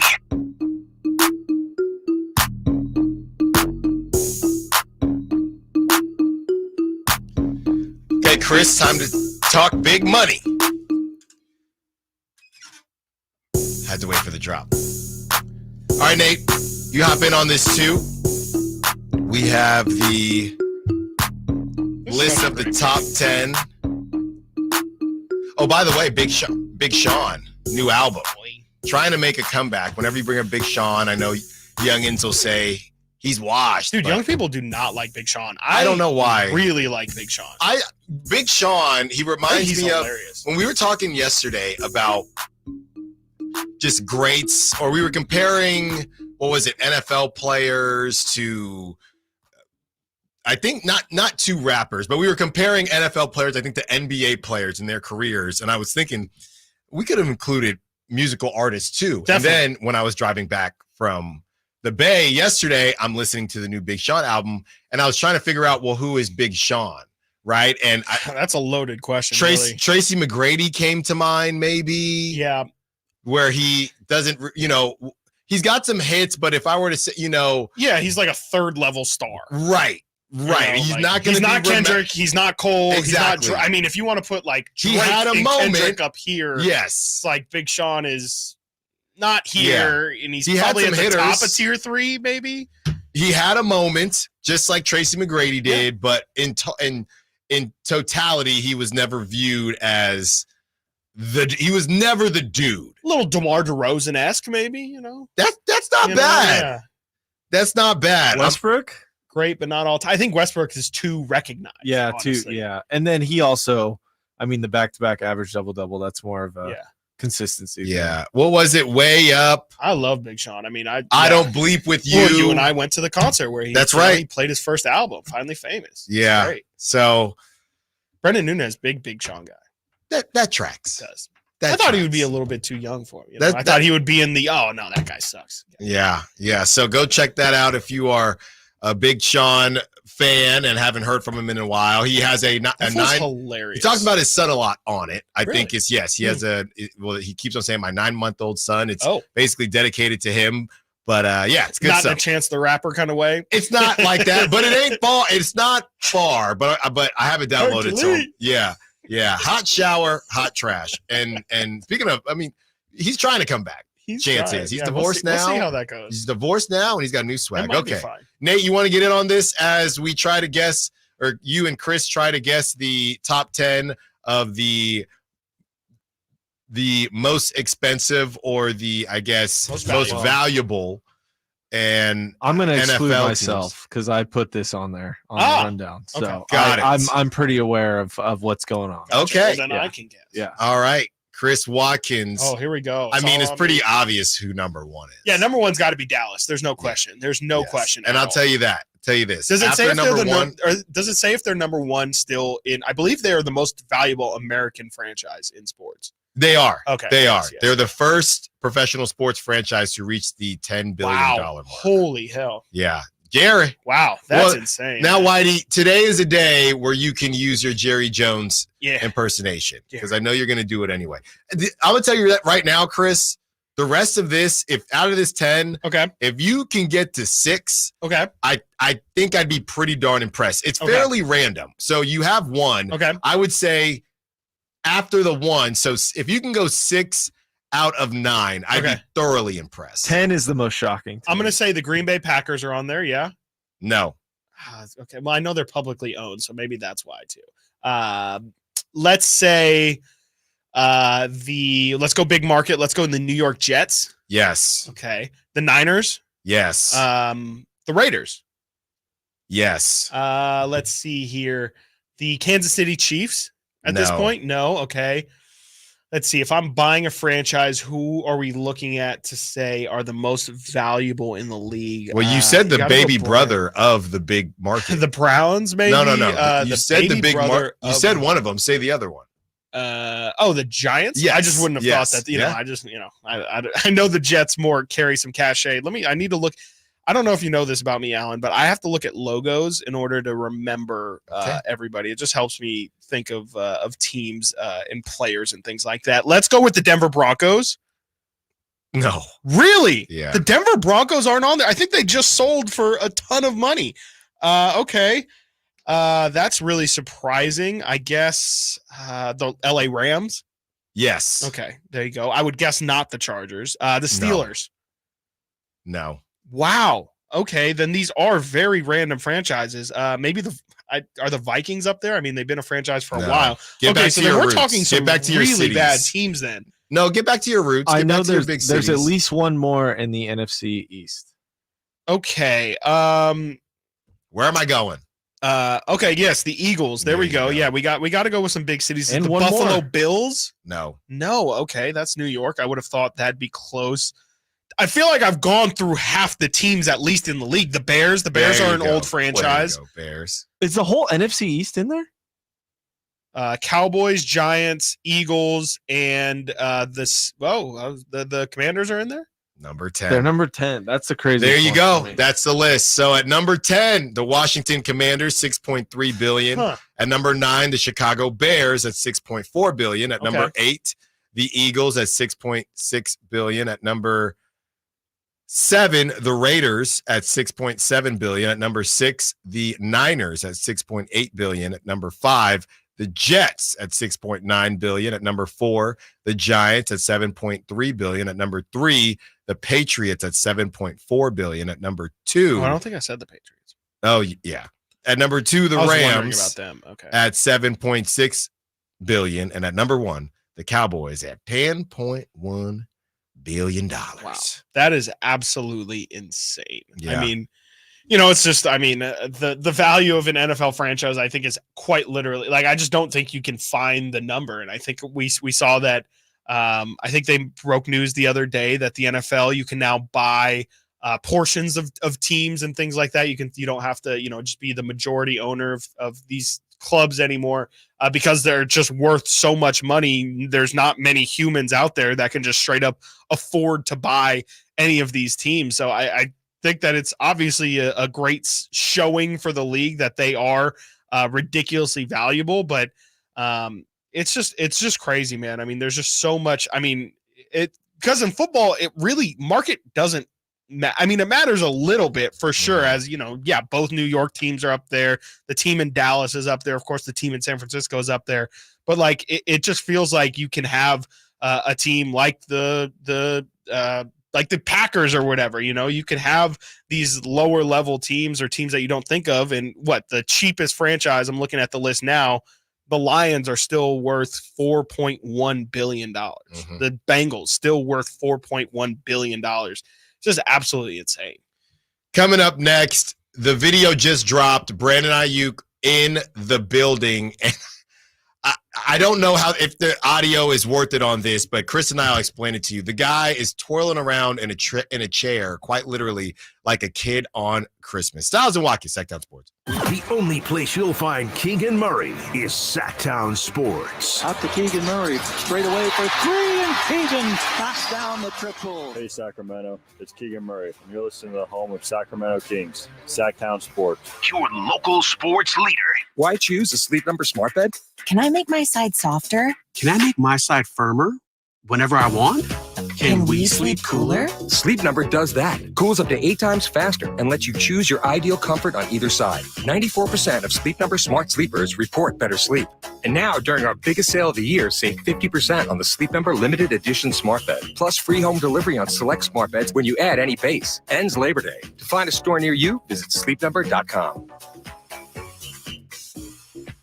The best things in life, they come in twos. 2 scoops of ice cream, 2 tacos. And now for a limited time, get our best deal of the year. Buy any phone when you switch to Consumer Cellular and get 2 months of service free. That's right, the same fast, reliable nationwide coverage as Big Wireless, now with 2 months free. Proof the best things in life really do come in twos. Visit consumercellular.com or call 1-888-FREEDOM. Second and third month of monthly base service fee waived for new customers with the purchase of a phone and activation by September 2nd, 2024. Taxes, fees, and third-party charges will apply. See website for additional details. Hey, what's up, everybody? It's your boy, Kyle Draper. Equip your staff with top-notch uniforms, professionally cleaned and delivered weekly to your workplace by Alsco Uniforms, proud sponsors of the Sacramento Kings Mop Crew. Our services include uniforms, towels, floor mats, mops, first aid supplies, and restroom essentials to uphold cleanliness and safety standards in your business.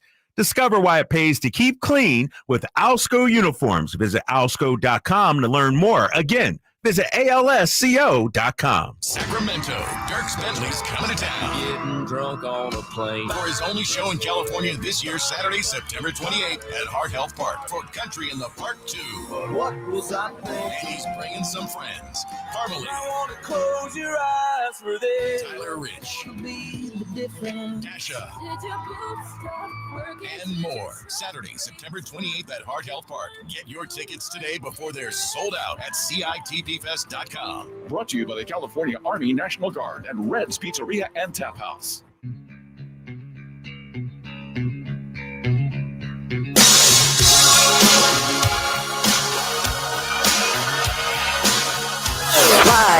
local. Live and local. This is Sacktown Sports.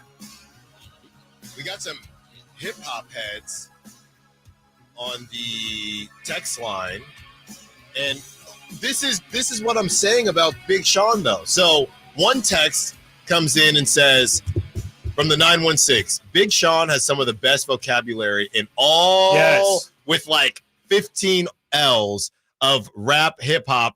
The vocab is unmatched with him. It's crazy. A couple texts later, someone just says Raiders.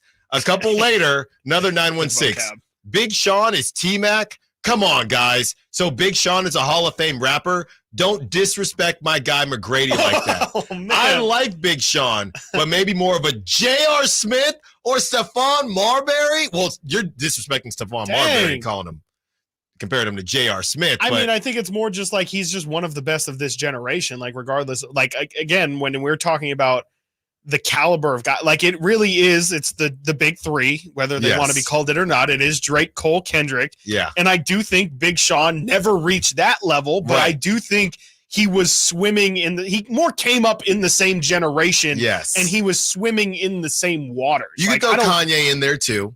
I mean, Kanye, yeah, yes. Right. Oh, in the big, yes. I was like, I don't know, but yes, no, definitely. I mean, he was part of Good Music, right? He was part of Big Sean, part of Kanye's collective, and I think T-Mac is a good shout. Yeah, I don't think that's T-Mac disrespectful. is a good shout. I think you might be a little bit too high on T-Mac there. I do think Big Sean. I've always said he is like. And maybe I think I'm going to have to explain it because I think on surface it might sound a little wild, but I've always kind of viewed Big Sean as like this era's Ludacris. Like, Ludacris was never again like a top tier rapper, but you listen to his stuff and it's kind of comedy. Like, he really does. I mean, Move, his entire catalog is kind of jokes. Yeah. And Big Sean, if you listen to his songs, it's a lot of the same satirical nature. Sure, Big Sean was more serious than Luda, but I would say hits-wise, I would say hits-wise, very similar, because Luda has hits, Big Sean has hits, but when you're thinking about the best of that's what I'm saying. Come on, 916. Come on, man. Let's not act like T-Mac was.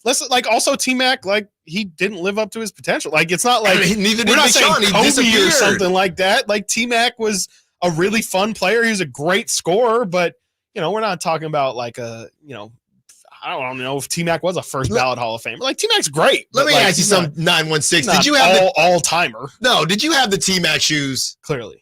Because a lot of people had the T-Mac shoes. I never had them. I'm not trying to slander T-Mac at all. I love me some T-Mac. I didn't love the T-Mac shoes. This beat is crazy. Yeah, it sounds like you had the T-Mac Metro. shoes. Yeah, the Big Sean Metro joint album. Yeah, crazy. Just the beats on it are absolutely insane. See, Chris, this is Moves, so this isn't from that album. But and just you got to check out the album. Yes, I got to check out the new one. I have not heard it. By the time I come back on Friday, I decided. I think. Yeah. By the time I come back on Friday, you better. I will. I better have listened to it. Well, see, Chris, we just continue. We're almost approaching a year here for our show, and we're finding out college football fans. That's right. Hip hop heads. Yeah. We got it all here, and the Jets don't seem to have it all. Now, this one was interesting, Chris, by The Athletic. A NFL agents dish on the best and worst franchises, and they get to the Jets, and I'm a guy who is pretty high on the Jets and what Aaron Rodgers might be able to do. I don't think that they're going to beat the Niners on opening night, but this is what one agent had to say about the Jets. There is complete disarray over there. Look at how they've handled Aaron Rodgers. Has one player had more power than him? He skipped minicamp. They have been unable to convert him into a team player. The vibe inside the building is terrible. Now, I can only go based on the clips that I see when he's playing. I can't remember who they were playing against, but they were cooking. I think it was the Giants. They were cooking the Giants, and Aaron Rodgers just seems to be having a ball. He's vibing. There were a couple weird clips with him and the wide receivers early on a couple times, going back and forth. But I've seen both, and we know who Aaron Rodgers is. So I don't know, man. I feel like if there was disarray, look, we just went through Adam Schefter breaking down every single thing that Brandon Aiyuk has done. Mm-hmm. The idea that there is complete disarray, and I'm not saying this agent is wrong, but the idea that there is complete disarray over there in Jets camp and it's just not being reported seems weird to me. Yeah, it could be, especially, I mean, yeah, we talked with Grant Cohn earlier in this week, and he kind of mentioned specifically like New York media, specifically when it comes to the Jets, can, be pretty aggressive over there, especially with their lines of questioning and things like that and the expectations that they have for the team.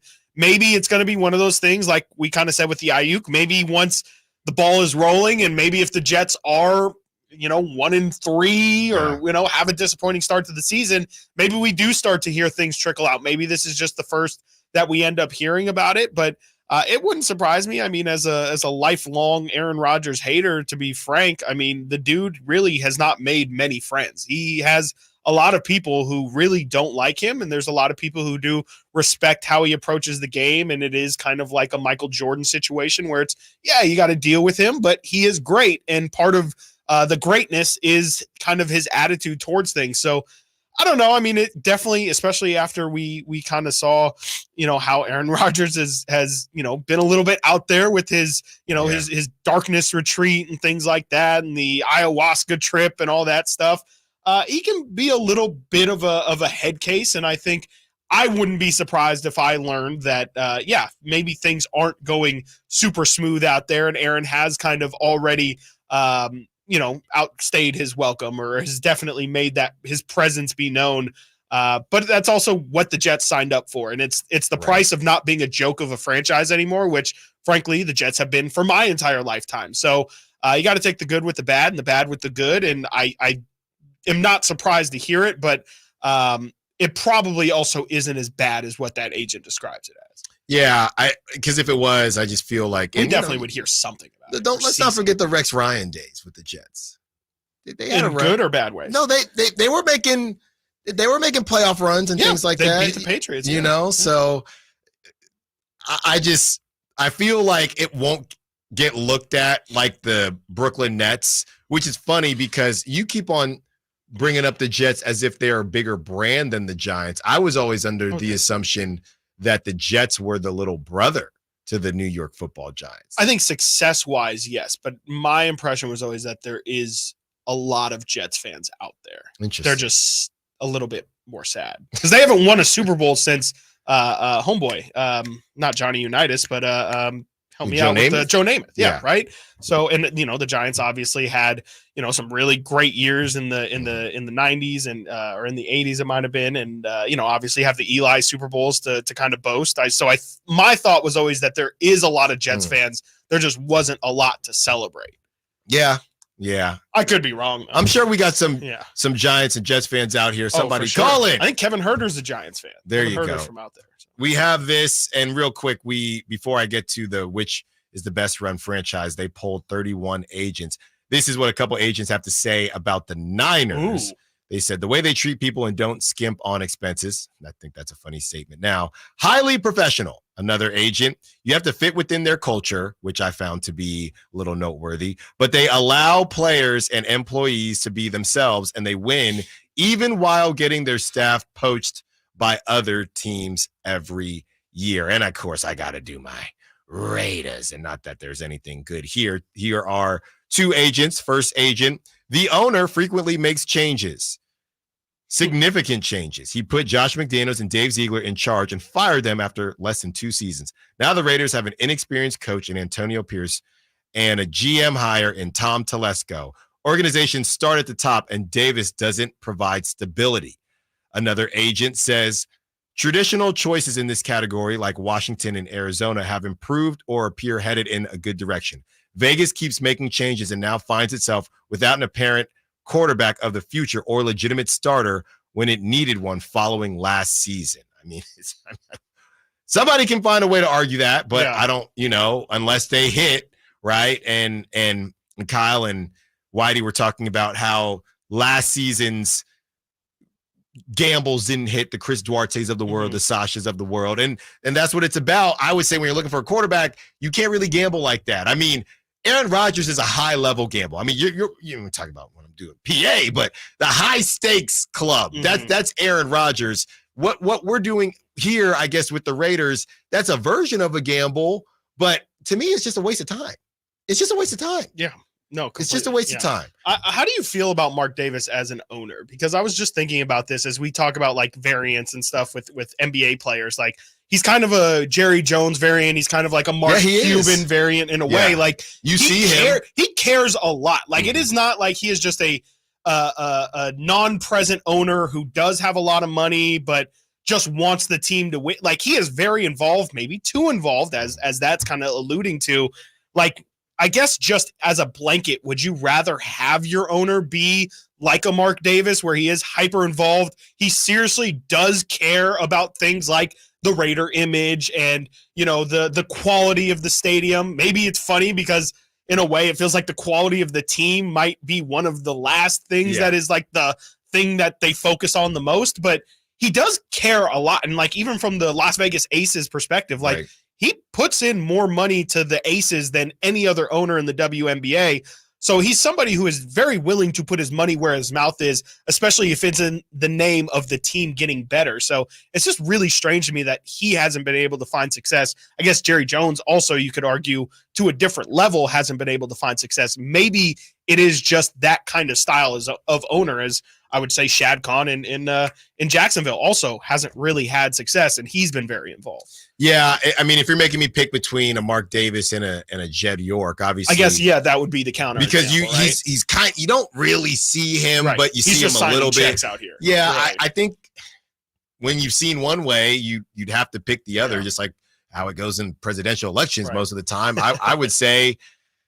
I would have to go Jed York, man. I mean, and I don't think that Mark Davis is anywhere near as egregious as a Jerry Jones, or especially in terms of like personnel, or he's not out here cutting players. I don't have a problem with Mark Davis, but just based on the lack of success, I'd have to just go with a Jed York type. Right. But and it's a chicken or the egg, right? Yeah, I can't tell if they are bad because he's so involved. I don't think that they are. Yeah. But it kind of. Yeah. I do. I mean, there's got to be some tie-in, right? He has to be. All right, real quick, the best run franchises out of 31 agents. The Eagles and the Niners tied. Wow. With 5 votes for the best. Eagles, wow. The Chiefs had 4 votes. The Packers had 3. The Vikings, Steelers, Ravens, and Dolphins all tied with 2.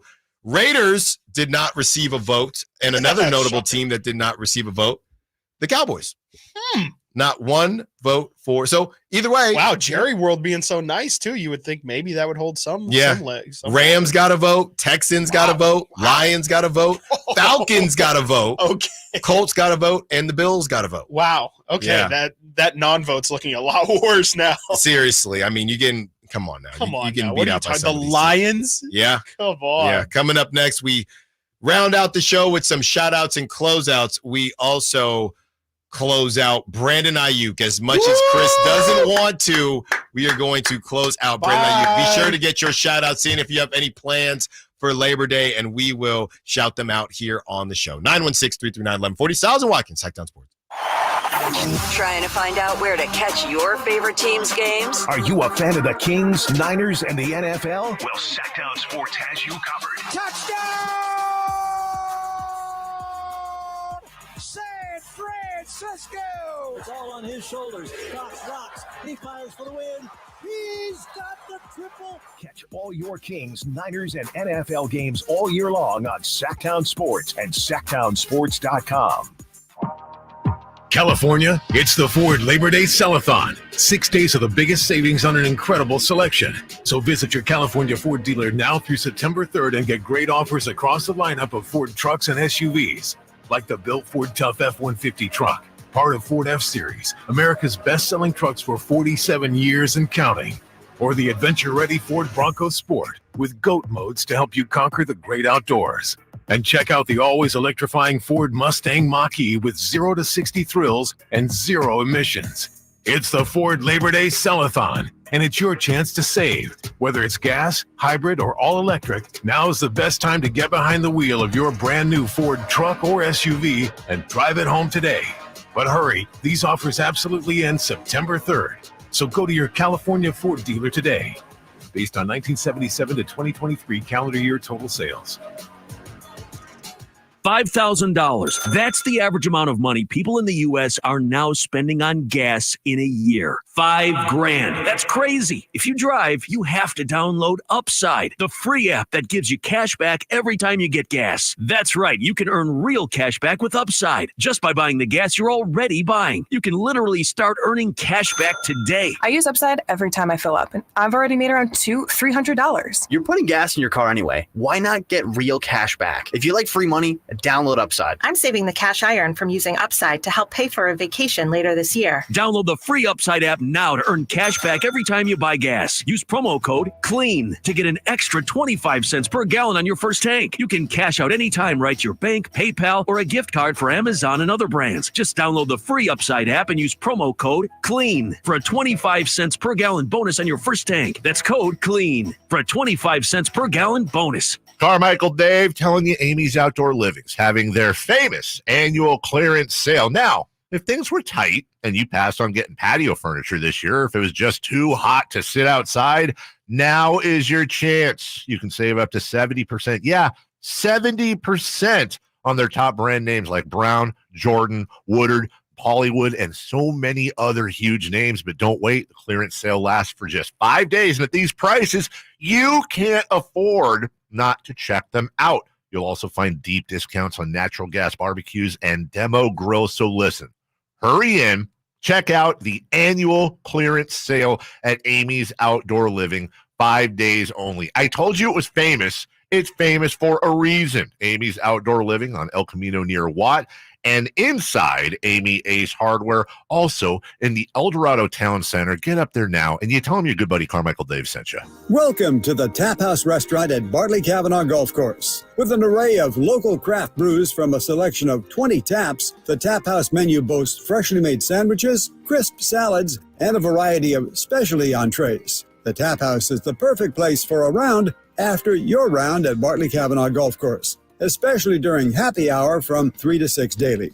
Drop by the Tap House Restaurant for scenic views, exquisite food, and a hearty welcome. The Tap House at Bartley Kavanaugh Golf Course. It's the Labor Day Sell-a-thon at Folsom Lake Ford. Get low finance rates and zero down deals on approval of credit right now. Shop Folsom Lake Ford, over 35 years in the Folsom Auto Mall. And tell them Coach Doug Christie sent you.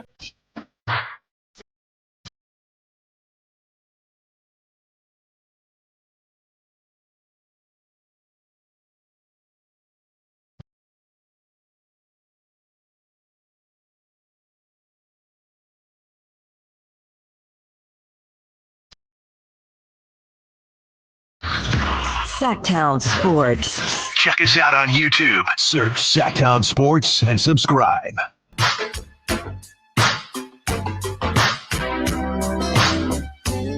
So we have video.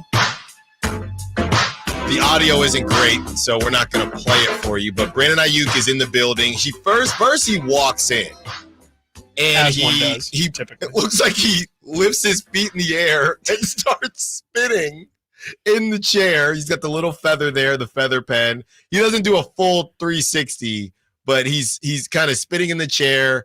And what did he say, Nate? It looked like he said, "This feels right," or "Oh yeah." I think he says, "Oh yeah." Oh yeah. Yeah. That's just the theme of today's show. He says, "Oh yeah," a couple times. I think he also said, "This feels right." Like I said, the audio isn't great. And then that's the end of that clip. Now there's another clip circulating with Brandon Aiyuk and his son. And John Lynch walks in. They're still sitting at the table. And Aiyuk daps up John Lynch. A lot of smiles everywhere. And then John Lynch goes over to talk to the son. And John Lynch says, "I'm fired up for you. Did you sleep well last night?" And Aiyuk says, "Hell yeah." So that is where we're at. And look, I've been convinced, man. We started the show, at least for now. And I know this is just a 10-second clip, but at least for now, it feels like the vibes are heading back in the right direction as we try to pry some information from, or not we, me, tried to pry some information from one Brad of SF Niners. And, look, Brad ultimately said, I don't know how much that matters anymore. So if there are some skeletons in the closet or whatever it is, even up to that moment, the deal, according to Adam Schefter, was there. According to Aiyuk's agent, It wasn't. But even Ayuk's agent ended with the check still clear. So we'll never. So all these Hulu, Aaron Hernandez, like receiver, all these shows that I don't need. Let's do shows on the back. I need a show on the Brandon Aiyuk saga. No, I'm good. I'm so good. That's what I need. I've never been more that's good. That's what I want in my I life. want to know who was calling the Commanders, who was calling the Steelers. How did the Patriots don't want me, react? bro. They don't want me, bro. I need. This is what I need. I don't need a receiver. I don't need a starting five. I don't need stuff that we've already seen over. I don't need to see stories that we already know how it ends. This is what I need to see. I don't need clipped. Okay, I need this. I need this.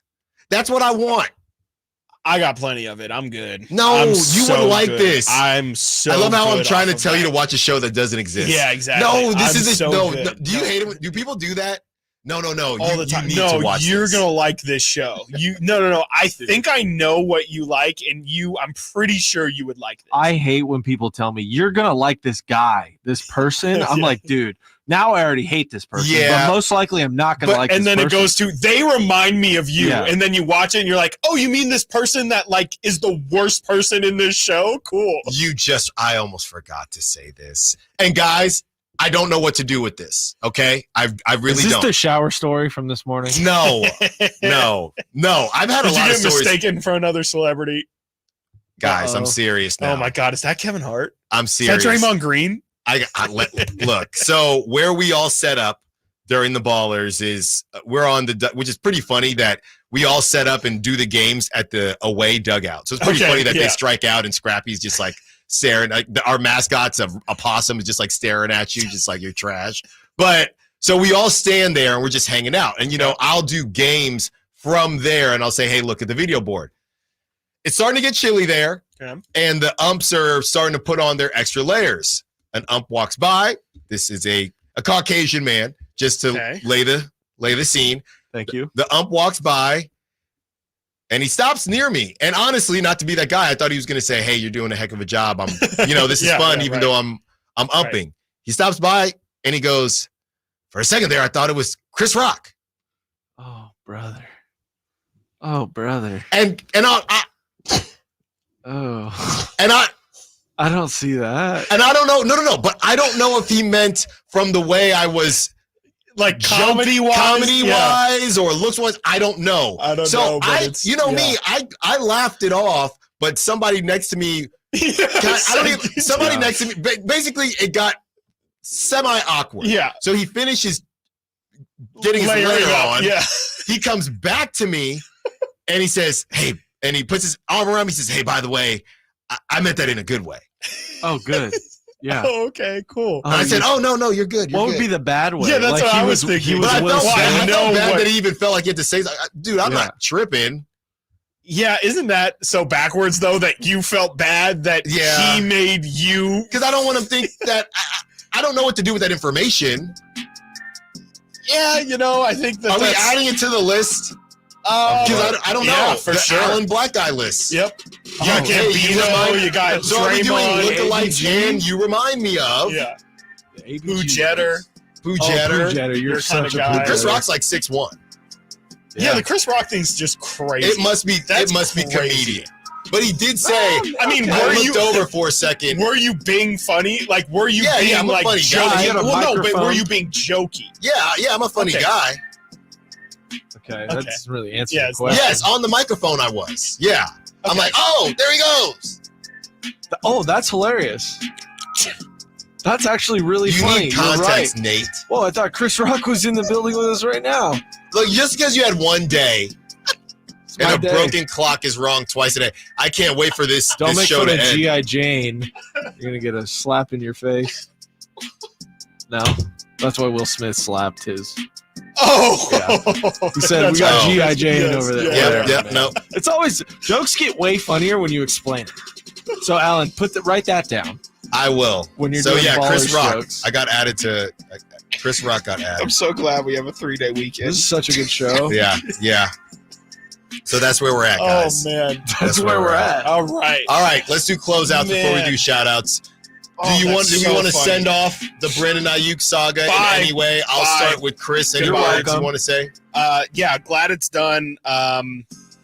Yeah, I can't wait to talk about Jake Moody missing kicks now. I can't wait. We're officially in the regular season. I'm done talking about these contract extensions. Yeah, can't wait to actually get into football and, kickers missing kicks. Nate, anything you want to say to close out your show and your week and the Brandon Aiyuk situation? Yeah, so after this, first of all, everyone, you're welcome for predicting this Aiyuk thing. I got it over with. I got it done with. I ripped the Band-Aid off for Steelers fans. For you guys, it's over now. John Lynch, you're welcome. Aiyuk, you're welcome. I saw it coming. Nate Stradamus is what they're calling me. I've seen it. Yes. That's what people are saying. I'm happy it's over. They did overpay a little bit potentially, but after this, me and Emil are recording Return of the Empire. Wow! If you want to get your weekend Niners fix in, we're going to preview the Jets game. We're going to talk about Aiyuk, talk about what's going to happen with Trent Williams. We're going to talk about the surprise cuts. It's been a couple weeks since we've recorded, so got some stuff to catch up on. That's it.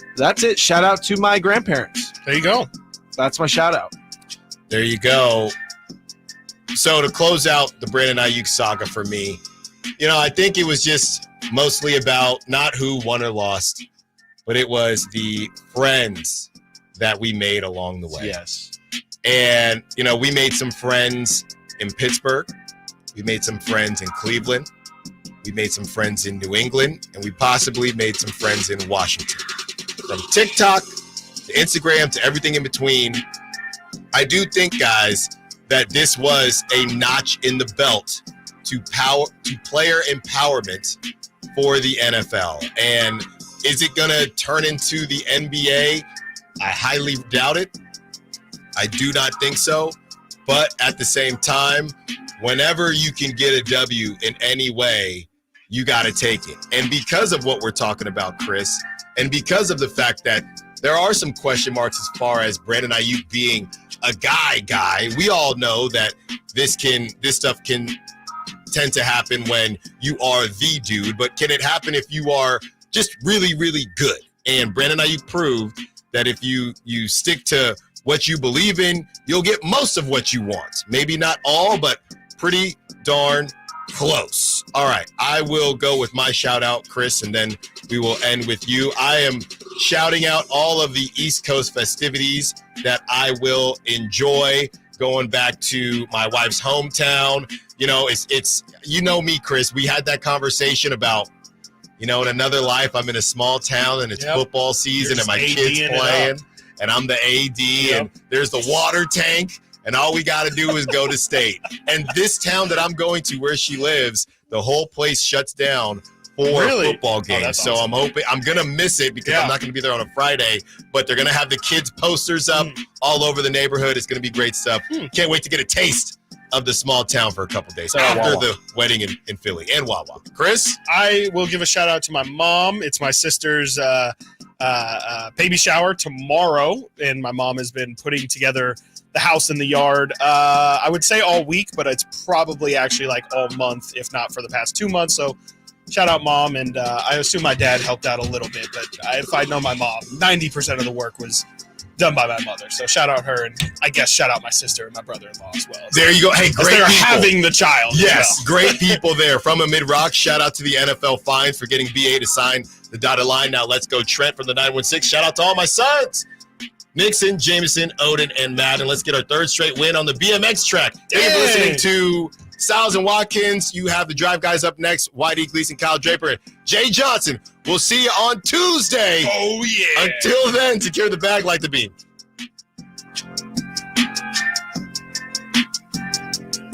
On the move? Got somewhere to be?